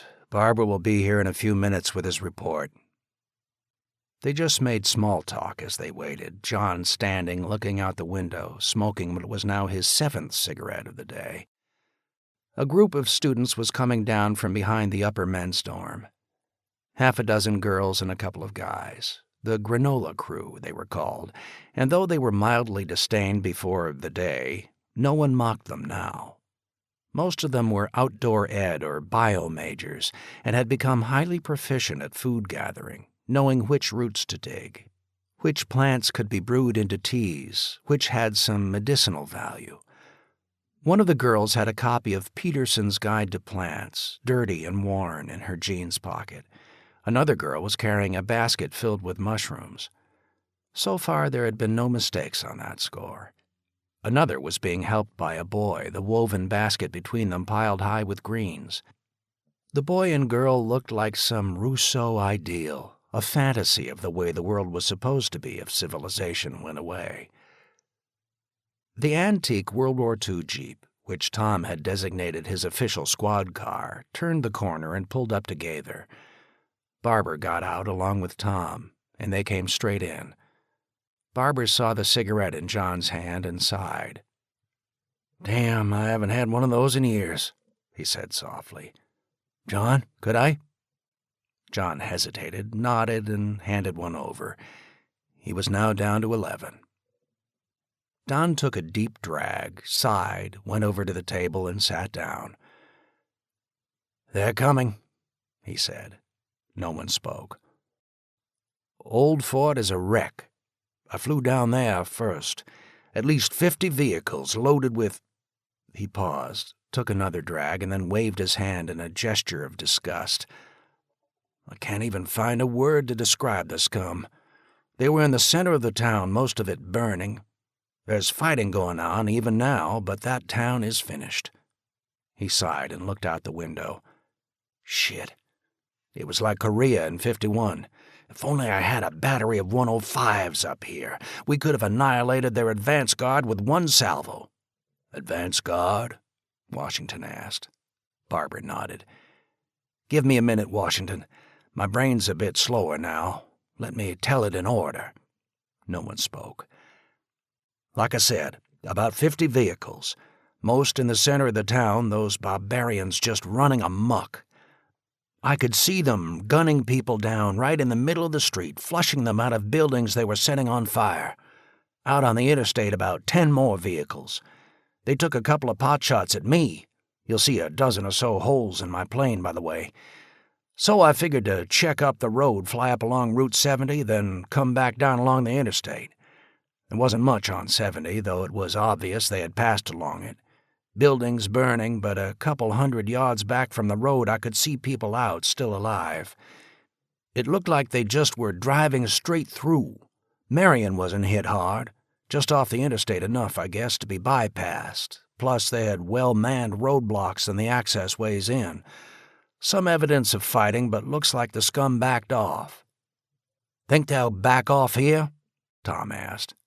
"No," John said forcefully. "First off, their spies have scoped us out. They know we still do have some resources. Second, to get into Asheville, a sweet big city to loot, they first have to go through us. Third, they are heading this way and there is now no backing off.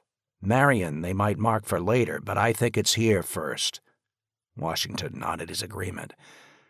"What happened next, Don?" John asked. "I pushed on to Morganton, down to exit 103 on the interstate." He lowered his head. "I thought Charlotte was bad when I flew around it back when things started. That was different, though. In Charlotte there was rioting, yes, but people were mostly just trying to snatch and grab, or just getting the hell out. This was different." "How so, sir?" John asked. "You know the mental hospital grounds there?" All nodded. Broen, the state mental hospital, was set back from the interstate about half a mile. Beautiful open lawn, surrounded by the old, sedate southern town of Morganton, complete with some antebellum homes on the main street. "A fucking nightmare." John was shocked by Don's language. He was a devout church-going man. "How bad?" Washington asked. "My God, I think they're killing people and eating them," he whispered. No one spoke for a moment. John just staring off, puffing on his cigarette right down to the filter. "You're kidding," Charlie whispered. Don looked over at him fiercely. "Would I joke about that?" he snapped. "There were a couple of 100 vehicles parked on the grounds of the hospital in a big circle, like they were circling the wagons. Old cars, jeeps, trucks, even a couple of tractor-trailers. Inside that circle, the ground was blackened from a huge fire that was still smoldering. It was early when I flew over there. You could see them just sprawled out, sleeping it off. The hospital was burning, dead scattered all around it, most of the downtown burning as well, dead carpeting the streets. But it was what was inside that circle of old cars, trucks, motorcycles." He finished the cigarette, stubbed it out in an empty coffee cup, and looked, appealing, at John. John handed him another and pulled one out for himself. It was down to 9 now. "They had something like a gallows set up. Bodies were hanging from it." Don shook and started to cry. "They were cut open, some without legs and arms. 10 or more like that, like hogs, hung up to be butchered. My God." He fought for composure. "You could see other people who were prisoners. As I flew over, they were looking up at me, starting to jump up and down, waving like poor bastards stranded in a nightmare. I side-slipped to get down lower for a closer look. One of those scum. I could see him looking up at me, and as I flew over, he cut a woman's throat. Cut it so I could see it. That's when I almost got shot down. They have an automatic, and it opened up, stitched my starboard wing. I dived down low, skimmed over not a dozen feet high, weaved and dodged. He smiled. Like the old days. Damn, I was good then. Could put my spotter between two trees not 30 feet apart with telephone wires waiting on the other side. And then he seemed to unfocus again. I don't want to believe what I saw. John sighed, sat back, lost in thought. Cannibalism. Leningrad, Stalingrad. With those cases, it was civilians driven mad by hunger. Reports as well in China, and, frightfully, documentation of Japanese soldiers doing it, either out of desperation when cut off by the island-hopping campaign, or ritualistically against American POWs. Not here, Charlie sighed. Not here. This is America, for heaven's sake. Yes, here, John said softly. Why should we be any different? Damn it all. We're Americans. It just doesn't happen here. Donner Pass, the Essex, Jeffrey Dahmer. Our sick fascination with films about that Lecter character? 60 days with little or no food just because the electric suddenly shut off. Hell yes, John said coldly. Most likely some damn cult down there. Like Doc said, psychotics running loose. The cult over in Knoxville, with its leader proclaiming he was John the Baptist reincarnated, was still running.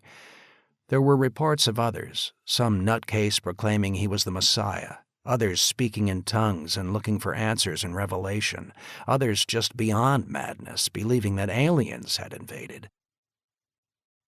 He thought of that one small coven up above Haw Creek, a couple of dozen families in a church, which, according to rumors not long ago, was into passing snakes around. They had sealed themselves off completely, said that it was the end time and God's wrath was at hand. No one dared to even get within 100 yards of their barrier now, and John wondered what madness they were practicing up there. They have nothing to lose now, John continued. A nation under martial law, they've looted, raped, murdered. They know that if civilization ever gets the upper hand again, any semblance of order, all of them, will be put against the wall and shot. So, nothing to lose. Mix into that the terror of it all. We figured out it was an EMP, but others, especially others who were already off-kilter, what's the answer? God got angry? Gaia, the earth spirit, got pissed? Satan took over? He found he was almost on the edge of hysteria himself. His hand shaking slightly, he pulled out another cigarette and tossed yet another over to Don. Satan's taken over. Maybe whoever's leading them is preaching that. God has turned his back on America, Satan has won, so anything goes. I doubt if all of them are doing it. I want to think most of them are as terrified of whoever is running their crew as we are. But I'm willing to bet whoever is running it is shouting that he has the inside dope from God, Satan, whomever. It's insane, Charlie whispered. Remember Jonestown? Those were Americans, even though they no longer lived in the 48, and nearly 1,000 of them committed suicide because of some damn nutcase who told them to drink Kool-Aid laced with poison because God had ordered it through him. Look, you get people scared, then you knock out every prop that we've taken for granted. After these last 60 days, I bet there's a dozen prophets running around this country saying, "Follow me," and even if but 0.1% of the survivors do so, that will still be hundreds of thousands of barbarians on the march and the rest of us running, scared shitless of them. Damn our enemies who did this to us. They knew us well, John sighed. They knew human nature too well, and just how fragile civilization is, and how tough it is to defend it. Something we forgot. No one spoke until Don finally stirred. I flew back along the interstate, he said softly. I counted, between Morganton, Old Fort, and on the road, about 250 vehicles total. 1,000 to 1,500 people, then, Washington said. And just remember this, gentlemen. I was a trained artillery spotter, so I know how to count and how to spot.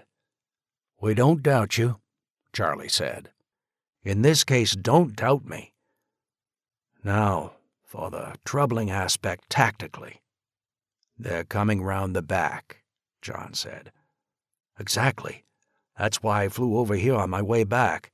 I counted 24 vehicles on the old dirt road right at the base of the mountains by Andrews Geyser, some on the abandoned paved road, a couple more farther up, near where the railroad track crosses over the old dirt road. They know our back door, and not just the interstate. Any on the old fire roads? Charlie asked. Don shook his head. Hard to see with the summer canopy, he said. I doubt it, Washington interjected. Unless they have a couple of local boys, those old fire roads are mazes. My bet is they'll stick to the old, abandoned paved road, the dirt road farther to the north, and the railroad track as the flanker, and they'll hit there first. I agree, Charlie said. They could be here trying to maneuver into a flanking position by late afternoon, Don said. John nodded. They must have a good military leader in there, knows his stuff and has done a thorough recon on us by now and sees the flank roads as the opening move. They'll hit just before dawn, John said. Hope to catch us sleeping. If I was one of them, Don here flying around would tell me that what's waiting for them has some kind of warning, so they will move fast rather than give us time to prepare. We can pray they're just a mob that overruns by numbers and surprise, but it looks like there are some ex-military with them.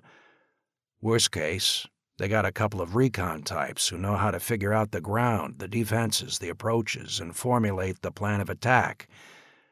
Their advance party is in Old Fort to secure the place for the rest of them later today. I'd bet by late afternoon their advance will start probing, and we've got to meet them forward of the potential line of battle.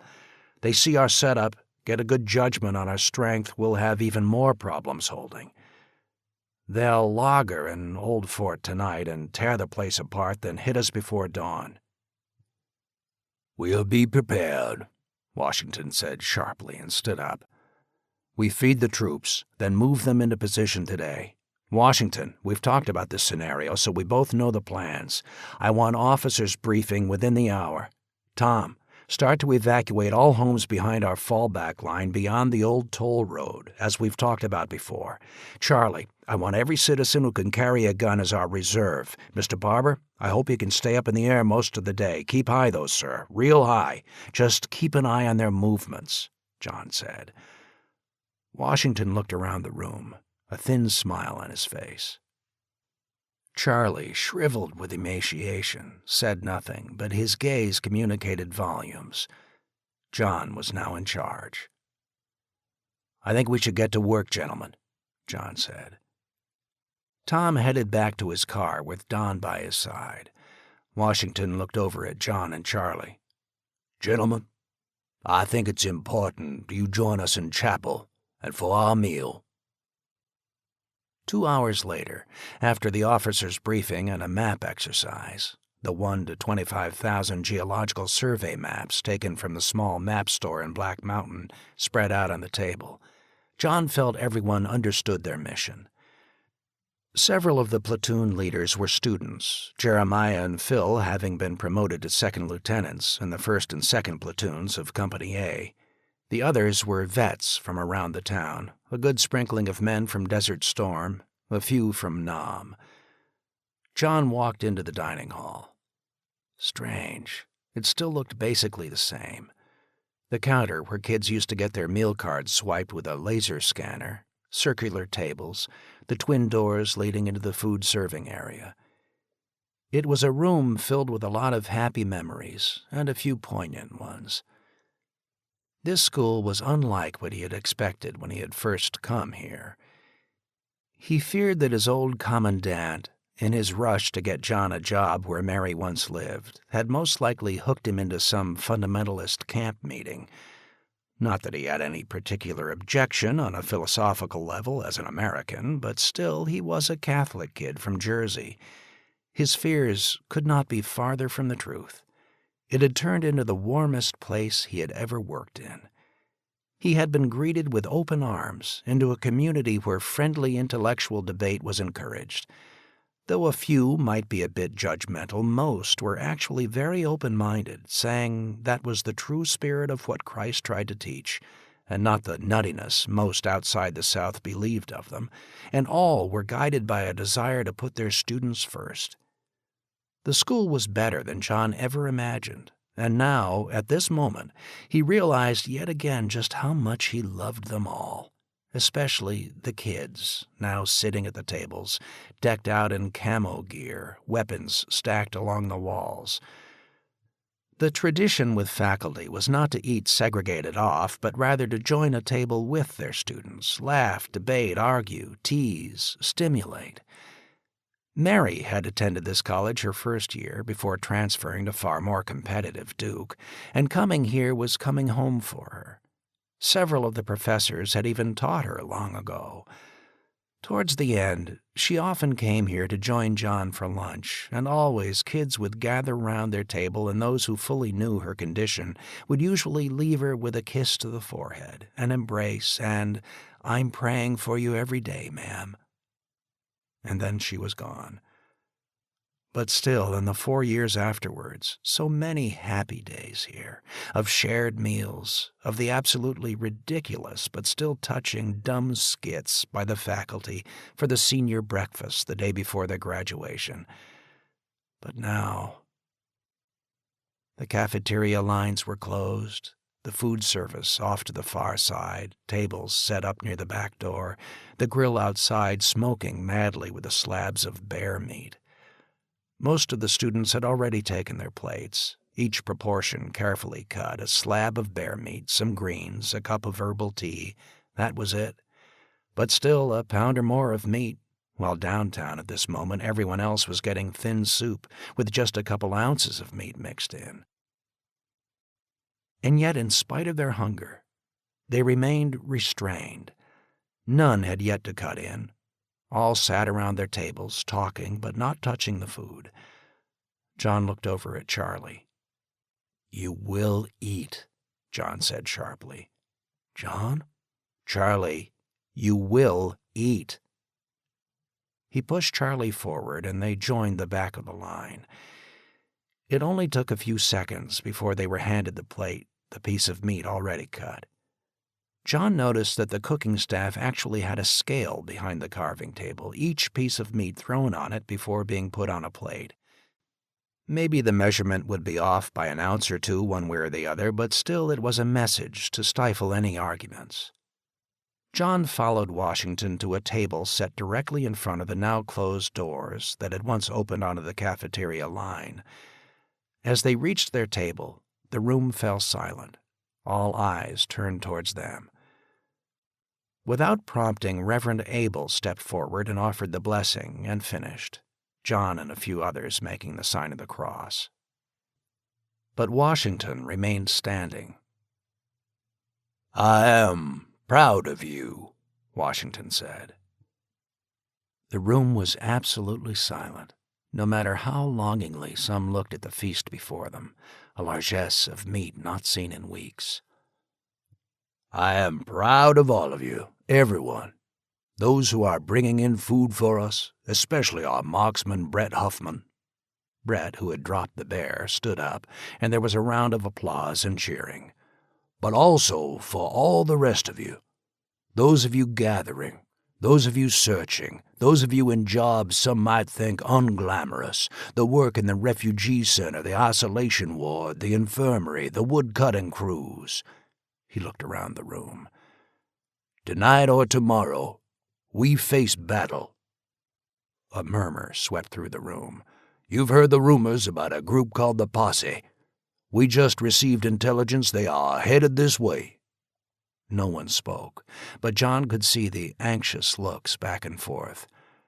"There will be battle by this time tomorrow, and some of you will die. I have never lied to you. I never will. Some of you will die."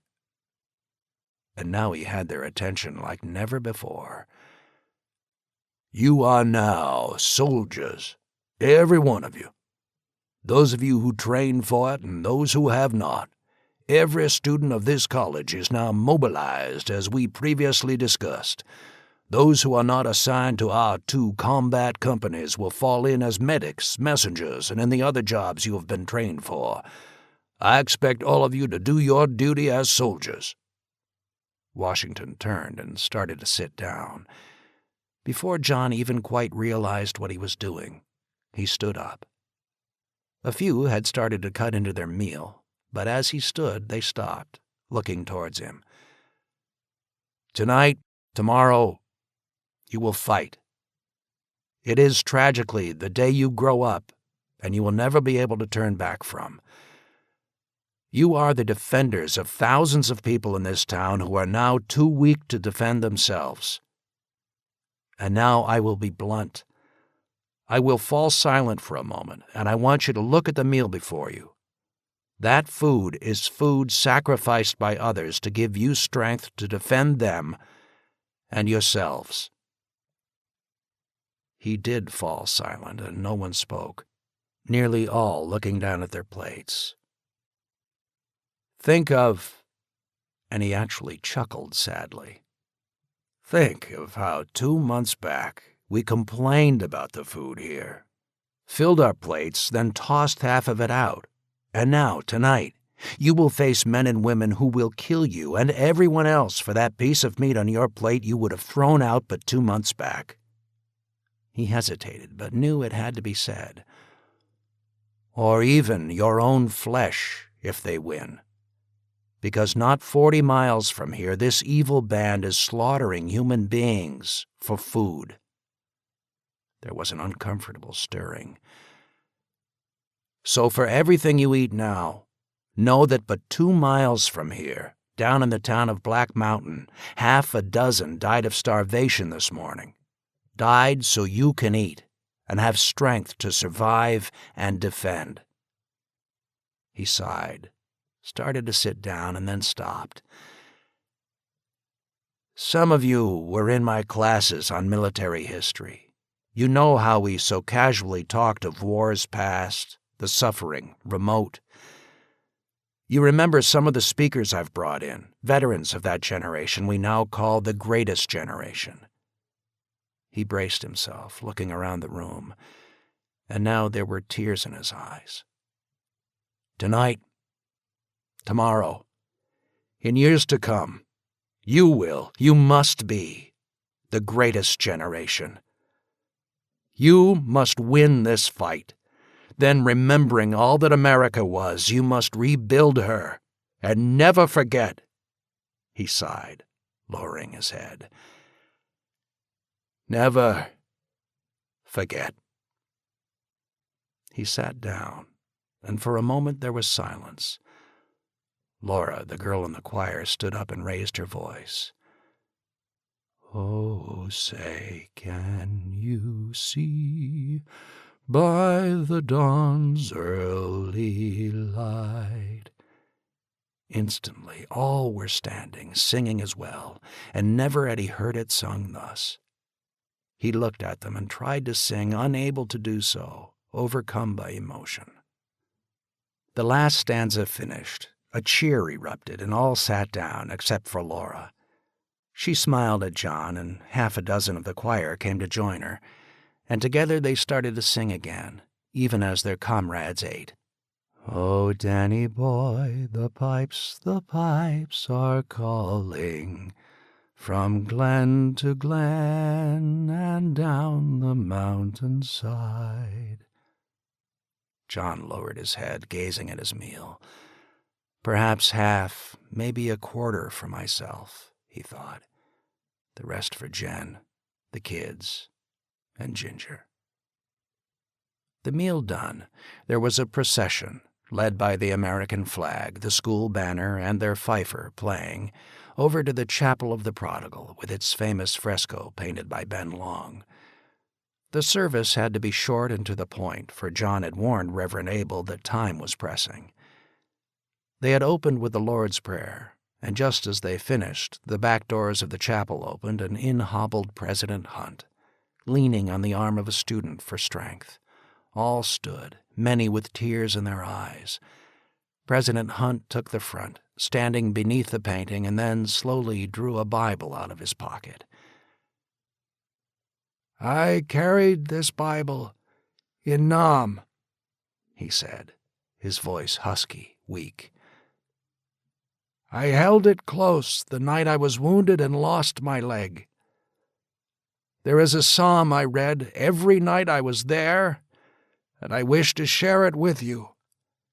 We call it the Soldier's Psalm, the 91st. He half opened the Bible, but it was obvious he knew the prayer by heart. "He that dwelleth in the secret place of the Most High shall abide under the shadow of the Almighty." As he spoke, his voice gained strength. "Thou shalt not be afraid for the terror by night, nor for the arrow that flieth by day, nor for the pestilence that walketh in darkness, nor for the destruction that wasteth at noonday." It was mid-afternoon when John at last returned home. The entire town was astir, at least those still with the strength to move. Don had flown a second mission and returned with word that the posse was indeed moving, already past Marion. The first skirmish had erupted halfway down the mountain in Swannanoa Gap, ironically not far from where, over 140 years earlier, in perhaps the last battle in the East during the Civil War, Confederate militia had fought to turn back Yankee raiders. The half-dozen advancing up the abandoned paved road had been wiped out near where the old overlook and hot dog stand had been. Another skirmish erupted along the dirt road farther to the north, long-distance sniping, one student soon dead from it and another missing. In town, those men still with any strength were forming up, deploying into a secondary line. Charlie was in the town hall and fuming with rage. He had called in the report to Asheville, begging for support, and they had written Black Mountain off. They claimed a group was approaching them from the south and had already torched Hendersonville, and there was no defensive bottleneck to keep them back. Everything they had was committed to that direction. Tom reported, though, that Asheville's barrier, just short of Exit 53, the narrow bottleneck of the interstate on I-40, was now heavily manned by Asheville militia, but they were not coming forward to help pitch in. Black Mountain and Swannanoa were on their own, Asheville most likely figuring they could take the blow, and if the invaders were repulsed, that would be great. If the defenders were overrun, the opposition would be so weakened that they would not have the strength for a final push. Payback, perhaps, for the defiance over the refugees, even though Charlie had warned that if the town fell, the last thing he would do would be blow the water main, and Asheville be damned. At 3 p.m, the militia, like something out of long ago, had marched through the town, Pfeiffer in the lead wearing his Union képi and blue jacket, playing Yankee Doodle over and over, complete as well to a drummer from the high school and a flag-bearer, forming a tableau like the old painting. The street was lined with starving civilians who cheered them and wept as they passed. A few could remember such parades from 60 years past, and could not help but wonder at this, the sight in their own hometown of kids marching off, as from long ago, to fight others who but 2 months back were part of the same country. Their training uniforms of college blue were now replaced with camo, donated by civilians of the town, a mixed lot of hunting gear, some military surplus, some of it way too big for the smaller girls in the ranks, but still it lent a military air. Some of the vets in the ranks sported helmets, and more than a few of them were toting firearms that would have triggered an ATF raid in the old days. A couple of Thompsons, AK-47s, street sweepers, a frightful-looking 50-caliber sniper rifle, and a number of exotic-looking assault rifles. Piled in the back of a truck were satchel charges, some primitive mines, and hundreds of tin cans packed with scrap metal and a blasting charge, to be lit with a match then thrown. Making them had been a tricky business, and one student had been killed and 2 wounded just after church service while packing a grenade when the charge went off. It was indeed like something from long ago, John thought, watching as they came down Black Mountain Road and turned onto State Street, heading east to the Gap. He stood to attention at the corner and saluted, standing thus until the last of the 2 companies of infantry and the company of auxiliary supports had passed. Though it was a solemn moment, he caught the eye of more than one of his former students, a flash of a smile, a subtle wave, as if somehow they were still kids play-acting, even as they toted rifles, shotguns, satchel charges, homemade bazookas, and grenades. He and Washington had nearly come to blows arguing about the plan, and for a few moments John felt that the 2 months of Washington calling him colonel had been nothing more than tradition and play-acting. And yet, in the end, Washington had at last deferred, though he warned it would triple their casualties and maybe cost them the war.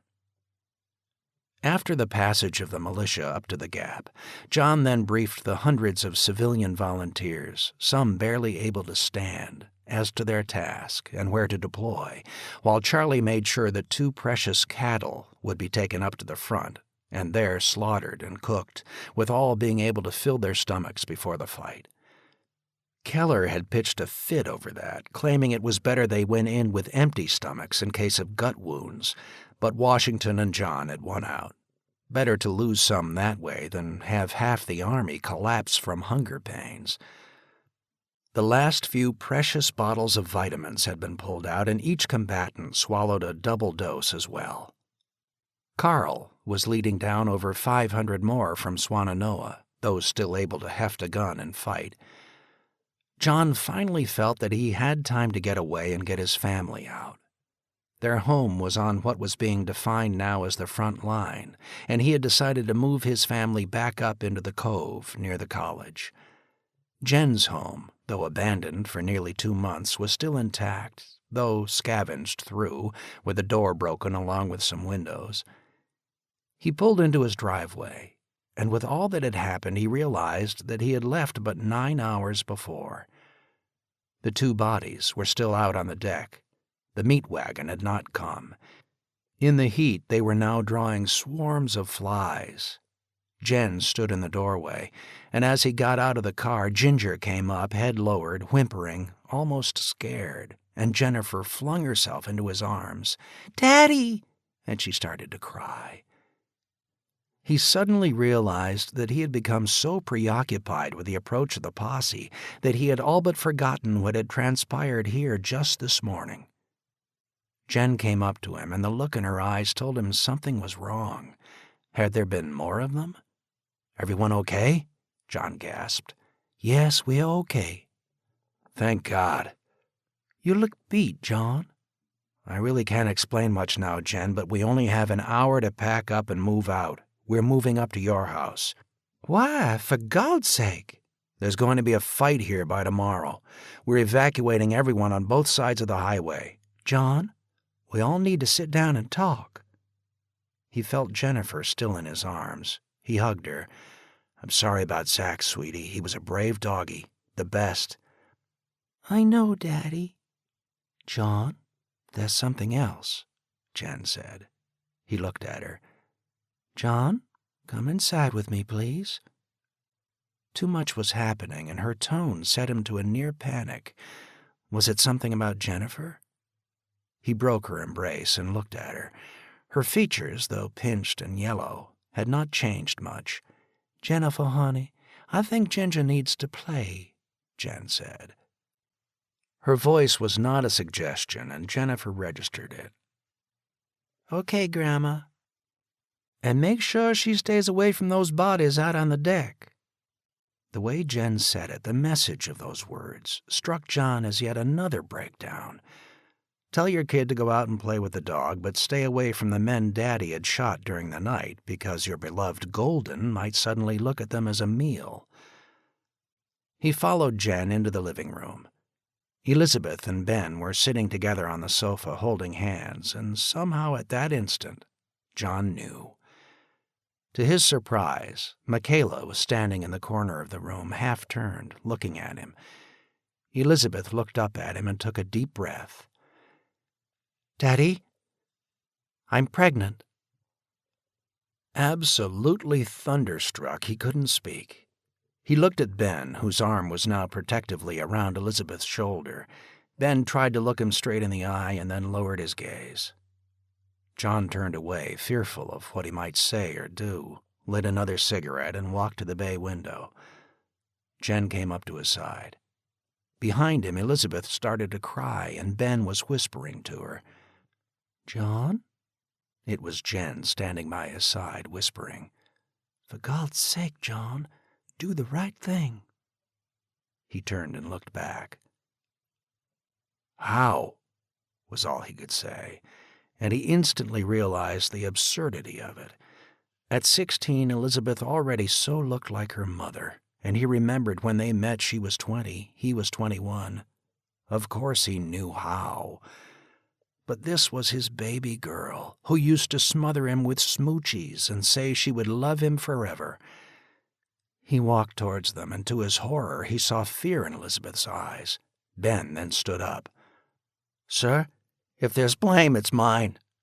His voice was trembling and broke into an adolescent squeak. "It's my fault, not hers." "No, Ben, both of us." She stood up and put her arm around him. "Daddy, we love each other." He slowly sat down, shaking his head. "My God," he sighed. "Your kid's in high school, college ahead."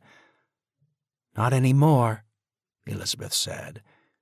And now there was some strength to her voice. "Daddy, that's all over now. All over." He looked up at her. She had always been slender like her mom, but was even more so now. Though he didn't want to say it, he did. "Maybe the lack of food. Maybe that's why you're late." "No, John." And for the first time, Michaela spoke. "I found a test kit. It's positive. She's going to have a baby." As she said the word baby, Elizabeth and Ben, like so many across the ages, looked at each other and smiled. John looked at them. Again, how slender she was, losing weight. Though he was a Catholic, even a non-practicing one, the thought of abortion flickered, even though it was anathema to him. Having this baby might kill her. "I need to think," John said, and stood up, heading to his office. He stopped at the doorway and then looked back. "We have to evacuate in 1 hour, so start packing." He couldn't say any more and left the room. He sat down at his desk, the bottle behind it gone, damn it. He fumbled in his breast pocket and pulled out the smokes.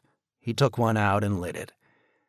Numbed, he looked out the window, at the backyard where Jennifer was throwing a stick to Ginger, who, though moving slowly, still was trying to play. "John?" He looked up. It was Michaela.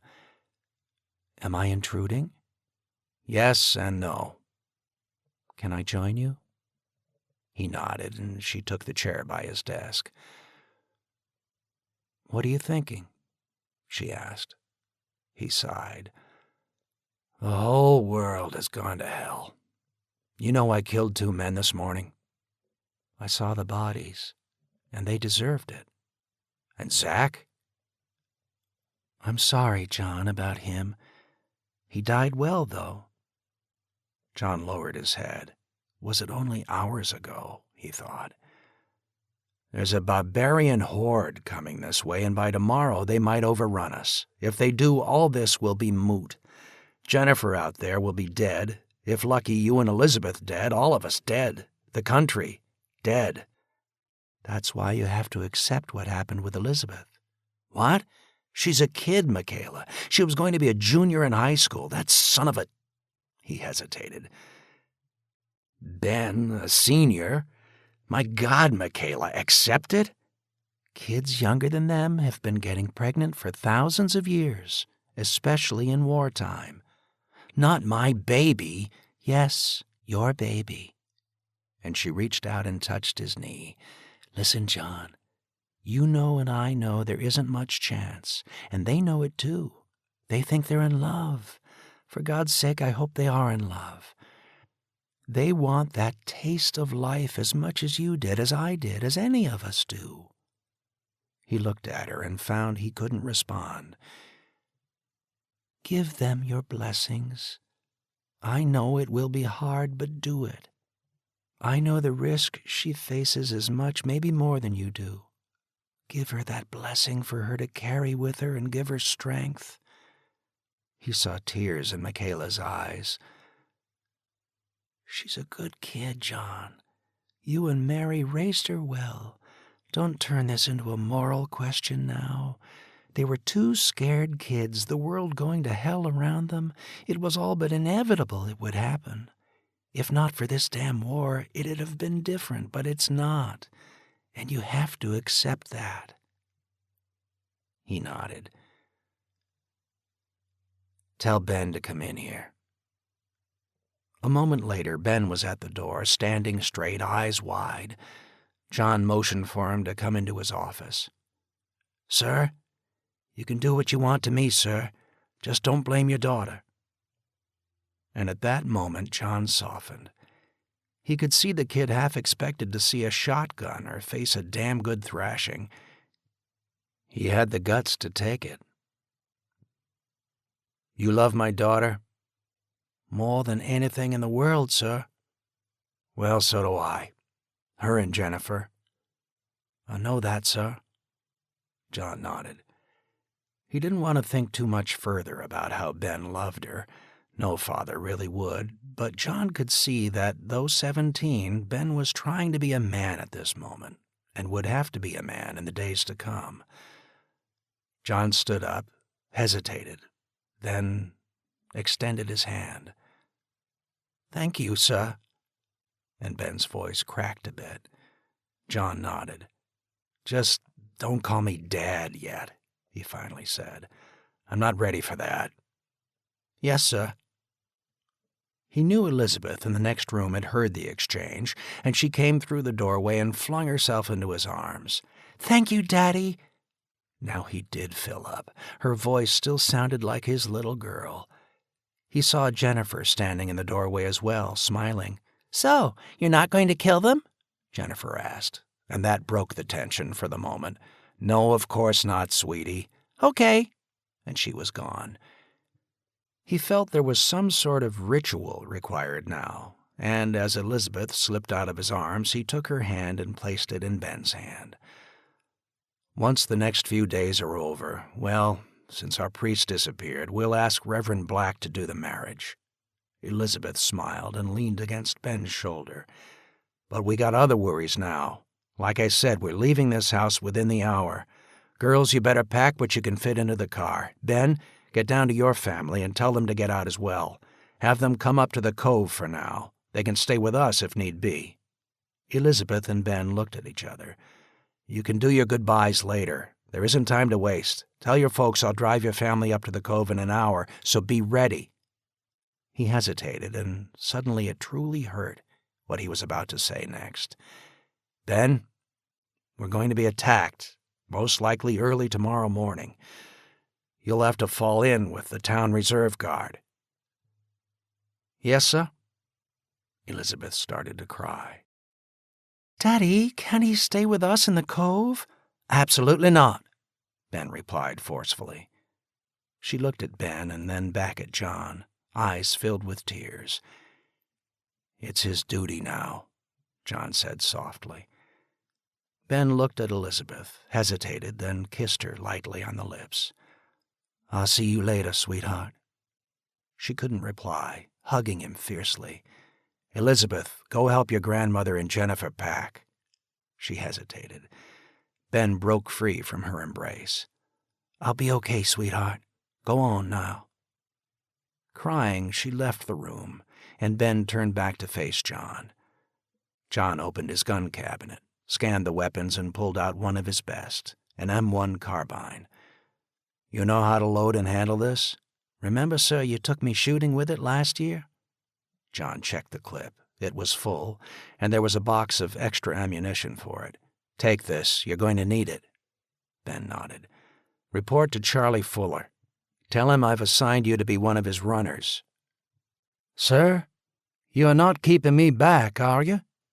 John lied with a shake of his head. "You'll be in the middle of it, son." Ben nodded solemnly, hefting the carbine and looking at it. "Let me help Elizabeth first, if you don't mind, sir." "Sure, you got a few minutes."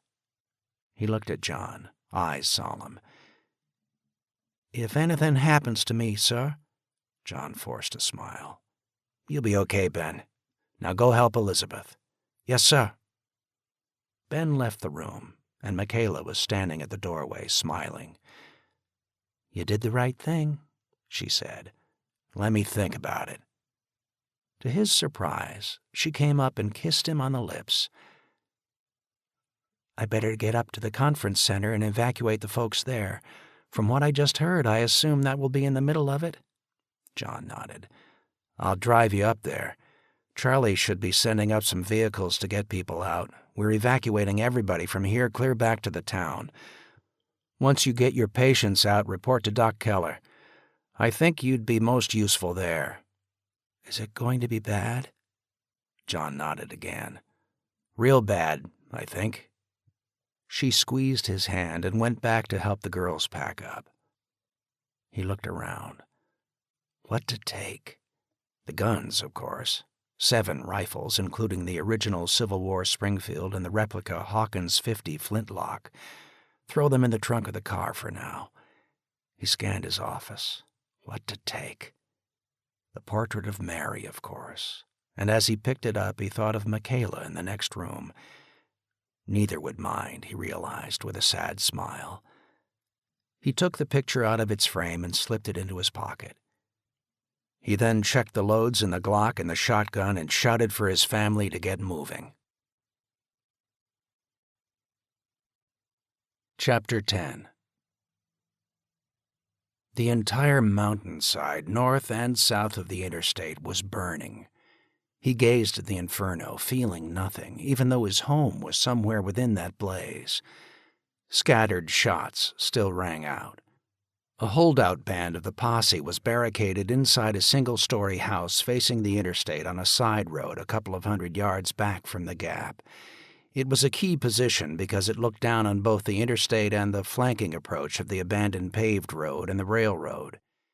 2 of his militia sprinted towards the building, approaching it from a blind spot where a truck was parked. They crawled under the truck, came out on the other side, and rolled up against the side of the building. One opened her backpack. The other took out a Zippo, flicked it to life, and touched the fuse. Inside was a 10-pound charge of black powder, packed into 3-inch PVC pipe, nails mixed in. The girl stood up and threw it through the smashed window, then collapsed backwards, shot in the chest. He could hear screaming inside the building, someone standing up trying to throw the backpack out, a fusillade of fire dropping him. The explosion seemed to tear off the side of the house. With harsh, guttural screams, a dozen militia were up, charging, pushing through the wreckage and into the smoke-filled house. Seconds later, several posse poured out the front door. None made it more than a dozen feet. 2 more houses to go at the top of the ridge. A couple of dozen holdouts within, surrounded now on all sides. A barrage of Molotov cocktails rained onto the buildings. From within one there were bursts of automatic weapons fire. The assault teams waited. In just 8 hours they were veterans. No dumbass heroics, no follow-me charges. One of the buildings finally started to burn, and then the second, suppressive fire pouring in through every window to keep those within down. It took 10 minutes, a dozen more Molotovs tossed against the side of the wooden structure to feed the flames, which finally went into the eaves of the house. It was ablaze now, screaming from inside. The front door burst open and the militia was waiting. 6 were gunned down as they came out. The last 2 were women, falling to their knees, hands up. No one fired, and they crawled away from the inferno, then fell on their faces, crying for mercy. 1 house left, the one with the automatic fire. John, watching the fight, had a gut sense of who was in there. He picked up a megaphone. "I want prisoners from that house," he shouted. The house was ablaze. "Come out and we won't shoot," John shouted. Seconds later, the door burst open and 6 men and a woman staggered out, throwing weapons aside. "Down on your knees, hands over heads." They did as ordered, and the student militia circled in around them. The thunder of the battle was dying away now. A burst of shots from down near the second railroad tunnel, a volley from up on Rattlesnake Mountain, the louder sound now, the forest fire sweeping both sides of the interstate, driven by a westerly breeze. He looked around. Some of the militia coming out from cover, standing up cautiously, looking around, most ducking when a sniper round zinged down from the ridge atop the pass. It was greeted seconds later with an explosive roar of fire, and then silence. One of the militia, then standing atop the ridge, rifle held high, waved the all clear. John rose up from the side of the bridge over the interstate, walked around to the side, and slid down the slope and onto the pavement of the interstate, his action almost a signal that the war was over.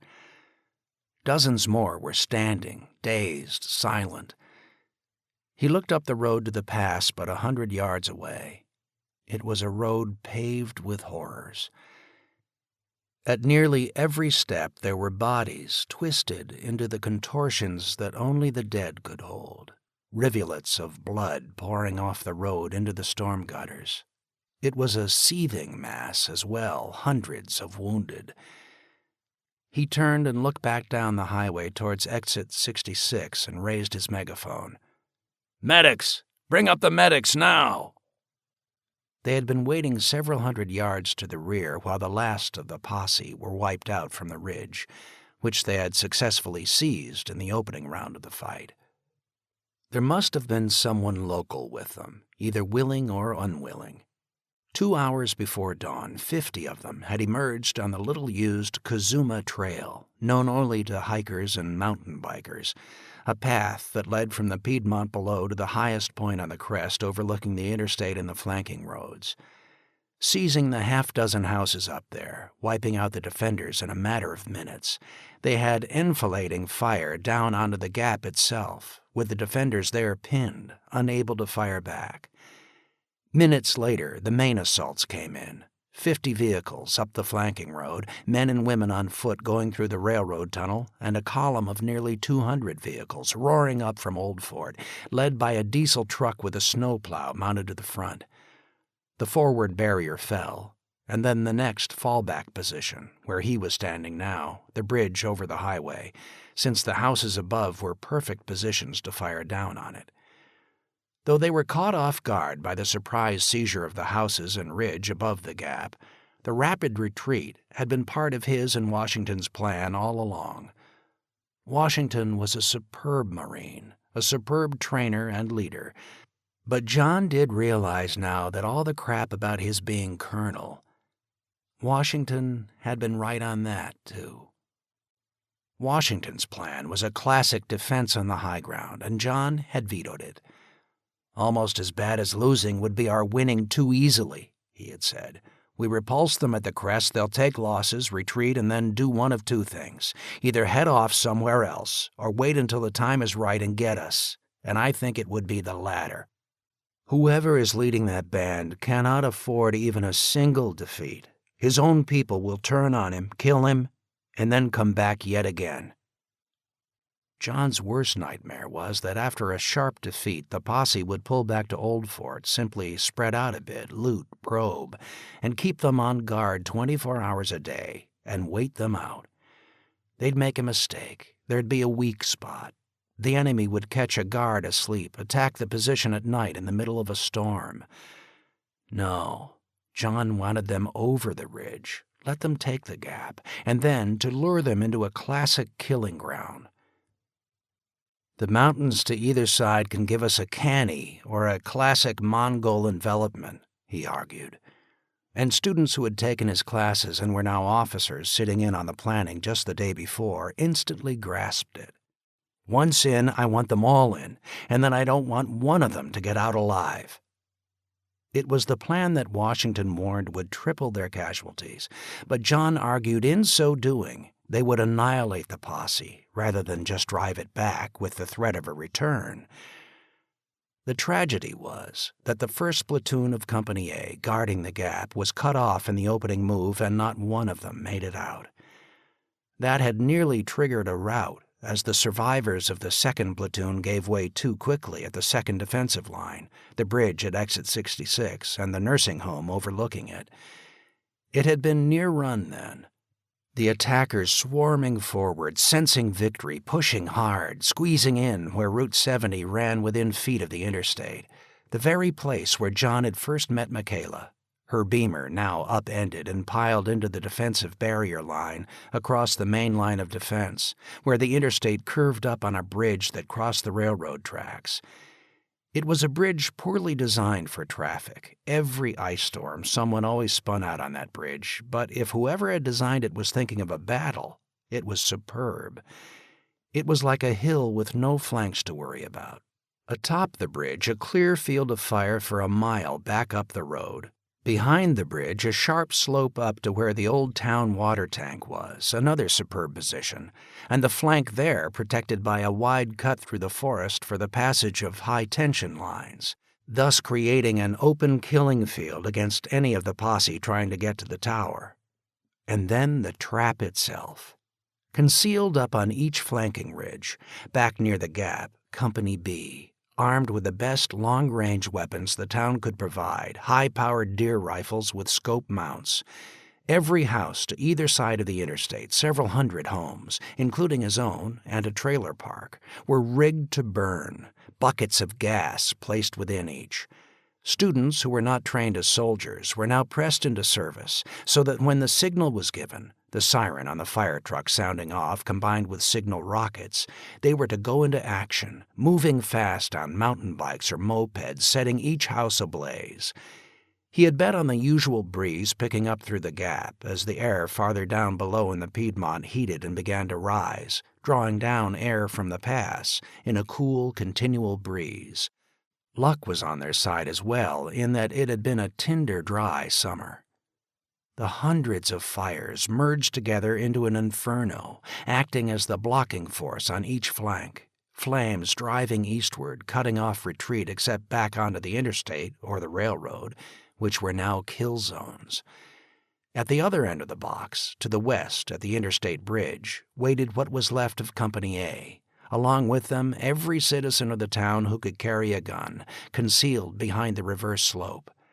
It had been a bloodbath. Once his outer defenses fell, the second wave of the posse swarmed in, hundreds of vehicles pressing over the crest and, as John hoped, undisciplined enough that, sensing victory, they were now just rushing forward to start the looting and slaughter. The fight at the bridge had almost been like something from the Civil War. Hundreds of men and women rising up from concealment, leveling rifles and blazing away, shredding everything in front of them. Posse vehicles crashed into the barrier line and the fighting had turned hand to hand. And then, along the opposite slopes, fires ignited and began to spread, and as the last of the vehicles crossed in, Mallody's team shut the back door, using the 2 automatic weapons provided by Tom, complete with 6,000 rounds of ammunition, backed up by citizens who had produced illegal weapons and students armed with a couple hundred of the dangerous homemade grenades. The force on the bridge had nearly given way, though. For several crucial minutes, John had been down, knocked out by an explosion. But someone had rallied the ill-trained backup force, and they were charging forward, regardless of loss. All that was left then was the killing, the closing in of the box, and when cornered, their opponents knew their fate and fought with a mad frenzy. This was not the type of fight where surrender was a way out, and they knew it. There would be no escape for them. No pulling back to wait and to then lunge back days or weeks later.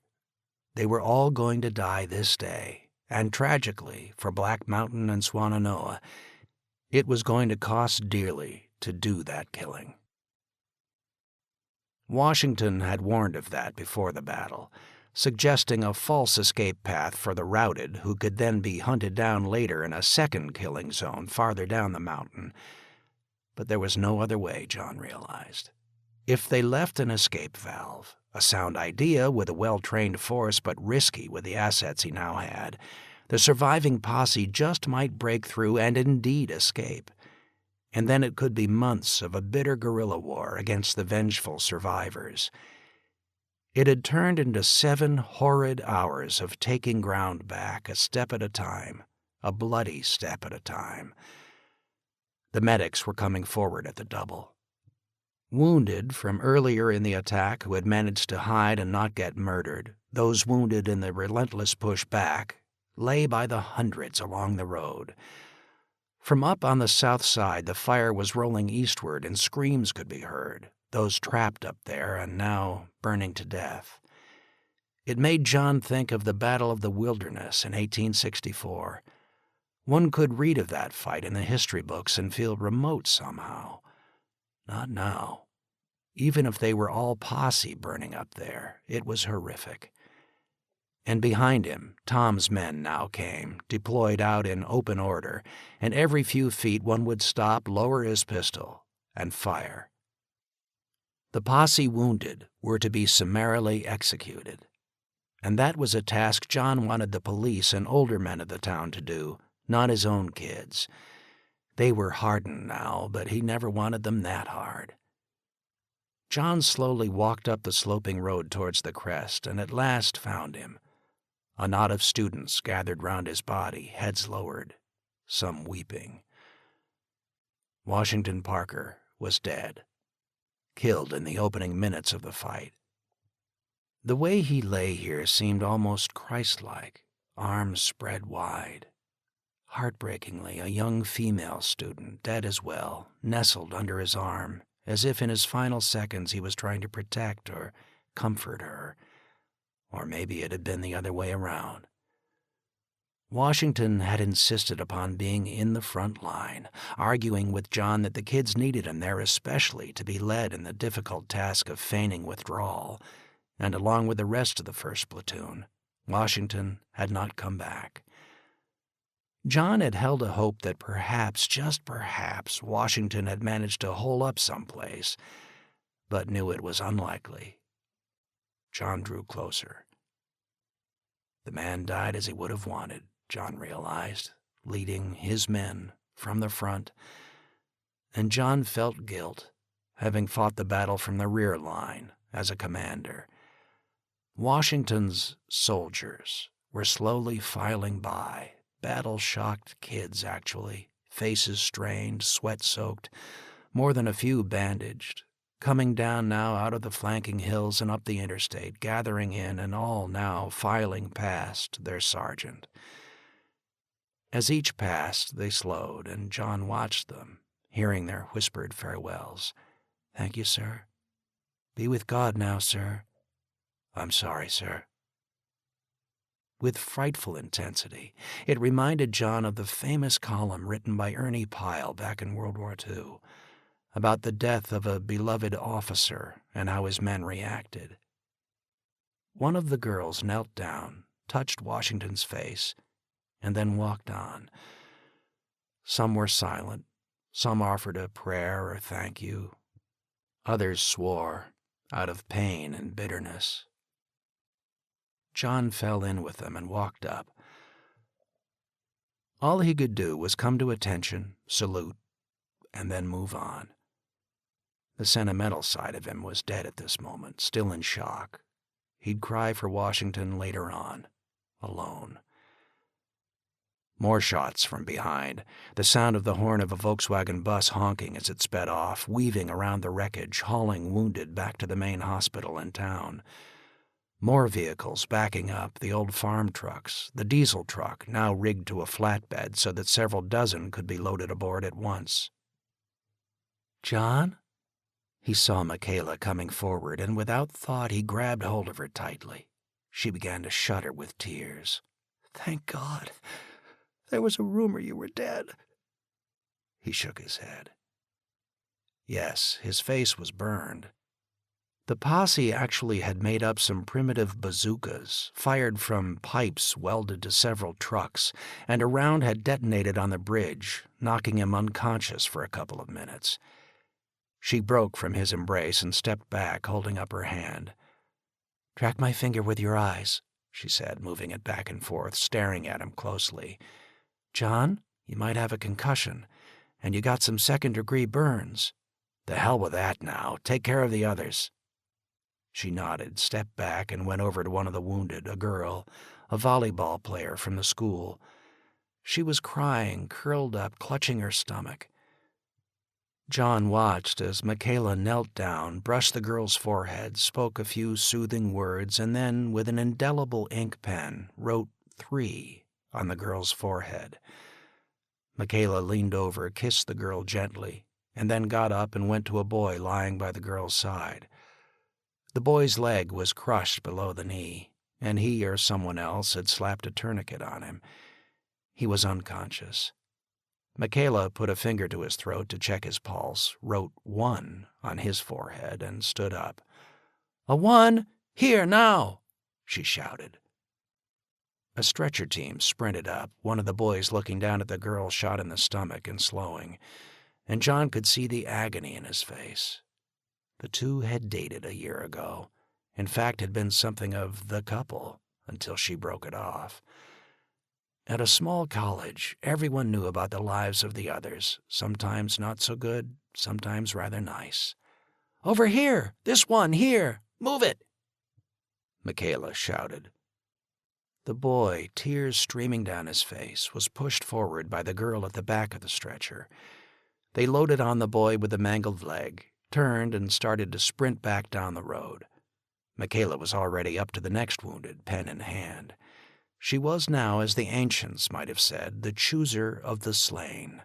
1 for priority treatment, 2 for delay till all 1s were taken care of, 3 simply meant they were going to die, and effort was not to be expended on them for now. None of the student soldiers going into the fight knew about this triage, though the students assigned as medics did, as did all who were now helping to clear the battlefield. But it did not take long for the receivers of this to figure it out. A girl was lying in the ditch against the median barrier, multiple gunshot wounds having stitched her body. Michaela barely paused to look at her, wrote a 3 on her forehead, and moved on. The girl looked at John, crying, "What did she write? What did she write?" John knelt down by her side. It was a wonder she was still alive.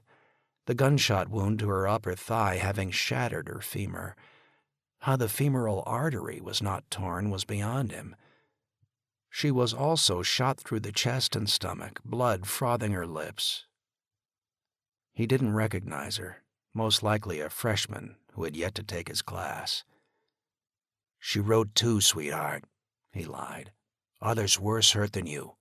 Help will be along shortly."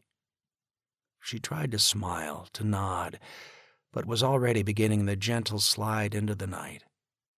John leaned over and kissed her on the cheek. "Go to sleep now, honey. You'll be okay." She reached out and snatched his hand, her grip remarkably strong. "Daddy," she whispered. "Daddy, help me." "Daddy's here." She began to shake uncontrollably. "Now I lay me down to sleep," he whispered. "I pray the Lord my soul to keep." She mouthed the words. The shuddering stopped. She was dead. John brushed the hair from her sweat-soaked forehead, kissed her again, then gently released her grip and turned away. Distant shots echoed from the hills and more closely from behind as Tom's men continued to kill the posse wounded. Ahead, smashed into the side of the gap, was the smoldering wreckage of Don Barber's recon plane. During the worst moments of the fight, John had seen Barber fly over, coming in low, tossing satchel charges, taking out one of their tractor-trailer trucks, and then suddenly wing over and go in. John had specifically ordered Don not to tangle in the fight, to stay high, to keep doing recon.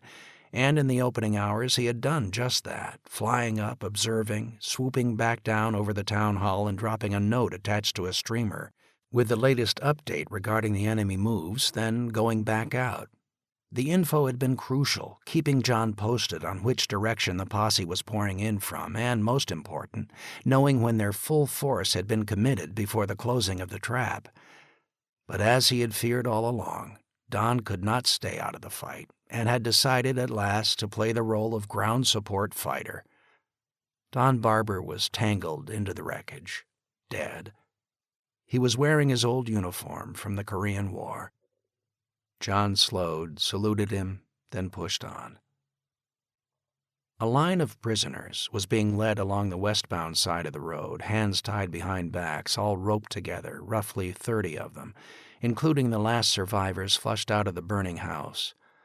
A guard leading them looked over at John, and he motioned for them to move towards the truck stop at the top of the pass, the place he was heading. The truck stop was actually a turn-off lane at the very top of the crest, a mandatory pullover for all commercial vehicles, especially 18-wheelers. Trucks that pulled in were not allowed to proceed until the drivers had examined the map of the long descent that marked out runaway truck lanes for vehicles that might lose their brakes on the way down. A traffic light was hung across the lane, timed to let trucks through at safe intervals or to stop them completely if there should be an accident farther down the mountain. Of course, all that was now in the distant past. To the good fortune of the town, at the start of the crisis, one of the trucks stalled there had been loaded with snack crackers, but those were long gone as well. It had been the command post for the barrier line, established what seemed to be an eternity ago, and was now where so many were heading, as if by instinct.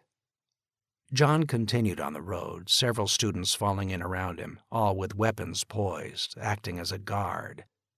There had been a student assigned to him early, but that young man had been killed back by the Exit 65 ramp, taken down by the blast that had knocked John unconscious. The prisoners were herded over into the truck lane, where a couple dozen more prisoners waited. As the second group approached, those already there looked over anxiously. Some stood up, staring at the short, slender man in the lead, white, gray hair cut loose, tattooed arms, ugly face twisted up from what looked to be an old knife wound. One of the final group flushed out of the burning house. Melody, still alive, arm in a blood-soaked sling, came up to John. John smiled and extended his hand, which Kevin clutched with his left. "Good job, Kevin. Damn good." "I lost a lot of kids, though," he replied sadly. "It got real ugly once these bastards knew they were cornered.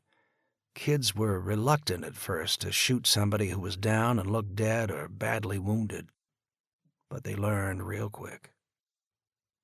His voice trailed off. He looked at the young soldier standing around, gazing cold-eyed at the prisoners. "You interrogate any of them?" "Oh yeah, they're spilling their guts, pointing at each other. Everyone claiming they were forced into it. That piece of shit over there is their leader." Kevin looked over at the ugly man. "Amazingly, that bastard is the leader. Apparently a big drug player in Greensboro, contact guy for major shipments of coke and heroin coming up from Florida. He might look soft, but they're all scared of him, even the worst of the lot. They say he claimed to have the inside line with Satan himself, that God had abandoned America and Satan now ruled, and he was the appointed one sent from hell to pave the way for Satan's reign over America."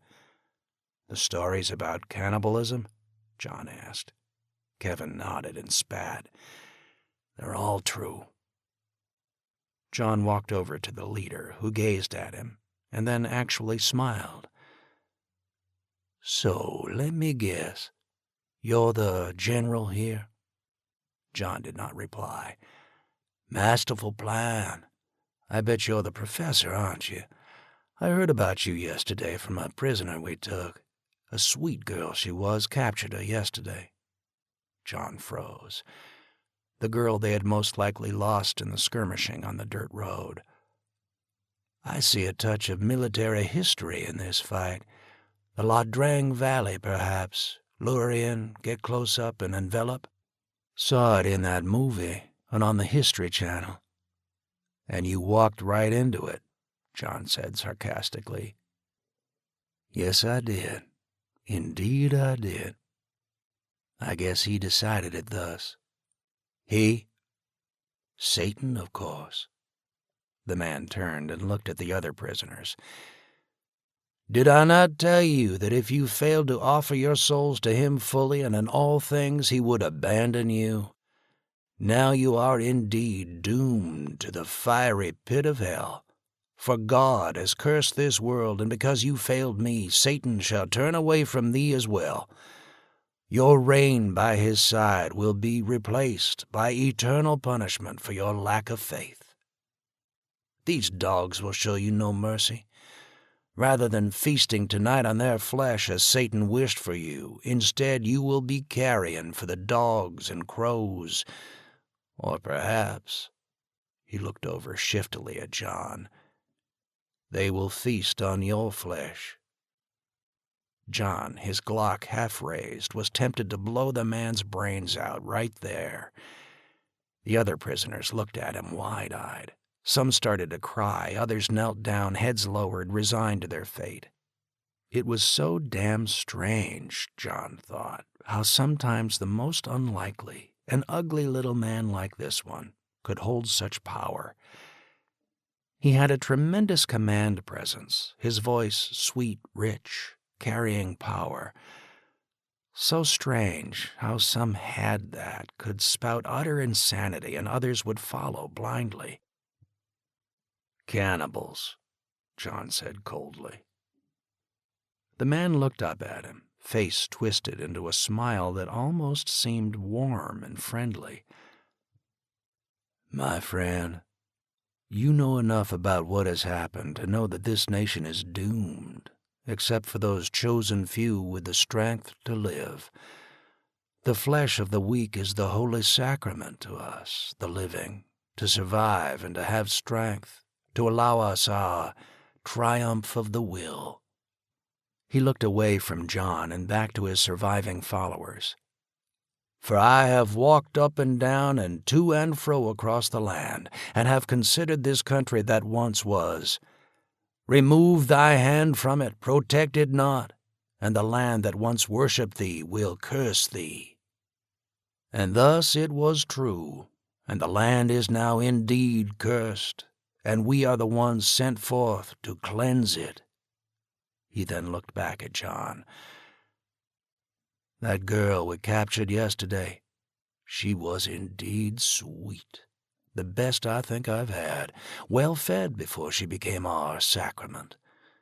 You know the natives of New Guinea used to call their foes long pork.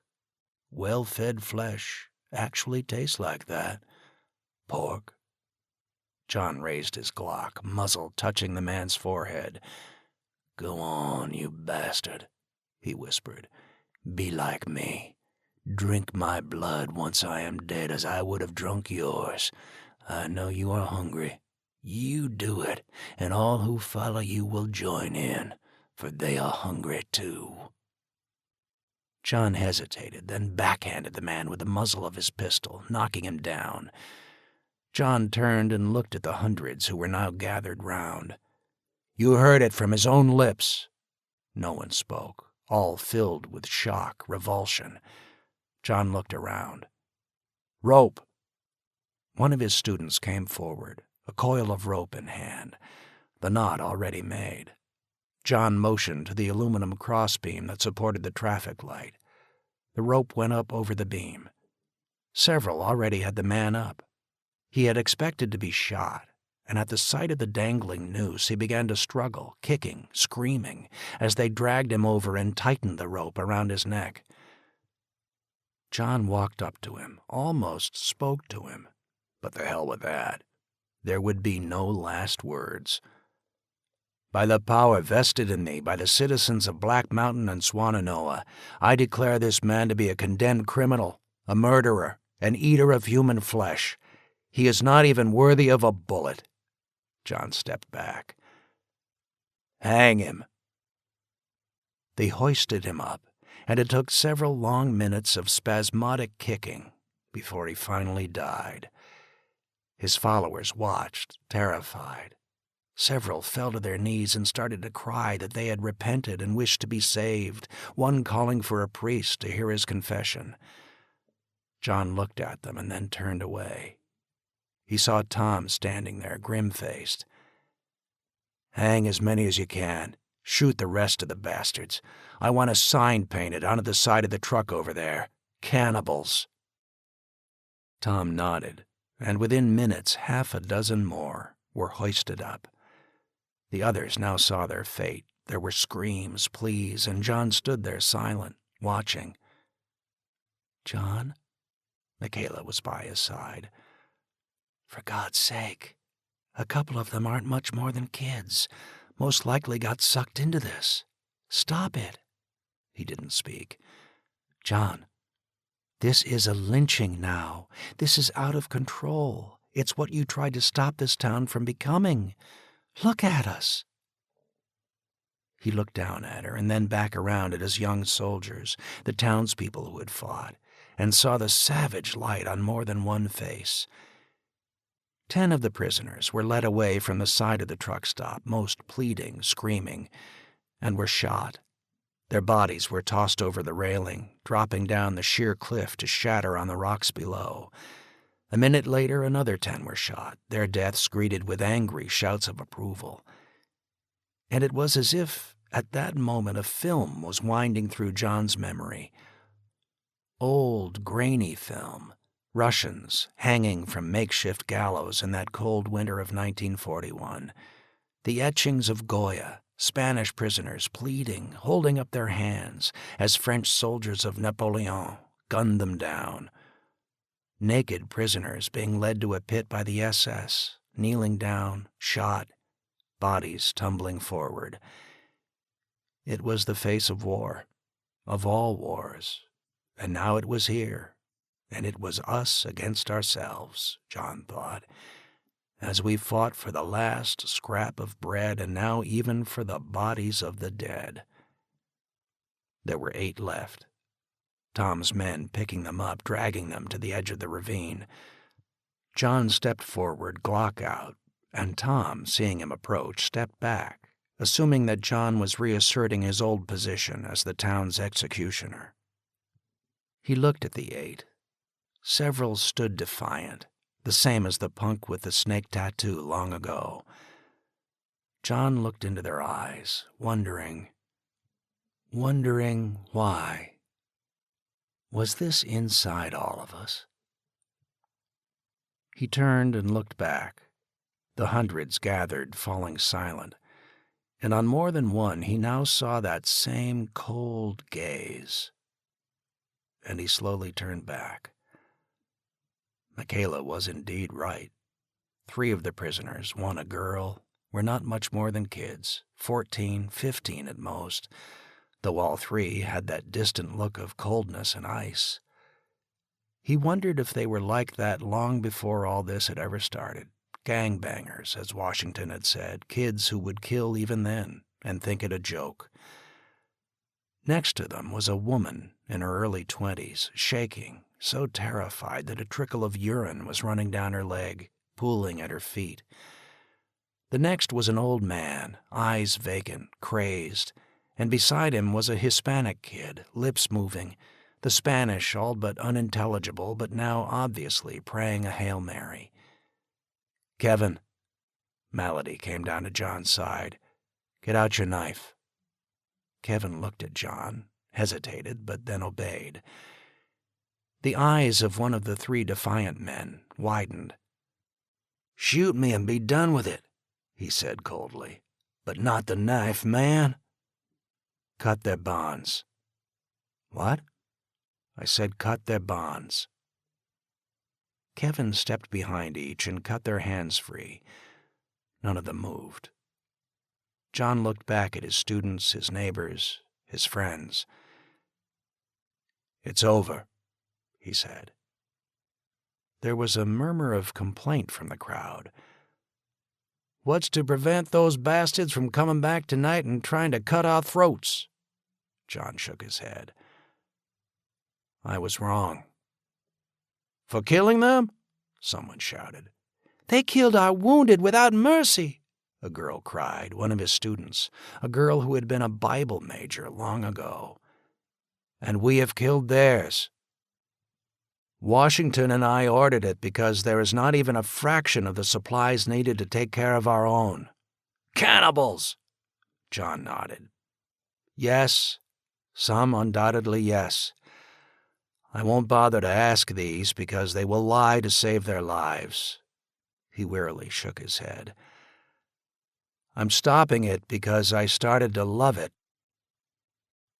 I hate them. I hate that bastard hanging there more than I've ever hated anyone in my life. But I will not become him. I will not let us become them. Because God save us, we are on the edge of that now, here at this moment. He did not wait for a reply, but turned back to face the prisoners. I'm not going to go through some bullshit ritual of you swearing to me that you will leave, never return, and repent. The Hispanic boy started to nod his head, went to his knees, and made the sign of the cross repeatedly. Remember what you saw here. Don't ever come back. All of you, if you survive, will carry the mark of Cain upon you forever for what you've done. If you come across other bands like yours, tell them what happened here, and tell them they will face the same defeat. I ask but one thing. We've given you back your lives. Do not take any more lives, for then you surely will be damned forever. He started to turn away. Go! 6 did not hesitate. They simply turned and ran. The boy on his knees looked up at John wide-eyed and moved as if to kiss his feet. He backed away from the boy and motioned for him to get up and leave. Gracias, señor. He turned and ran off. The young woman, who in her terror had urinated, just stood there, unable to move. Go, John said softly. Where? Just go. I'm sorry. God forgive me, I'm sorry. I don't know if I can live now with what I've done. I'm sorry. Sobbing, she turned and slowly walked away. John turned and faced the crowd. Cut those bodies down, he said, then paused. Except for their leader. I want a sign under him. Hung as punishment for leading the gang known as the Posse, murderers, rapists, and cannibals. May God have mercy on his soul and all who followed him. John holstered his Glock and walked back to the rest, his soldiers, his neighbors, his friends, parting as he passed, many with heads now lowered. You were right, John, someone whispered. His soldiers. He looked at them as he passed. Some were now beginning to break down. Post-battle shock, perhaps what had just happened here as well. Some started to cry, turning to lean on one another for support. Others stood silent. More than a few were kneeling, praying, others wandering back now, stopping to roll over a body, then collapsing, crying, hugging a fallen friend. John felt weak, sick to his stomach. John, let me take you back into town. It was Michaela, who had come up alongside of him, slipping her hand into his. He stopped and embraced her. Thank you for stopping me, he whispered. I was out of control. It's okay, sweetheart. It's okay. She leaned up and kissed him, the gesture startling, for so many were walking by him now, seeing this and respectfully not looking directly at them. He suddenly did feel weak, as if he was about to faint and had to kneel down. Stretcher! He looked up and shook his head. John, you have a concussion. You're suffering from shock. You need to lay down. I must walk out of here. Just help me. He leaned against her, walking across the battlefield. A battlefield, he thought. Memories of photos of the dead at Gettysburg, bodies lying in the surf at Tarawa, the dead and wounded Marines aboard a tank at Hue. Always photos, but never in a photograph was there the stench. The battlefield stank not just of cordite, but also the coppery smell of blood, feces, urine, vomit, the smell of open raw meat. But this raw meat was human, or once human. Mixed in, the smell of vehicles burning, gasoline, rubber, oil, and horrifying, burning bodies, roasting, bloating, bursting open as they fried. The forest fire to either side of the highway had been a tool of battle but an hour ago. Now it was a forest fire, raging, the heat so intense it could be felt from hundreds of yards away, moving with the westerly breeze, already over the crest of the mountain, moving down into the valley towards Old Fort, bodies, the enemy but also his own, roasting in those flames.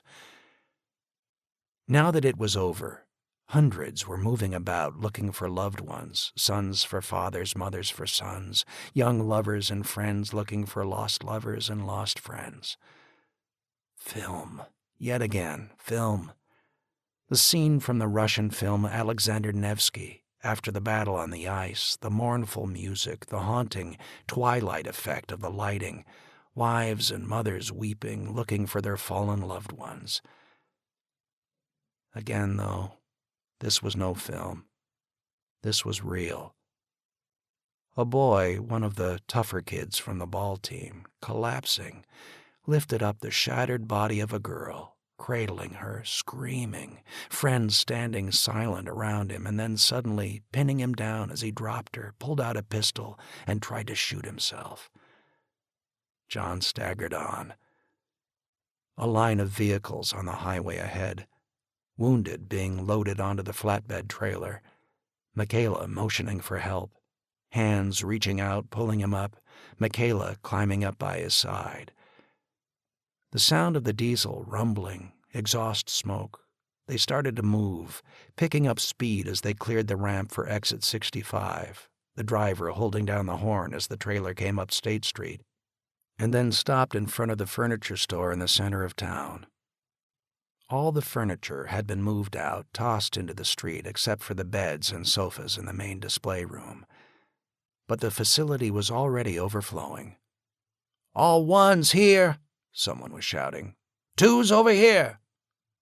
4 of the ones, all of them on stretchers, were lifted off and rushed inside. John looked at Michaela. "I need to go in there." "John, it's a concussion. Not too bad, I hope. I think it's best I just get you home and into bed. You should be all right in a week or so. Jen can take care of the burns." "No, I have to go in there. Those are my kids. My soldiers." She didn't argue with him. A couple of townspeople helped him down. The last of the wounded off the truck, the driver revved it up, swung around the turn to Montreat Road, then turned through the parking lot of the town hall complex to race back to the battlefield. John stood outside the door, hesitated, took a deep breath. He let go of her embrace, stepped aside from her, and walked in. He almost backed out, but then froze in place. It was the hardest thing he had ever done in his life up to this moment. Worse than holding Mary as she died. Worse than anything. "Jesus, give me strength," he whispered to himself. And then he walked in. Dozens were on the floor, all with ones marked on their foreheads. Some were crying, others silent, trying to be stoic. Fortunately for some, they were unconscious. Every wound imaginable confronted him. He walked slowly through the room. If any made eye contact, he stopped, forcing a smile. Some he recognized, and he was ashamed of his lifelong inability to remember names. All he could do was bend over, extend a reassuring hand, and kept repeating over and over, "I'm proud of you. Don't worry. They'll have you patched up in no time. Thank you. I'm proud of you." He left that room, and in the next one he truly did recoil, and Michaela came up to his side. He looked at her, wondering how in God's name she had ever handled what he was looking at. The 2 towns had 9 doctors and 3 veterinarians day one, One had since died. There were 11 tables in the room, and on each was a casualty, and around each was a team at work, the veterinarians as well in this emergency. The anesthesia saved from the vet's offices and the dentist's offices was now in use. He saw Keller at work, and the sight was terrifying. Keller was taking a girl's leg off just above the knee. The knee was nothing but mangled flesh and crushed bone. Her head was rocking back and forth, and she was weeping softly. Horrified, John looked at Michaela. "We're using local for amputations," she whispered. "We have to save the general for the more serious cases." More serious? But he did not need to be told. Head wounds, shattered jaws, chest wounds. Stomach wounds, though, were being triaged off because there were not enough antibiotics to treat them after the operation, if they even survived that. He went up to the girl on the table. She looked up at him, wide-eyed, panicked, eyes like a rabbit that had just been shot, waiting for the final blow, and his heart filled. He knew her. He grabbed her hand. "Laura, isn't it?" "Oh, God, I can feel it," she gasped. "Hang on," John said. The sound was terrifying. Keller was now cutting the bone with a saw. John spared a quick glance down. It was a hacksaw, most likely taken from the hardware store. My God, they didn't even have the right surgical tools. "Oh, God!"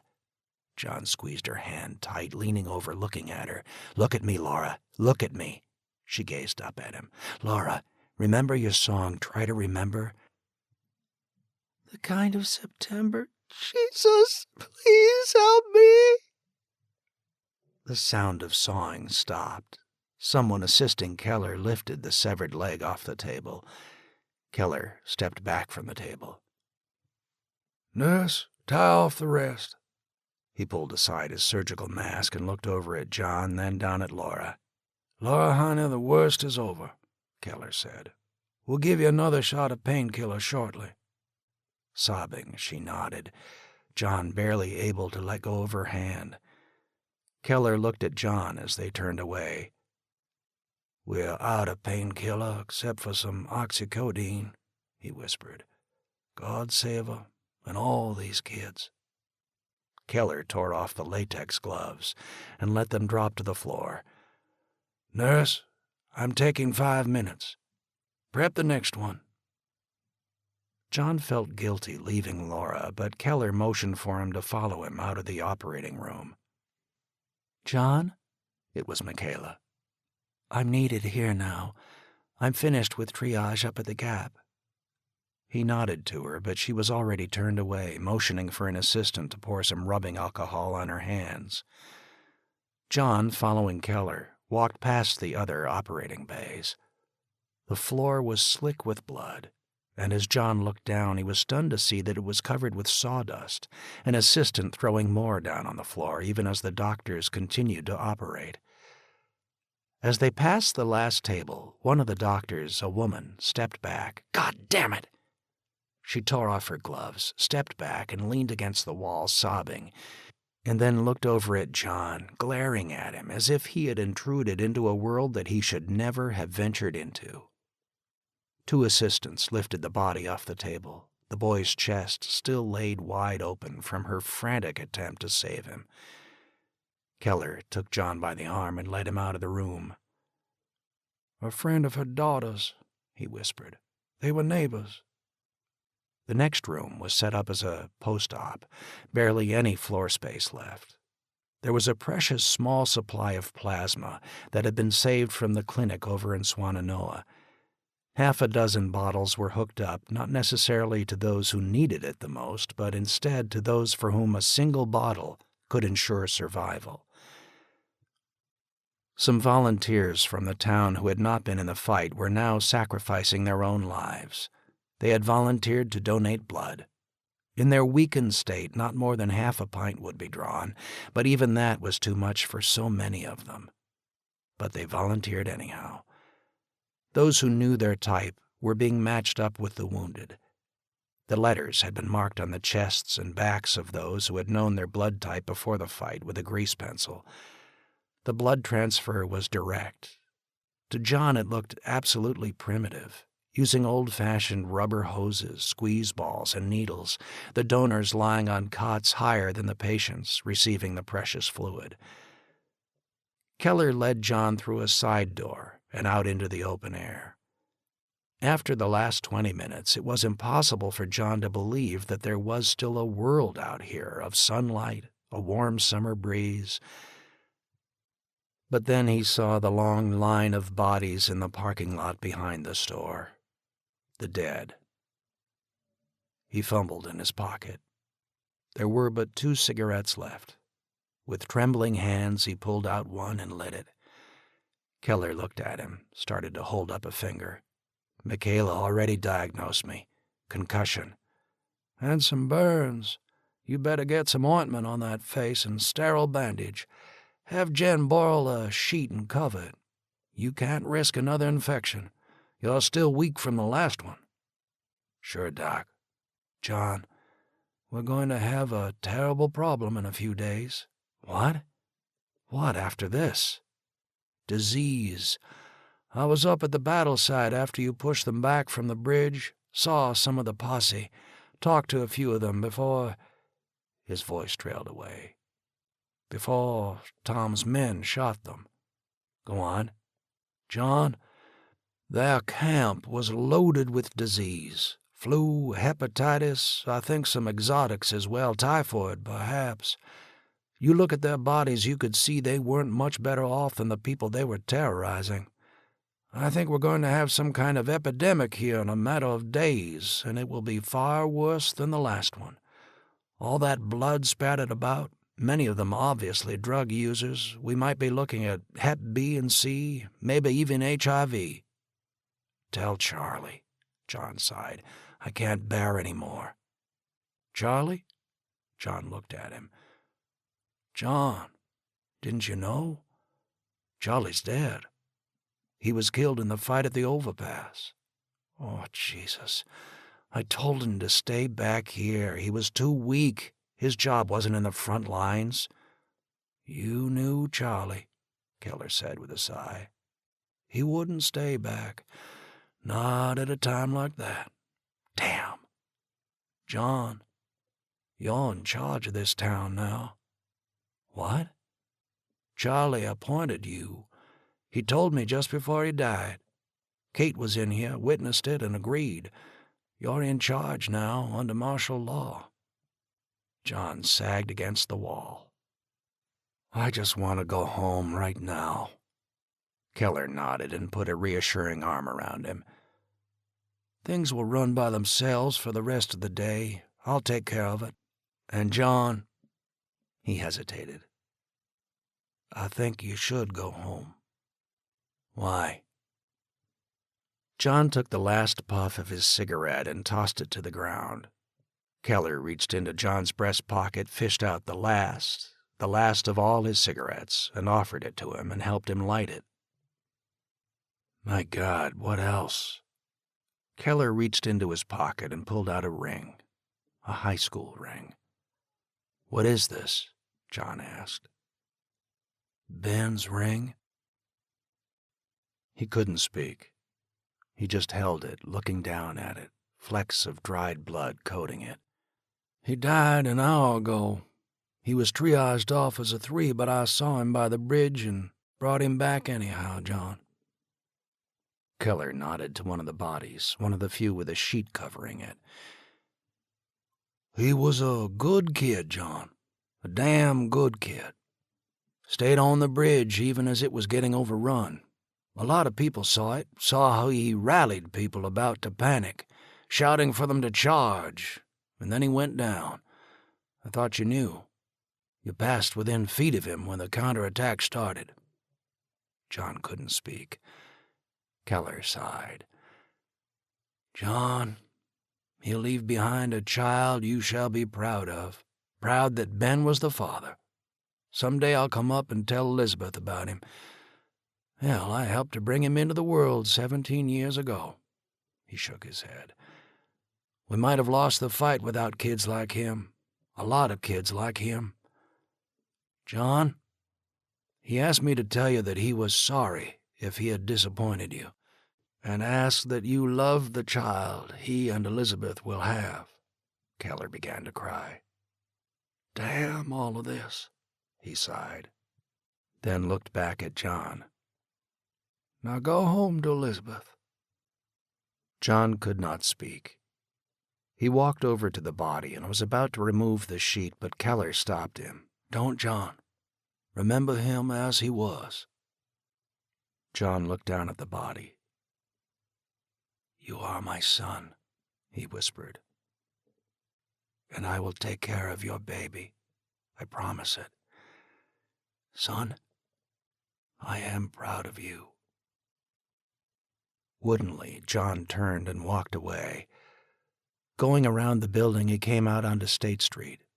Another truck was pulling up from the front, half a dozen wounded in the back, 3 of them with 2s marked on their foreheads, the others with 1s. He walked around them, barely noticing. "Colonel, damn it, we won!" He didn't even bother to look back at who was speaking. His old Edsel was parked in front of the town hall. A crowd was gathered round. Someone had written on the bulletin board but one word: victory. Some began to ask questions as he approached, others asking for orders, others asking what they should do now. He did not reply. He simply got into the car. The keys were in the ignition, the engine turned over, and he backed out. The radio was on. Voice of America. "This morning, a container ship from Australia docked in Charleston. Our allies have sent us over 1 million rations, 1,000 two-way radios, 6 steam-powered railroad locomotives." He switched it off. The barrier was still up at the gate into the cove, 2 students guarding it. He rolled to a stop. "What's the news?" He looked at the girl holding a pistol. "Sir, are you okay?" "We won," was all he could say. The girl grinned and saluted, motioning for the other student to move the Volkswagen that blocked the gate back. John drove through and turned onto Hickory Lane, rolling to a stop at number 12, Jen and Tyler's house. As John pulled into the driveway, all 4 of them were out the door: Jen, Jennifer, Ginger wagging her tail, and Elizabeth. He sat in the car, unable to move as they came running down to him. He looked at Elizabeth, all of 16 and a half. No outward sign yet of the life inside her, still not much more than a child herself. Jennifer reached the car first and then stepped back. "Daddy, you look terrible." "I'm all right, honey. Just a little singed." Elizabeth was beside her now, Ginger up between them, leaning in, wanting to lick him. God, but 2 months ago, this was the way it was. Come home after a lecture and office hours, if a Tuesday or Thursday when he had a 2:30 to 4 o'clock class, the girls home ahead of him. Always the dogs would come piling out, Jennifer with them, his teenage daughter at least still following a bit of ritual and joining them with a hug and kiss. He was unable to move, to get out of the car. Jen was now up, looking in. "What happened?" "We're okay," he finally said. "We won. They're gone." Jennifer shouted and grabbed hold of Ginger, dancing around. "We won! We won! We won!" He stared ahead. The victor returning from the wars, he thought. The triumph, the parade, the ovation, the stuff yet again of film. But now, this, the real reality of it. "John?" Jen was leaning in through the window. "You're hurt." "Nothing much. Concussions and burns. I'll be fine." "Daddy, where's Ben?" Elizabeth asked. John looked past Jen to his daughter. "Let me out," he said softly. Jen opened the door, and as they exchanged glances, he could see that Jen knew. She could read it in him. He stepped out of the car and slipped his hand into his pocket. He remembered that the ring was caked with dried blood. Frantically, he rubbed it with his hand. "Daddy, I asked you about Ben. Did you see him?" "Yes, honey." John walked towards the door, Jen rushing ahead to open it. "Then he's okay?" Elizabeth asked. "I knew he'd be okay." John could hear the wishful strain in her voice. He walked into the house. Jen had opened all the windows, airing out the stale, musty smell that had greeted them. Sunlight flooded in through the bay windows that faced the creek that tumbled down through their backyard.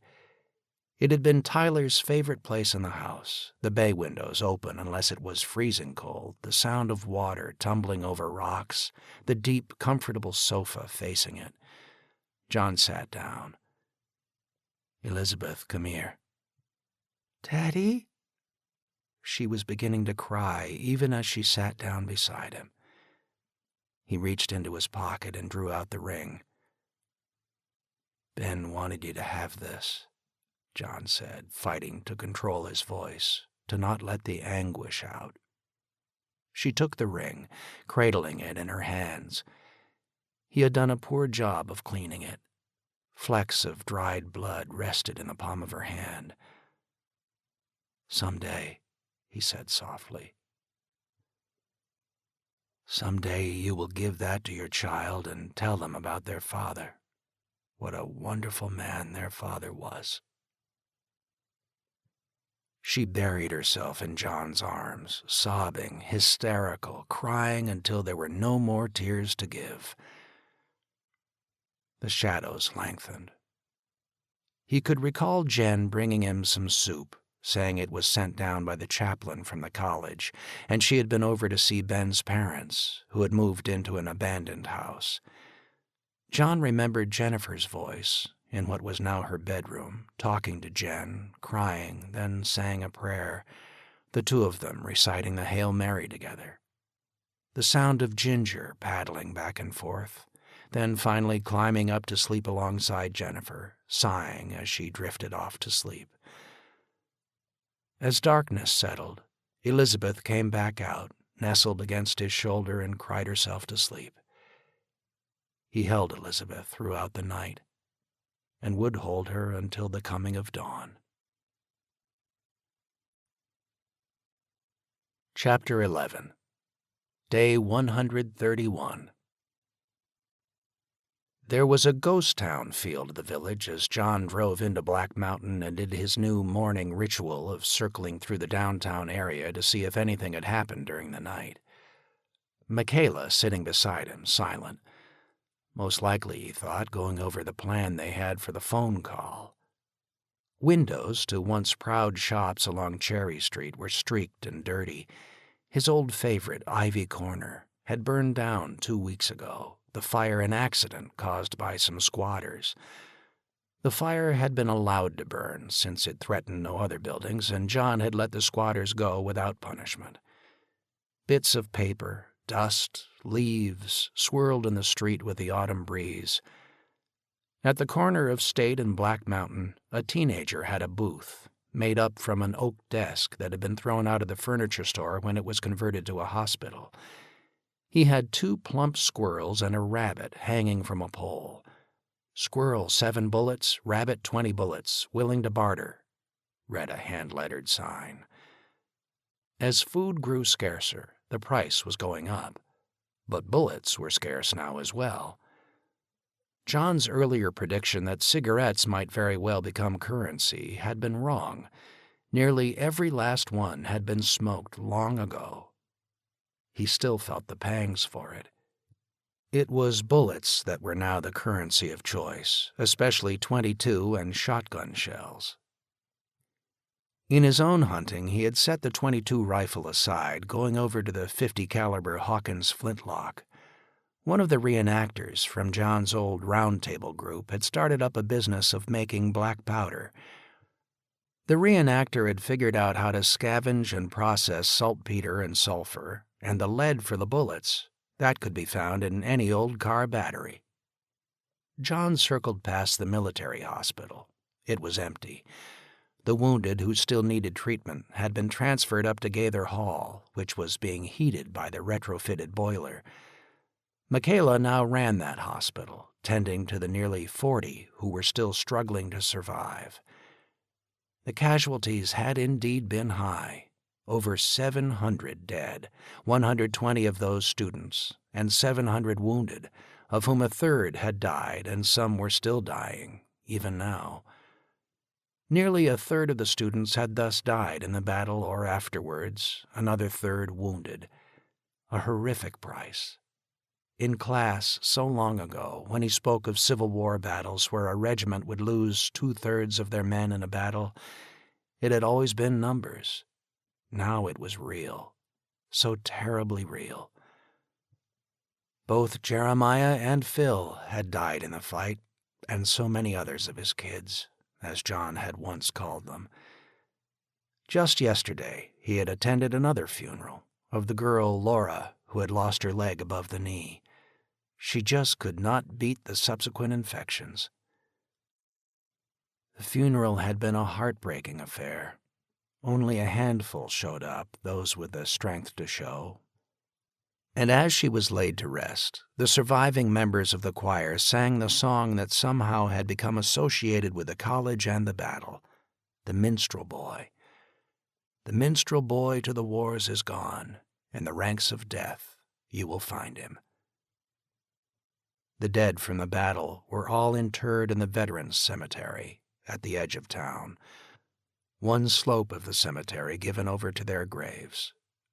There had been talk that someday a monument would be erected to them. Someday. Everyone agreed they needed a special resting place and not just the golf course. There was still the occasional skirmish that needed the militia. A small band of a couple dozen raiders made the trek over the Swannanoa Mountains and hit down along Old Route 9, and a week later, an expedition was led by John down into Old Fort to root out the few remaining members of the posse, most of them wounded, who had somehow escaped. 6 more dead for the college as a result. As for Old Fort itself, barely a civilian was left alive after the treatment the posse had given them. Those of John's troops who were still left were indeed hardened now. Regarding Keller's prediction about another epidemic, he had been right. Days after the battle, what some were now calling the Plague Month began.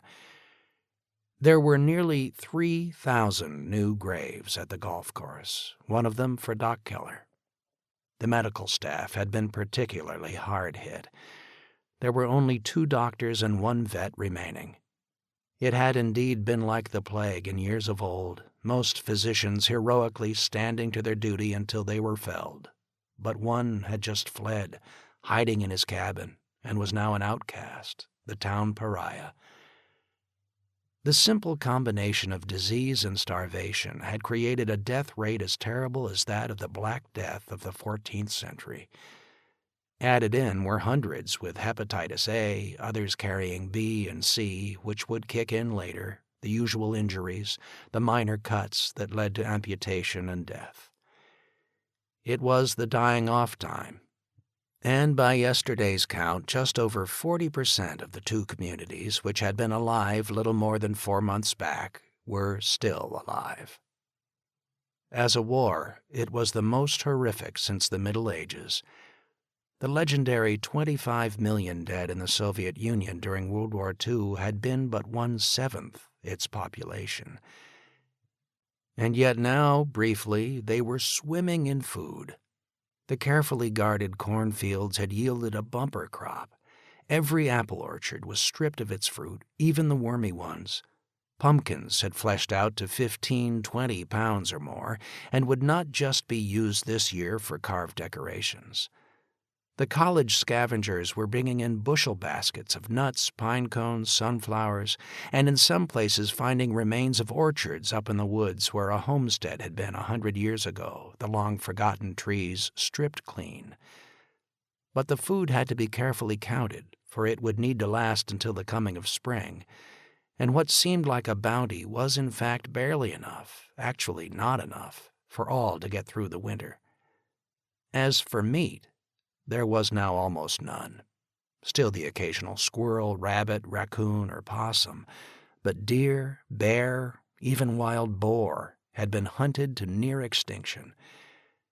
Yet again, the false memories of the supposed life on the frontier or up in the mountains now, that all one needed to do was get a gun, walk for a few hours, and then drag back 100 pounds or more of meat. But when thousands were thinking the same thing, in an area even as extensive as 500 square miles, and hunting season was now 365 days a year, the game was all but gone. Hunting parties from the college were going up into the high mountains for 3 and 4 days at a time, and more often than not coming back empty-handed.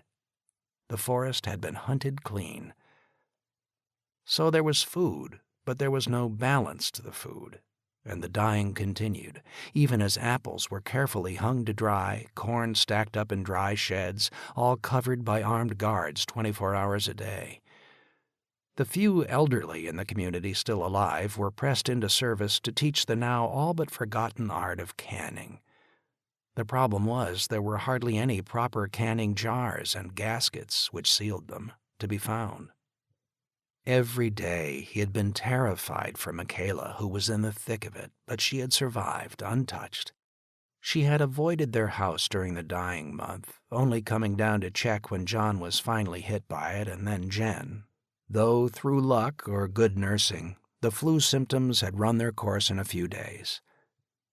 Elizabeth had caught it as well, and John did not feel uncomfortable that, being pregnant, she was entitled to the now very rare antibiotics and additional rations to see her through.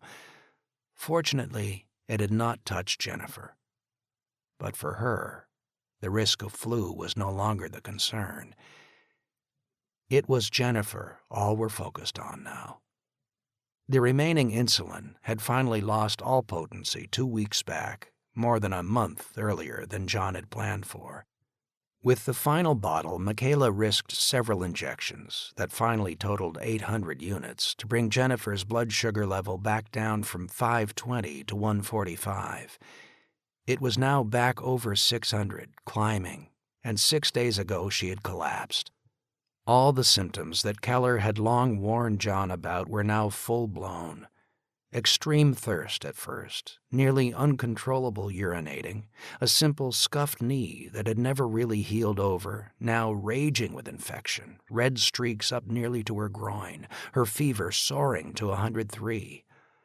Her immune system had failed, kidneys were failing. Her precious little body was shutting down. He knew he should drive up to the Gap to check on the guard there, but that had to wait.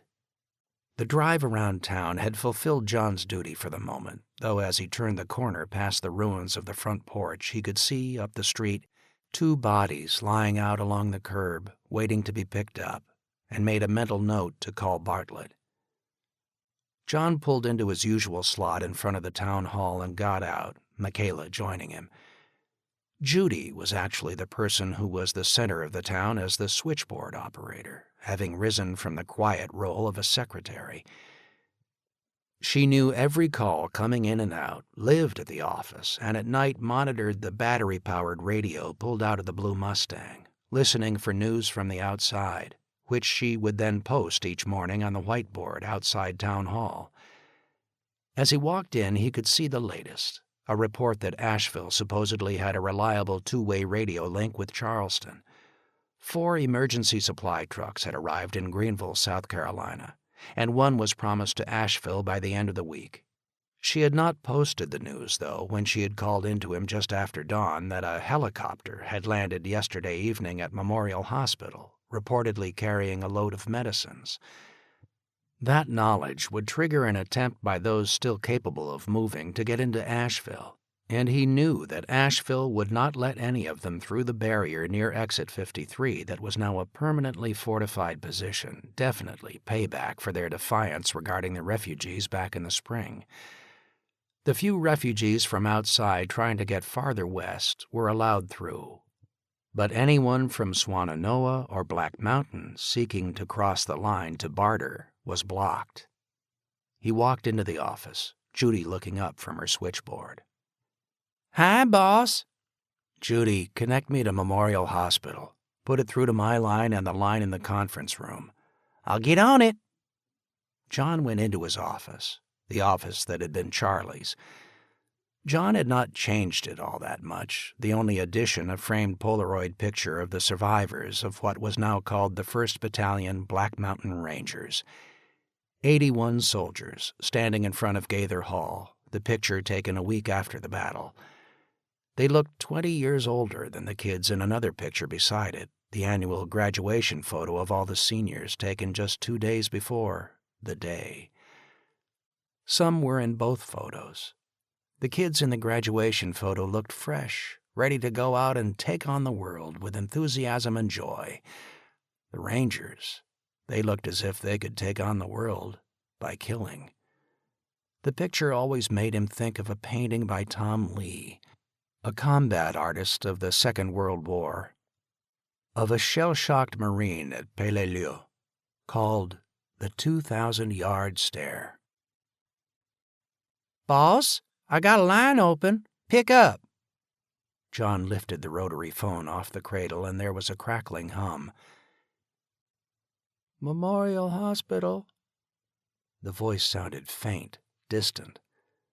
"This is Black Mountain calling," Judy said. "Can you connect a call to the hospital director, Dr. Vance, from Dr. Matheson, Director of Public Safety in Black Mountain?"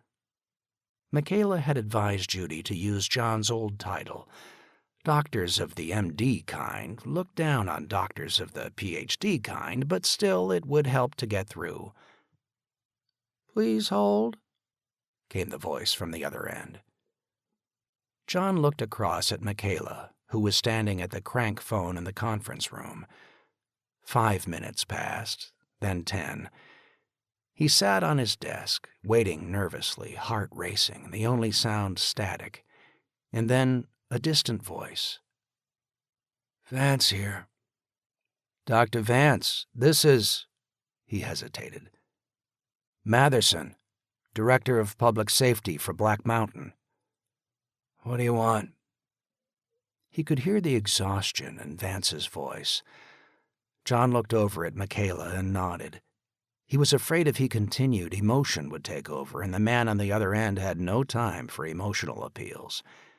John had sat in the same spot now since Charlie's death. Decisions about who got rations and who did not, the condemning to death by execution of 22 people for looting of food. In one night, 15 of them had killed off 2 head of cattle. And, horrifyingly, 1 for cannibalism. Fortunately, he was now able to delegate that terrible deed to someone else. 3 people, 1 from Swannanoa, 1 from Black Mountain, and a professor from the college. John had listened to so many appeals, and always he had to judge based upon what was fair. And fairness was who might be able to make it through to next spring, and who was now triaged off. "Dr. Vance, this is Michaela Turner. I was head RN with the cardiac surgical unit at Overlook in Charlotte. I work directly with Dr. Billings. I'm now head of all emergency treatment here in Black Mountain." That line was carefully prepared by her to create a sense of equality and draw from the tradition of mutual professional respect. "Billings, how is he?" And then a pause, a realization most likely of the absurdity of the question. "Doctor, on the day things went down, I was coming up to Memorial to attend your briefing on the new cauterization method for control of PAT arrhythmia." A pause.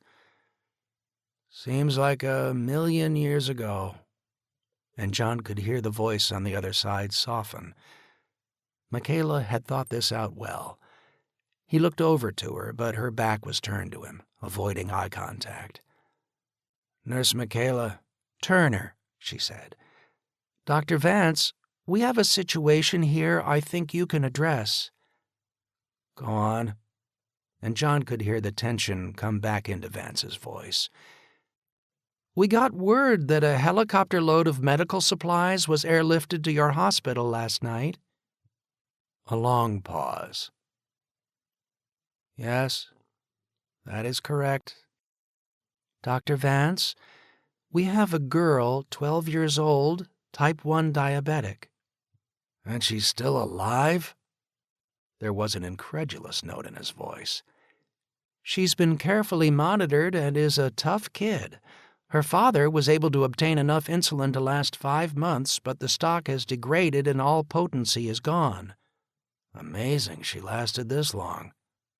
John stiffened, again looking at Michaela the way she was now so clinically talking about Jennifer. "Dr. Vance, was any insulin included in that shipment?" There was a pause. "Was there any insulin?" John asked, cutting back in, his voice tense. "Yes." A pause on the other end. "How long has she been without insulin?" Vance asked. Michaela quickly turned, looked at John, and shook her head. "Last injection 4 days ago." It was a lie. It had been over 2 weeks. Silence on the other end. "Blood count?" 310. Again a lie. It was over twice that now and still climbing. "Dr. Vance?" Michaela asked. "Yes?" "We can send a vehicle to pick up the vial, just 1,000 units. It will save her life." He sighed. And with that sigh, John knew. How many had heard him sigh in the same way before rejecting their tearful appeal for but one more bowl of soup, or the release of but 2 or 3 pills of Cipro, or the few precious Z-Pack antibiotics locked away in a safe. "Save her life for how long?" Vance finally replied. "A month? The insulin received might be all we'll get for several months. It's already been designated for those who can survive on far lower doses than type 1 diabetics need. Dr. Vance, we can have her at the hospital in an hour, just 1 injection to stabilize her. We've heard the road might be open down to Columbia and from there to Charleston. We'll risk driving her down there if you can help us stabilize her."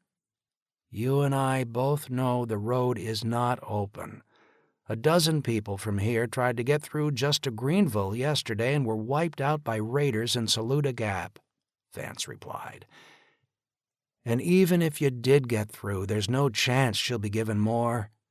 The authorities in Charleston have listed insulin along with a couple hundred other drugs as a priority, meaning to be distributed in extreme need only to those under the age of 45 and over 18 with high probability of survival and the ability to work in some manner.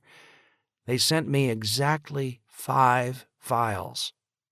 Frustrated, John thought of Don Barber's plane. "Is there a means to fly her out?" John interjected forcefully.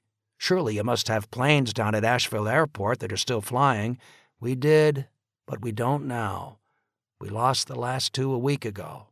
The pilots just took off with their families and disappeared. And even if we did have that means, I'd prioritize 100 other cases first for airlift, even if we had it." Michaela waved for John to shut up, and there was a long pause. A long pause that drifted into nearly a minute of silence. "I'm sorry, but the answer is no. Now, if you'll excuse me," John stood up. "We are talking about my daughter," he shouted. "I suspected that," Vance replied, "and suspect as well that it's been far longer than 4 days since her last injection." "Please, Dr. Vance, please, it's my daughter, just 1 injection." "John, isn't it?" "Yes." "John, like I said, they sent up 5 vials. I've got 2 kids in this hospital now who have standard childhood diabetes and are barely hanging on, but God forgive me, I'm withholding the medicine even from them, because I've got nearly 30 adults with varying degrees of diabetes that can survive a lot longer with just a low dose. I might need this stock for the rest of the year to try and save some that can be saved. Please, for God's sake." "John, please listen. One injection for your daughter will not change the final diagnosis. It will simply postpone the inevitable." "My God," he said wearily, "do you think I want to tell you this? John, I have enough anesthesia for maybe 20 operations, and we need hundreds. Painkillers, even just some damn aspirin." His voice trailed off. Michaela was waving John off, signaling him to be quiet. "Dr. Vance, Michaela here. I've been treating this girl since all this started. She's a tough kid, a survivor. We can save her life." "For how long?" Vance replied, and now his voice was getting cold. "Type 1 diabetics. 100 years ago, they died within weeks after pancreatic shut down. That's the world we are back in now, maybe for years to come." Again a pause. "Nurse Turner, you understand triage as well as I do." "Triage!" John shouted. "You are talking about my daughter, goddammit! You will not triage her off!" "Sir, I am sorry for you. I truly am." "Damn you! Listen to me. I can mobilize 100 well-trained infantry, and by God, we will be there in an hour, and by God, you will give me that insulin, and if need be, I'll blow up the water main to your damn town." A long silence. "Are you listening to yourself?" Vance said. "Would you really do that?" "Yes!" "I don't think so, John. I've heard a lot about you, John. You are not the type to get innocent people killed if you try that stunt. And if you do, the Asheville militia will meet you at exit 53, and this hospital is cordoned with troops as well. If you blow the main, thousands of innocent people will suffer. I'm sorry for you, sir." "God save us, I'm sorry for all of us. Sorry for those who could have prevented this and now must carry that on their souls." His voice trailed off, breaking into a muffled sob. "Goodbye." The line clicked off. "No!" John swung the phone around, tearing the wire connection out. Filled with impotent rage, he held the phone and then flung it against the wall. "John, please." Michaela was in the room, tears streaming down her face. "Damn all of this! Damn this country! Damn all of this!" And he collapsed into his chair, sobbing. "Come on, John. Let's go home. She needs us there." He finally stood up. In the hallway, Judy was standing by the switchboard. She had heard every word and was silently weeping. Tom, gaunt, face pale, was silent, standing in the hallway beside Judy, looking at him. "John, I'm willing to go up there and try and get it for you," Tom said softly. Michaela shook her head. "No, Tom, we're going home. Can you see to things the next few days?" "Sure." "Judy, hold any calls to the house?" Michaela drove John home. As they passed through the guard post, manned as always by 2 students, John said nothing, acknowledging nothing, the students watching him, eyes wide, as he and Michaela drove through, for they could see he was crying. Jen was outside the house as they pulled up, Michaela helping John to get out. She didn't need to be told. "How is she?" Michaela asked. "Drifting in and out. Breath is fruity smelling like you said it would be. She's no longer urinating. I can't get water into her." "John," it was Michaela, hands grasping him tight, "you have to do this now. I want you to go in there as if everything is fine. She is not to know you are afraid. If she asks about medicine, tell her it's coming shortly. She cannot know you are afraid." He nodded. "You ready?" "Yes." He walked up the front steps and opened the door, then paused. "Hail Mary, full of grace," he started to whisper, the prayer going silent as he stepped into the house. The alcove that faced towards the creek had been converted into the sick room, A bed set up, raised up higher with books underneath so Jennifer could see out the window, watch the creek and the bird feeder. Elizabeth had finally stirred out of her shock as this crisis came, and had spent several hours cracking pine cones, gathering handfuls of the precious seeds to fill the feeder, and keeping by Jennifer's bedside, reading to her. Ginger, now nothing but skin and bones, barely able to walk, had crawled up onto the foot of the bed. Jennifer turned and looked towards him. "Daddy?" "Here, my pumpkin." He came over and sat by the bed. She was clutching Rabs tight, and arrayed on the far side of the bed were the 3 Beanie Babies she had snatched as they evacuated the now-lost home, one of them Patriot Bear, the gift for her 12th birthday. "Will I get well?" "Sure, sweetheart. You'll be up and running in no time. Michaela and I ordered some medicine, and it will be here soon." He was afraid to look up at Michaela, who he knew was standing in the doorway. If they made eye contact, he feared he'd break. Jennifer turned away, features pale. "You're lying, Daddy. You never could lie to me." "No, honey, it's the truth. You'll soon feel well." She said nothing, just looking at him. "Sweetie, would you like me to read to you?" Head turned away, she nodded. He stood up, scanning the bookshelf, and saw 2 books, and his heart filled. Both had obviously belonged to Mary, one from early childhood. He opened them. Inside one was inscribed, "Merry Christmas, sweetheart, 1976. The second had, in a childish scrawl in pink crayon, "My book, Mary." He set the second book to one side, returned to Jennifer's bed, opened the first, and started to read. "When Mr. Bilbo Baggins of Bag End," and then he stopped. No, not this one. She had seen the movies when they had first come out and was young enough then that it had frightened her. He put The Lord of the Rings aside and picked up the second book. It had been Mary's favorite as a child, and it was why Rabs, now nestled in Jennifer's arms, was named Rabs.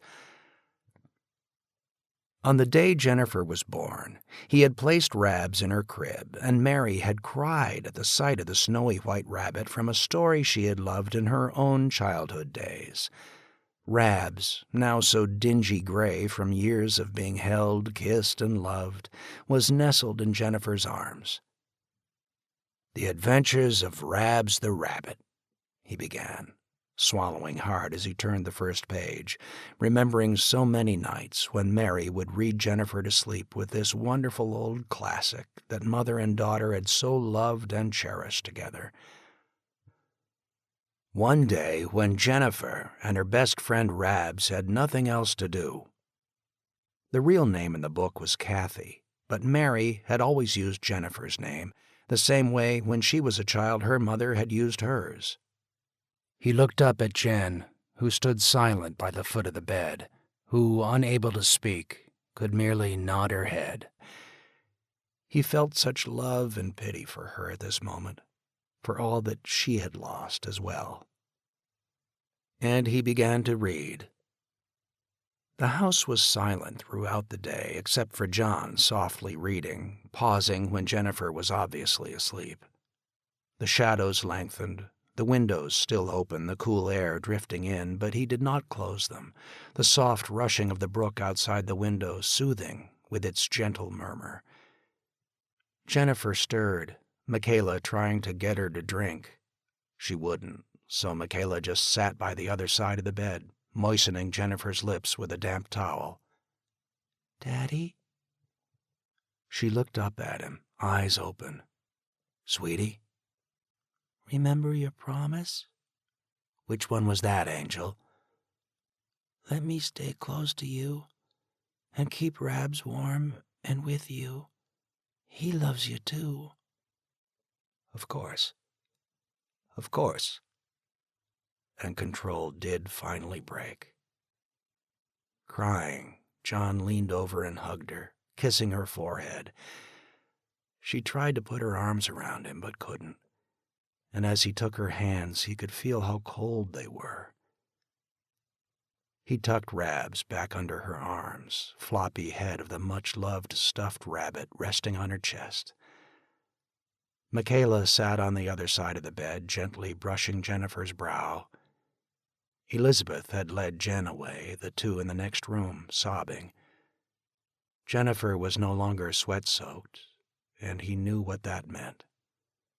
Michaela slowly let her hand drift to Jennifer's throat, felt the pulse, and looked over at John.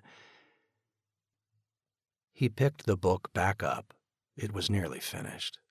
And he continued to read, turning the page with one hand, holding Jennifer's hand with the other. He could feel her hand getting colder, and he read now, almost in a fast monotone, turning the pages, and then reached the last one. And so Rabs, nestled in Jennifer's arms, watched as she went to sleep. "Some day you will be all grown up," Rabs whispered to her, "but I will love you forever. And far, far away we will play again some day. Sleep tight, Jennifer, and I will see you in the morning." "John?" Michaela whispered. He couldn't speak. "John, she's gone." He knew. He had felt her slip away before he had turned the last page. She was buried in the garden, her grave near the bay window, very close by to him, as promised. At night time, Rabs rested on the windowsill inside the house, keeping vigilant watch. He had spent a fair part of the day outside, just sitting by her grave, holding Rabs, talking to Jennifer as if she were sitting before him, again his little girl of 5. The fur on Rabs still not completely worn off, as it now was, Ginger, barely able to move, lying by his side. It was towards evening, and Michaela came to sit by him. "I'm worried about Elizabeth," she said. "She needs to eat." "There's nothing to eat," John replied, "other than the rations at the college." "John, she's in her 3rd month. It's crucial now, perhaps the most crucial month of all. The rations are mostly carbs. She needs protein, meat, as much as we can force into her." Michaela fell silent, leaning against his shoulder, and he knew what she was saying. It was not a hard decision at all now. Not hard at all. He went into the house and came out a minute later carrying the .22 pistol. He handed Rabs to her. Ginger was lying by Jennifer's grave, as if keeping watch. He knelt down and picked Ginger up. She was so light. "Come along," he whispered. "You can still save a life, my dear friend. And besides, Jennifer wants to play with you again." How doth the city sit solitary that was full of people? How is she become as a widow, she that was great among the nations and princess among the provinces? How is she become tributary? Book of Lamentations, Chapter 1, Verse 1. Chapter 12. Day 365. The phone ringing by his bedside woke him up, the light streaming through the window. It was just about dawn. He could hear crying in the next room, little Ben, Elizabeth shushing him. John picked up the phone. It was Judy, and he listened, finally sitting up. "I'll be down there as quickly as possible." Michaela was snuggled up by his side, half awake. "Come on, love, get up now." "What?" She opened her eyes and looked around. "Not even dawn yet." "Up. We gotta get into town, all of us." He pulled on the old stiff trousers lying by the side of the bed and rubbed his chin, suddenly wondering if he should shave. Absurd. He had not shaved in more than 6 months. It had been warm enough a week ago for all of them to have a bath. He had built a roaring fire, scooped water from the creek to heat, and then filled what had once been a small outdoor fish pond. By the time the girls and the baby had finished, The water was a dark, scummy gray, but John didn't care. The first, at least tepid bath since late autumn. The following day, Michaela and Jen had scrubbed clothes along the bank of the creek the old-fashioned way, a flat rock and an antique scrub board scrounged out of the basement. All had walked up to the college that evening for an actual spring dinner feast. 140 of the surviving students, Reverend Abel offering a service in the chapel of the Prodigal, the choir putting on a musical performance, and then what was supposed to be a one-act comedy about someone finding a television that still worked. It had fallen rather flat, too painful, though the audience did laugh politely. Ben had, of course, been passed from girl to girl, and for more than a few it was practice. The autumn and winter had resulted in more than a few pregnancies and rather quick marriages by Reverend Abel.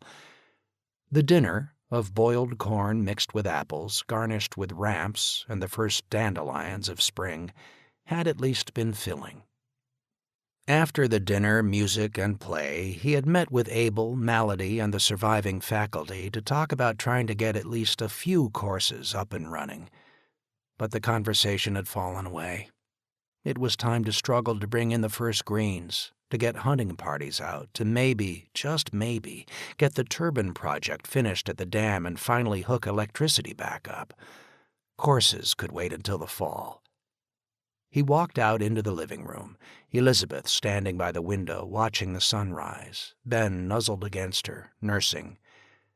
She did so look like her mother as she looked over her shoulder and smiled at him contentedly, that Madonna-like face all new mothers have when nursing a child. "Morning, Daddy." "How is he this morning?" "Hungry, little devil." "Get something on a little more presentable than that old bathrobe. You're going into town with me now." "Why?" "Just do it. Wake up Jen and tell her to get moving as well." He walked outside. The air was chilled, the sky overhead clear. The trees were really leafing out now, though farther up the slope of the mountains it was still winter and Mitchell was still snow-capped. Strange. A year ago today. Precisely a year ago. He walked round the side of the house and saw a fresh tulip beginning to blossom. He snapped it off and placed it on Jennifer's grave. "Good morning, my little angel," he whispered, and looked back to the window where Rab sat gazing down protectively. Next to her grave was another, smaller. Very little had been buried there, but he felt he owed Ginger that for her sacrifice. Elizabeth had found a faded ceramic dog and placed it there for Ginger shortly after Ben was born. "Dad, what is it?" Elizabeth was outside holding Ben. "Just get in the car." The old Edsel, the miracle machine, was still running, though just barely, the rings going. He turned it over and it revved to life, black exhaust blowing out.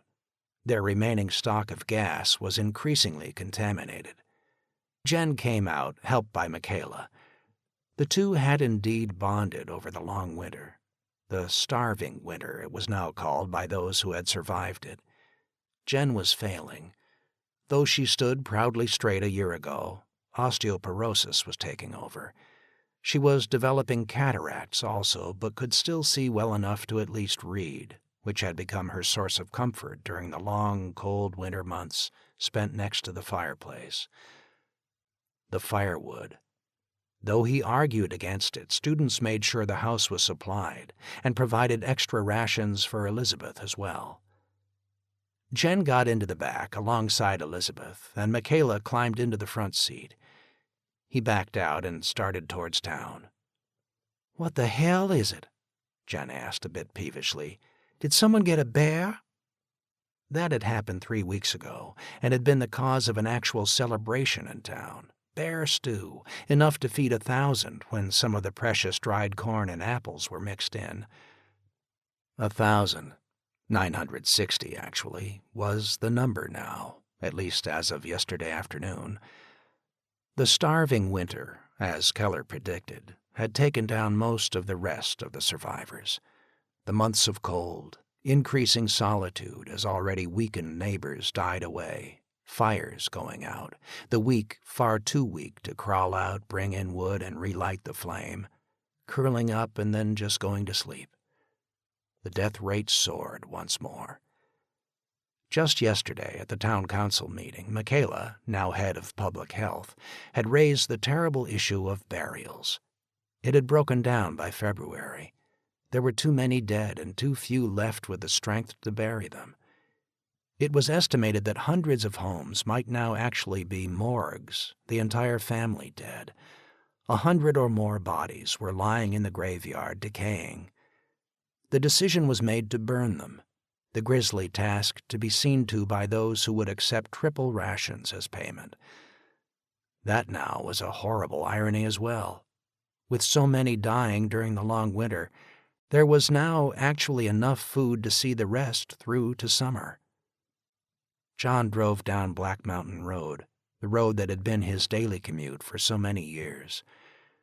There was no longer a guard at the gate, too few left to man it, along with the outposts and barricades. At the intersection to Flat Creek Road, he had to take a turnoff. The ice storm of 2 months ago had dropped dozens of trees in the town, the next block still impassable. There was no one with the strength to clear the trees. The 1st Battalion did still have strength, but he had kept them strictly to other tasks, to be the army, guarding the passes throughout the winter and guarding the food supplies.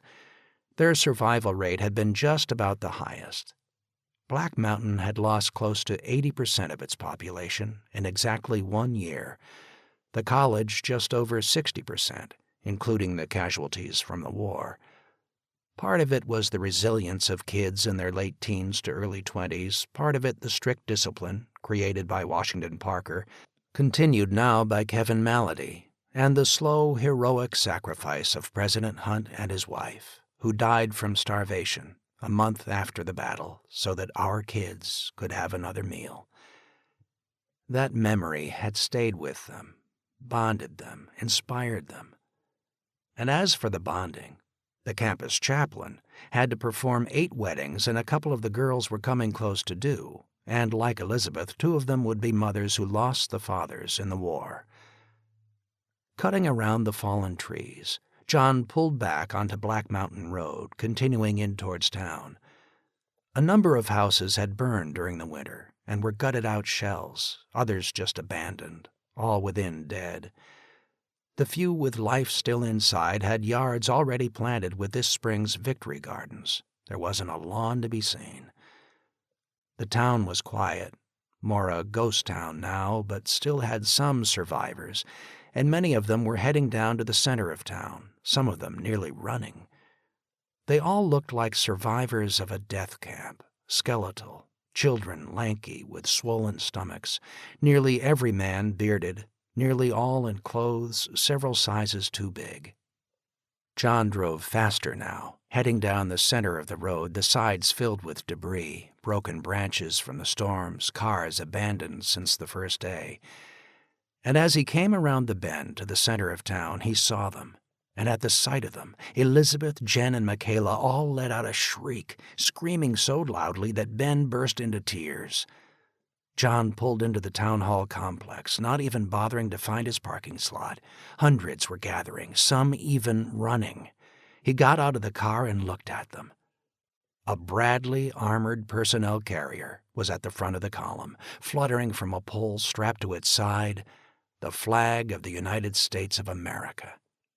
Behind the Bradley was a column that stretched back down the road for several hundred yards, Humvees, a couple of dozen trucks, 5 18-wheelers, another Bradley, most all of them painted desert camo, all of them flying American flags. "Here he is!" someone shouted, pointing towards John. The cry was picked up, the people of his town parting as he slowly approached, eyes clouded with tears as he gazed up at the flag.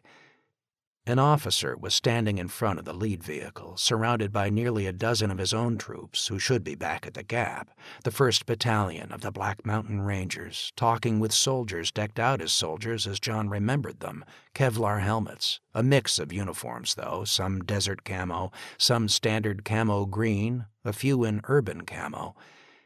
And yet it was his kids, His soldiers, who looked to be the tougher of the two groups, lean, hawk-faced, eyes dark and hollow, weapons slung casually, the regular infantry obviously a bit in awe of them, especially the girls, who seemed as tough as the guys they were with.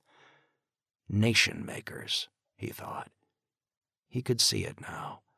His former students, like the soldiers in the Howard Pyle painting, ragged, half-starved, and yet filled with grim determination unlike anything seen in America in over 200 years. The lead officer next to the Bradley, John could see the star clipped to his lapels, was actually in his dress uniform, as if to distinguish him, to make him stand out clearly. "Here's Colonel Matheson!" And at his approach, the soldiers of his own militia came to attention and presented arms. And to his shock, the GIs standing around them with all sincerity came to attention and saluted. The crowd surrounding them fell silent. John slowed, stopped, looking at the one-star general, came to attention, and saluted. "Colonel John Matheson," he said. The general returned the salute, broke into a grin, and came forward, hand extended, grabbing John's, shaking it. "I know you, Matheson. Attended your lectures at Carlisle and did the staff ride with you to Gettysburg. Your lecture on Lee as operational commander at 2nd Manassas was brilliant. That was back in the 90s. A wild cheer went up, as if this simple handshake was the reuniting with the old world.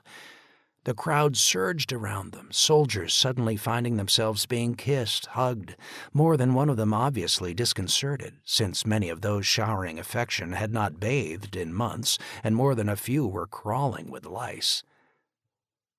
John smiled, looked at the general, the face vaguely familiar, but could not place the name. Finally, looking down at the nameplate. Wright.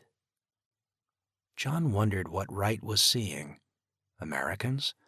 Or starved skeletal survivors, the type of survivors that America had seen all around the world for nearly 70 years, had offered generous help to, but never dreamed would finally come to their own land. "This column is heading to Asheville. I'm to take over as military governor of Western North Carolina until such time as civilian authority is reestablished, but I wanted to stop here first." The cheering crowd did not hear him, but John did. "You're not staying?" "Headquarters will be in Asheville, but yes, we are staying in the region." A sergeant standing atop the Bradley held up a microphone and clicked it. "May I have your attention, please?" Everyone fell silent, looking up at him with awe. It was the first voice amplified by a loudspeaker that they had heard in a year. "Excuse me," Wright said, and he climbed aboard the Bradley, the sergeant extending a hand to pull him up. "My name is General Wright. I am an officer in the Army of the United States of America, and we are here to reunite you with your country." The cheering lasted for several minutes. Michaela was up by John's side, hugging him. Many were crying. And then spontaneously, one of the militia girls, a member of the school choir, began to sing, "Oh, say, can you see by the dawn's early light?" Within seconds, it was picked up by all, and all wept, even as they sang. The general stood with head lowered, and there was no acting as he brushed the tears from his face. "I have been assigned to be military governor of the region of Western North Carolina. My headquarters will be established by the end of the day." "You're not leaving us?" someone cried. "No, of course not. I'm asking you now to move to the rear of this column and please line up patiently. Each of you will then receive 3 rations, what the Army calls meals ready to eat." Another wild cheer. "We have a medical team with us who will try and lend a hand with any serious cases of the moment. All children, expectant mothers, and mothers of infants will also receive a 3-month supply of vitamins." Vitamins, John thought. My God, so American. Something good from a small bottle. It lifted him even more than the food. Elizabeth had come through her time, but just barely. The vitamins for her and the baby would be lifesavers.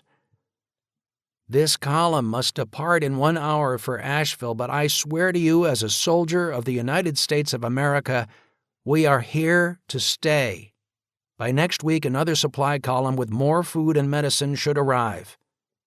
He handed the microphone back to the sergeant and jumped down, returning to John, while the sergeant started to direct the crowd to move, the troops with him helping. John watched them go, a medic already up to Elizabeth, stopping her, looking at her and the baby.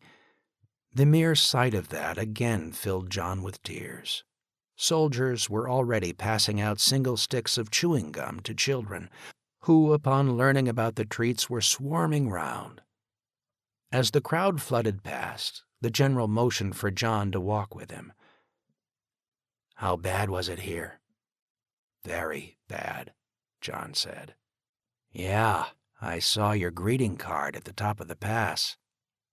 John suddenly felt embarrassed. The corpse of the posse leader had hung there throughout the winter, bones picked clean in a matter of days by crows. Part of the skeleton still dangled there. The ravine below had been a feasting place for scavengers for weeks, nearly 1,000 bodies dumped there. "We followed the wreckage of their trail clear from Statesville to here. You did a hell of a job wiping them out. I saw the ashes of the fire on both sides of the interstate. It burned clear down to Old Fort, or what was Old Fort. You did that to trap them." John nodded. "Good plan, Colonel." "History teaches something at times." "How many survivors here? One of the first things we'll need done is an accurate census, then ration cards will be issued out." "I already have cards issued." Wright smiled. "These will be for federal rations." "Right." And John nodded, wondering if he was suddenly feeling a resentment that he had just lost control after so many painful months of struggling to keep his town alive. "What percentage survived here?"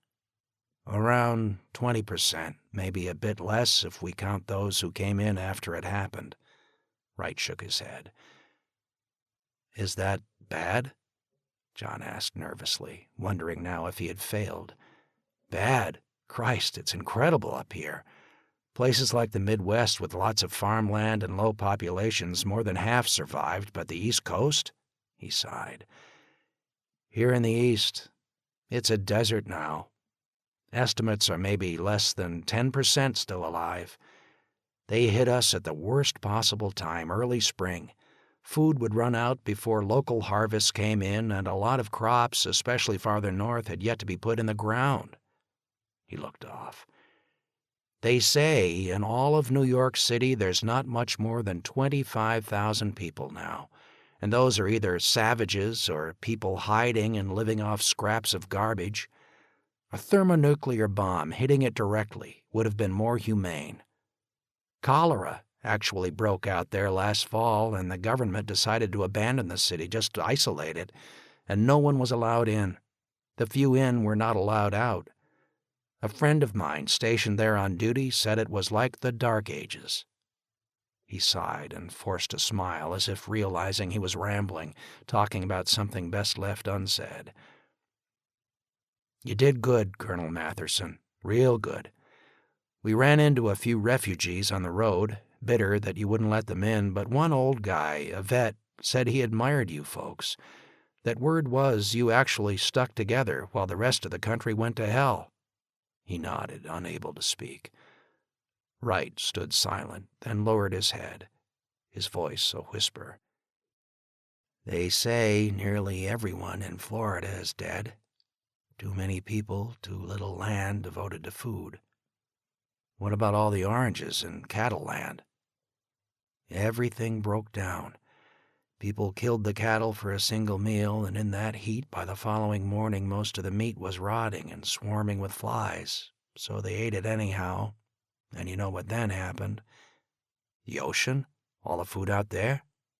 "Incredible as it sounds, pirates made it all but impossible for any kind of serious fishing.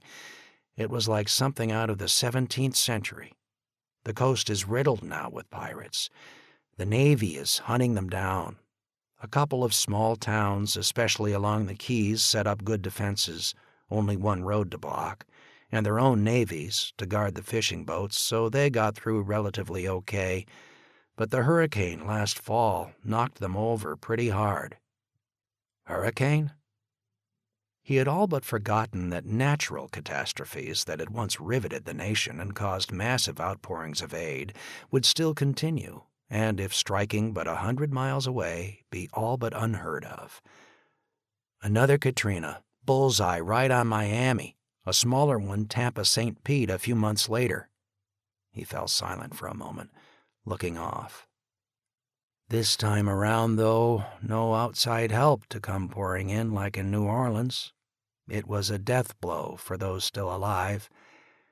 Add in the heat without AC. Few houses down there today were designed for living without AC. Add in 20% of the population as elderly, so many dying in the first days that they say that in some of the retirement towns, the dead carpeted the streets. Again, like something out of the plagues of old. Disease just exploded in that climate. That's what killed most of them before starvation even set in. Food poisoning, heat exhaustion, bad water or no water, then malaria, West Nile. They say typhoid and dysentery ran rampant in the Miami area, even reports of bubonic plague. He paused. Cannibalism, even, like your posse types. But also a lot of people driven mad with hunger. Cults sprang up, one damn near like the Aztecs, into human sacrifices to atone for the wrath of the earth spirits. Others some weird play on the Last Supper and communion, that this was now God's will and it was okay to eat the dead. Others, well, just wackos. John sighed. The Prozac Nation on withdrawal, he thought, remembering Keller's warning. The only ones left there now, the barbarians, and a few small communities with good tactical positions like yours, and a good leader like you. There was something about the way the general spoke that caught John. Why was he focusing on Florida? John looked at him, felt he shouldn't, but had to ask. Sir, your family, are they okay? The general looked back at him, eyes bright. I was with Central Asian Command. You know our stateside command is in Tampa St. Pete. I shipped over to Iraq a month before we got hit. He sighed. Wife, 3 kids, daughter-in-law, and 2 grandkids lived in St. Pete. I haven't heard a word since it happened. I'm sorry, sir. Yeah, we are all sorry now. John could not speak. Voice of America never said anything about that. The general shook his head. Did you think we'd actually tell you the truth? He sighed. John bristled. So what the hell is the truth? We had our asses handed to us, that's the truth. Just several bombs, and we had our asses handed to us. With luck, there might be 30 million people still alive in what was the United States. What do you mean, was? The general shook his head. Course you wouldn't know. We're not talking about it on Voice of America.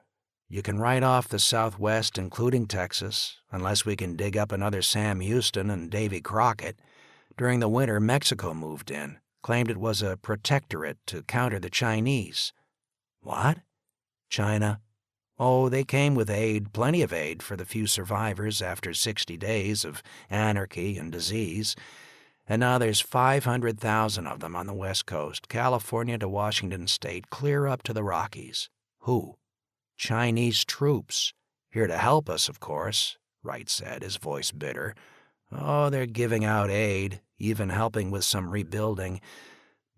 But there's no sign they ever planned to leave. So it was them? The general shrugged. We'll never know, most likely. What? John, 3 missiles total. One launched from a container ship out in the Gulf of Mexico and burst over Kansas, Utah, and Ohio. The cargo ship, Typical, had Liberian registry and had docked at half a dozen places, including Oman. We think the weapons might have been loaded aboard there, a medium-range missile capped with a nuke inside an oversized container. That ship, by the way, blew up right after the launch. No one survived, so it fits the terrorist model. Another over Russia, launched from another container ship from near Iceland. Same scenario, the ship blew up right after the launch. We don't know why over Russia rather than over Central Europe. Maybe its guidance was screwy, but that did mean England and parts of Spain were spared. Last one burst lower, but still high enough to knock out Japan and Korea. Some say it was China, others North Korea, which, by the way, is now a glowing slag heap. Others the terrorist cells, others Iran, a fair part of that glowing as well. Maybe it was all of them. Maybe it was none of them. Maybe it doesn't matter now. They did it, and they won. What do you mean, won? Damn it, Voice of America kept saying we were winning. Sure, there's a lot of rubble heaps around the world where once there were cities, us lashing out, maybe rightly, maybe just blindly.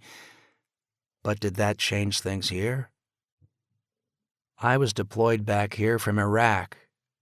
The entire Navy is here as well, on the East Coast at least. Nearly all our overseas military is now back here trying to sort things out, rebuild, and defend what's left. John, I saw Baltimore and Washington burning in the night, the smoke a pillar visible 100 miles away. And he spoke now in almost a monotone. My God, it was like something out of the Bible. It was medieval. Washington. And for the first time in months, John thought of Bob Scales at the Pentagon. Remember General Scales, commandant of the War College while you were there? Wright nodded his head. The bastard's lucky enough to be assigned the government emergency relocation sites. Some of them got out, the rest... Well, Washington, like I said, turned medieval. I don't know what happened to your friend. I'm sorry, but he's most likely gone, unless he was assigned to the bunkers out in Maryland and West Virginia. Wright looked off again. There's a cult that has taken over parts of 3 states in the Rockies. Their leader claims he's the Messiah, and when the world is saved, all the lights will come back on, and tens of thousands now follow him. The posse you faced? There's one like it 10,000 strong that still rules Pittsburgh and raids 100 miles out in every direction. We're getting set to stamp it out, but it will be as bad as anything we faced in Iraq several years back. And my God, these were once our own people. I lost 8, killed wiping out a nest of them in the ruins of High Point 3 days ago. Oh, we might have gotten even, John. But America, a world power, they won. We're finished. We've retreated from around the world trying to save what's left, and for those that hated us, that's victory, even if we flattened their country in retaliation. And John, frankly, we might never know who really did it to start with. There were no red meatballs, swastikas, or red stars on planes dropping bombs this time. Just 3 missiles launched from freighters out in the ocean, which then were blown up. My God, there's maybe 250 million dead in America alone, as bad, maybe worse than any Dr. Strangelove nightmares we talked about during the Cold War. We were so damn vulnerable, and no one did the right things to prepare or prevent it. We're back 150 years. No, not 150 years, John sighed. Make it more like 500. People alive in 1860, they knew how to live in that time. They had the infrastructure. We don't. Turn off the lights, stop the toilets from getting water to flush, empty the pharmacy, turn off the television to tell us what to do. He shook his head. We were like sheep for the slaughter then. The general reached into his breast pocket and pulled out a pack of cigarettes. They were English, Dunhills. Wright offered the pack, and John fought hard, then remembered the last one he had smoked. "I quit." "I haven't," and the general lit up. He blew the smoke out, and though it smelled so good to John, he didn't ask. He thought of Jennifer, who always nagged him about it. No, don't think of that, he realized. "I have to get this column moving, John.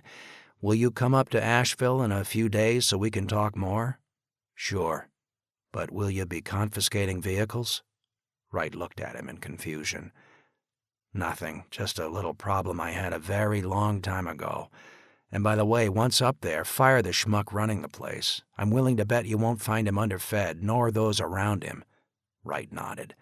"And for God's sake, get the hospital open to the community again. I just wish you'd gotten here 7 months ago." He couldn't speak. "Who?" "My daughter." "I understand." John looked into Wright's eyes and could see that indeed this man did understand, torn by a worse agony almost. Jennifer slept in John's backyard. Wright would most likely never know what happened to his family, and therefore could only imagine the worst. Another thing about Americans Lost, John realized. We always knew where those we loved were, and if they were lost in a war, we had a nation that would spend millions just to bring a fragment of a body back. There were over 200 million bodies now, and no one could even spare the time now to name them. Wright turned away from him for a moment. "I'll leave a supply of MREs in your town hall so you can get them out to those not here," he finally said, looking back. "Thank you. I'll leave one medic as well with some supplies. We have some antibiotics, the vitamins, of course, painkillers. He can set up sick call once the column is left." "Insulin?" John asked coldly. "No, why? Diabetics? They're all dead now anyhow." And then Wright froze. "I'm sorry, John." He could only nod. They shook hands, and Wright started to turn away. "General?" He looked back. "Is this for real?" "What?" "I mean this, today. Or is it nothing more than a flash in the pan? You'll stay a while, but things will continue to break down, collapsing in, and then it's just the end. The old line, this is the way the world will end, not with a bang but a whimper." Wright hesitated. "My friend, I don't know. All our elaborate plans, all our dreams, I no longer know." The general turned and went back to the Bradley. Its engine fired up, troopers returning to their vehicles, engines turning over, except for the last of the tractor-trailers where rations were still being passed out. The column started to roll forward, and John watched as the flag snapping above the Bradley passed by. Instinctively, he came to attention and saluted. Civilians placing their hands over their hearts, his militia presenting arms again, more than a few crying at the sight of it. 50 stars, he thought. Will we ever be as we once were? And the voice within whispered the terrible truth. He took Michaela's hand, looked down at her, and smiled as if to reassure, and she smiled back as if to reassure, and each could sense the lie in the other. "Look at this, Dad!" It was Elizabeth, clutching 2 bottles of vitamins, a canvas bag, military, slung over her shoulder. "Some guy kissed Ben, said Ben reminded him of his own son. The poor guy just cried and kept hugging Ben, then gave me a dozen rations. They're in the bag. They even gave me a 5-pound can of formula for Ben. It's over, Dad. It's really over." "Of course it is, sweetheart," he said, smiling. In her joy, she looked again to be like a child. "Let's go home." and they walked back to their car, drove home, the girls going inside, Elizabeth laughing with excitement. He went into the house, picked up Rabs, then went outside to sit by Jennifer's grave. The world had changed forever. The America they knew, never to return. It is not a matter of if, it is a matter of when. General Eugene Habiger, United States Air Force, retired. Former Commander-in-Chief, U.S. Strategic Command, May 2002. Afterword. Electromagnetic pulse, a bolt from the gray. The fall of the Berlin Wall and collapse of the Soviet Union marked a distinct turning point in my Navy career. The Boeing E-6 Strategic Nuclear Command and Control aircraft I flew would no longer fly continuous airborne alert postured for a bolt-from-the-blue nuclear attack. I continue to hope that if military anthropologists ever decide to study pre-Cold War hunter-gatherer groups, my rather unspectacular career will be noted for only two significant statistics: no aircraft lost and no nuclear holocaust on my watch. Growing up in Los Alamos, New Mexico, I was captivated by the subject of nuclear war, and somehow it became my career path. I leapt at the chance to tour the Nevada test site as an ensign. As I took in the images of a nuclear ghost town and the enormous crater left by the Sedan event, measuring nearly a quarter of a mile across and deeper than a football field, the tremendous destructiveness of nuclear weapons became real for me. I would devote much of my life to balancing the day-to-day duties of standing ready to fight a strategic nuclear war with the angst of the anticipated aftermath, devouring all I could on the subject. I read Pat Frank's classic apocalyptic 1959 novel, Alas, Babylon, and was encouraged by man's defiance of annihilation and ability to cope in a post-attack nuclear world.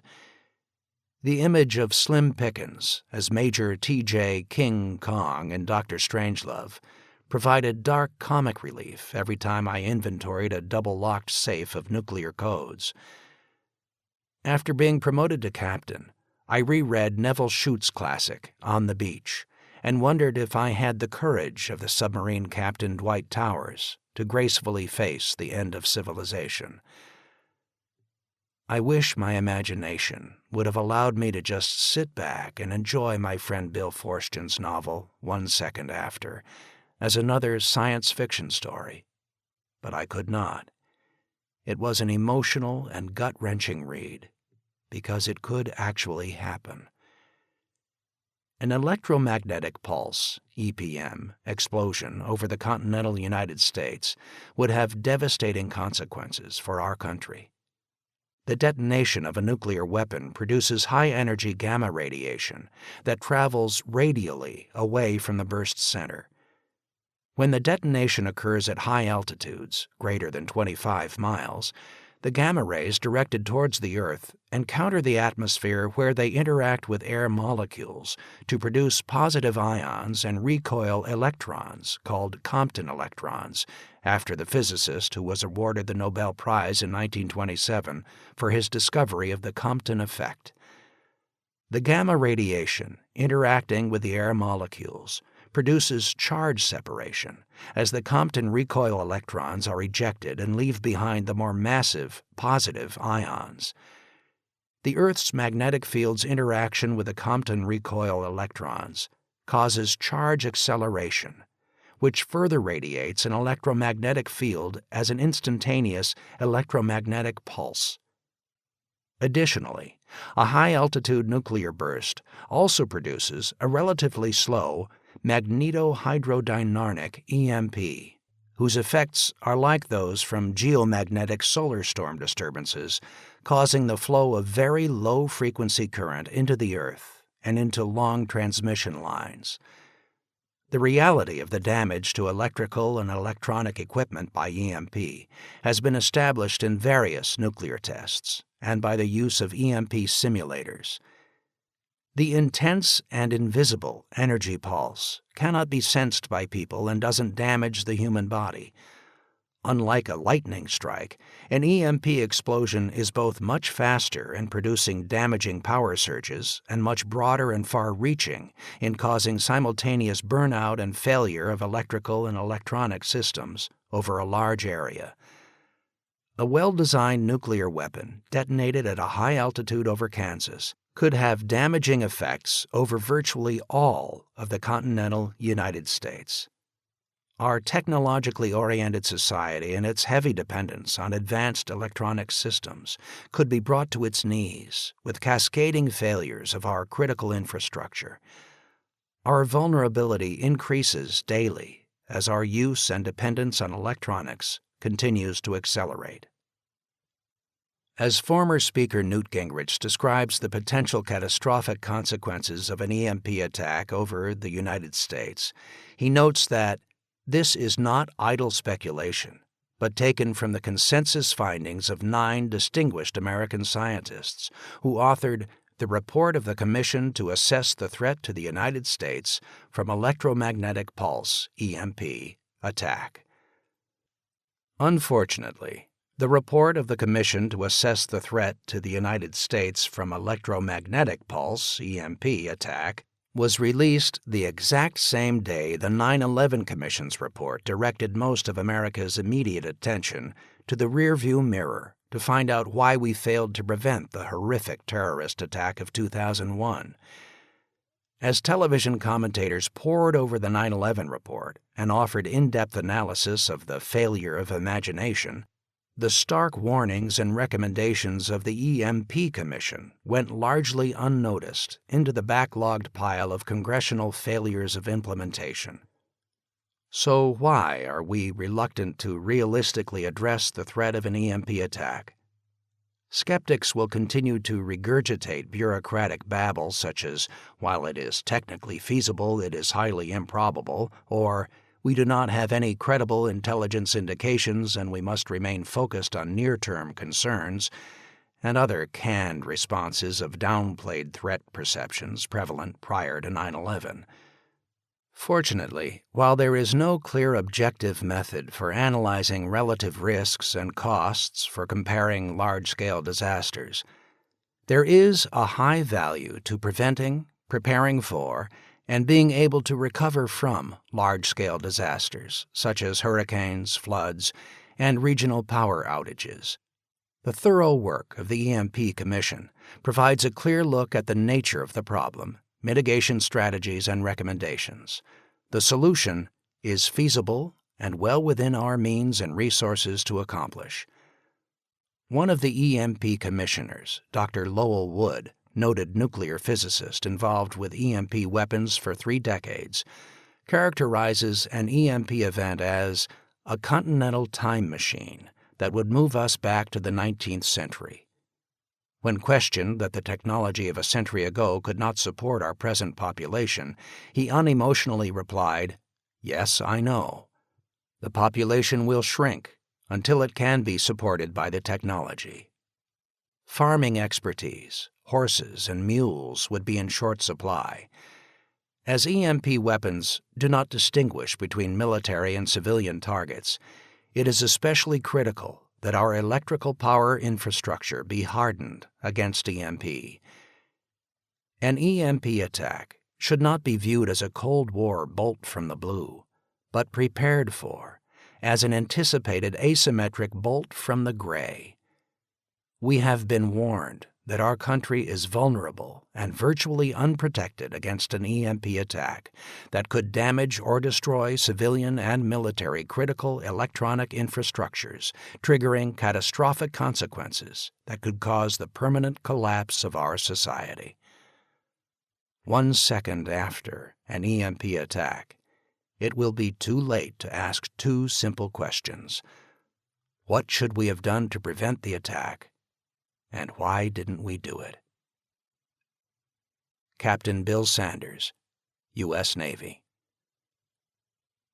The views expressed in this essay are solely those of the author and do not reflect the official policy or position of the Department of Defense or the U.S. government.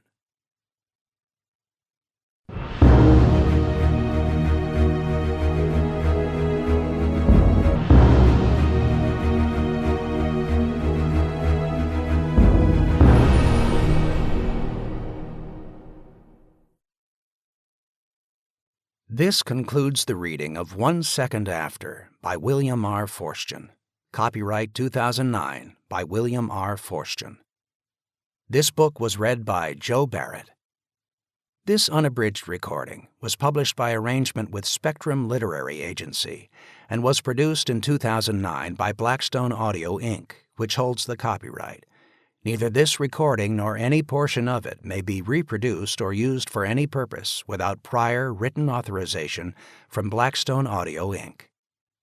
If you would like to obtain a complete catalog of our titles or our monthly update telling you about new releases and our new collection of books on CD and MP3 CD, call 1-800-SAY-BOOK. That's 1-800-729-2665. You may also obtain the same information from our award-winning website. Our address, all one word, is www.blackstoneaudio.com. Thank you.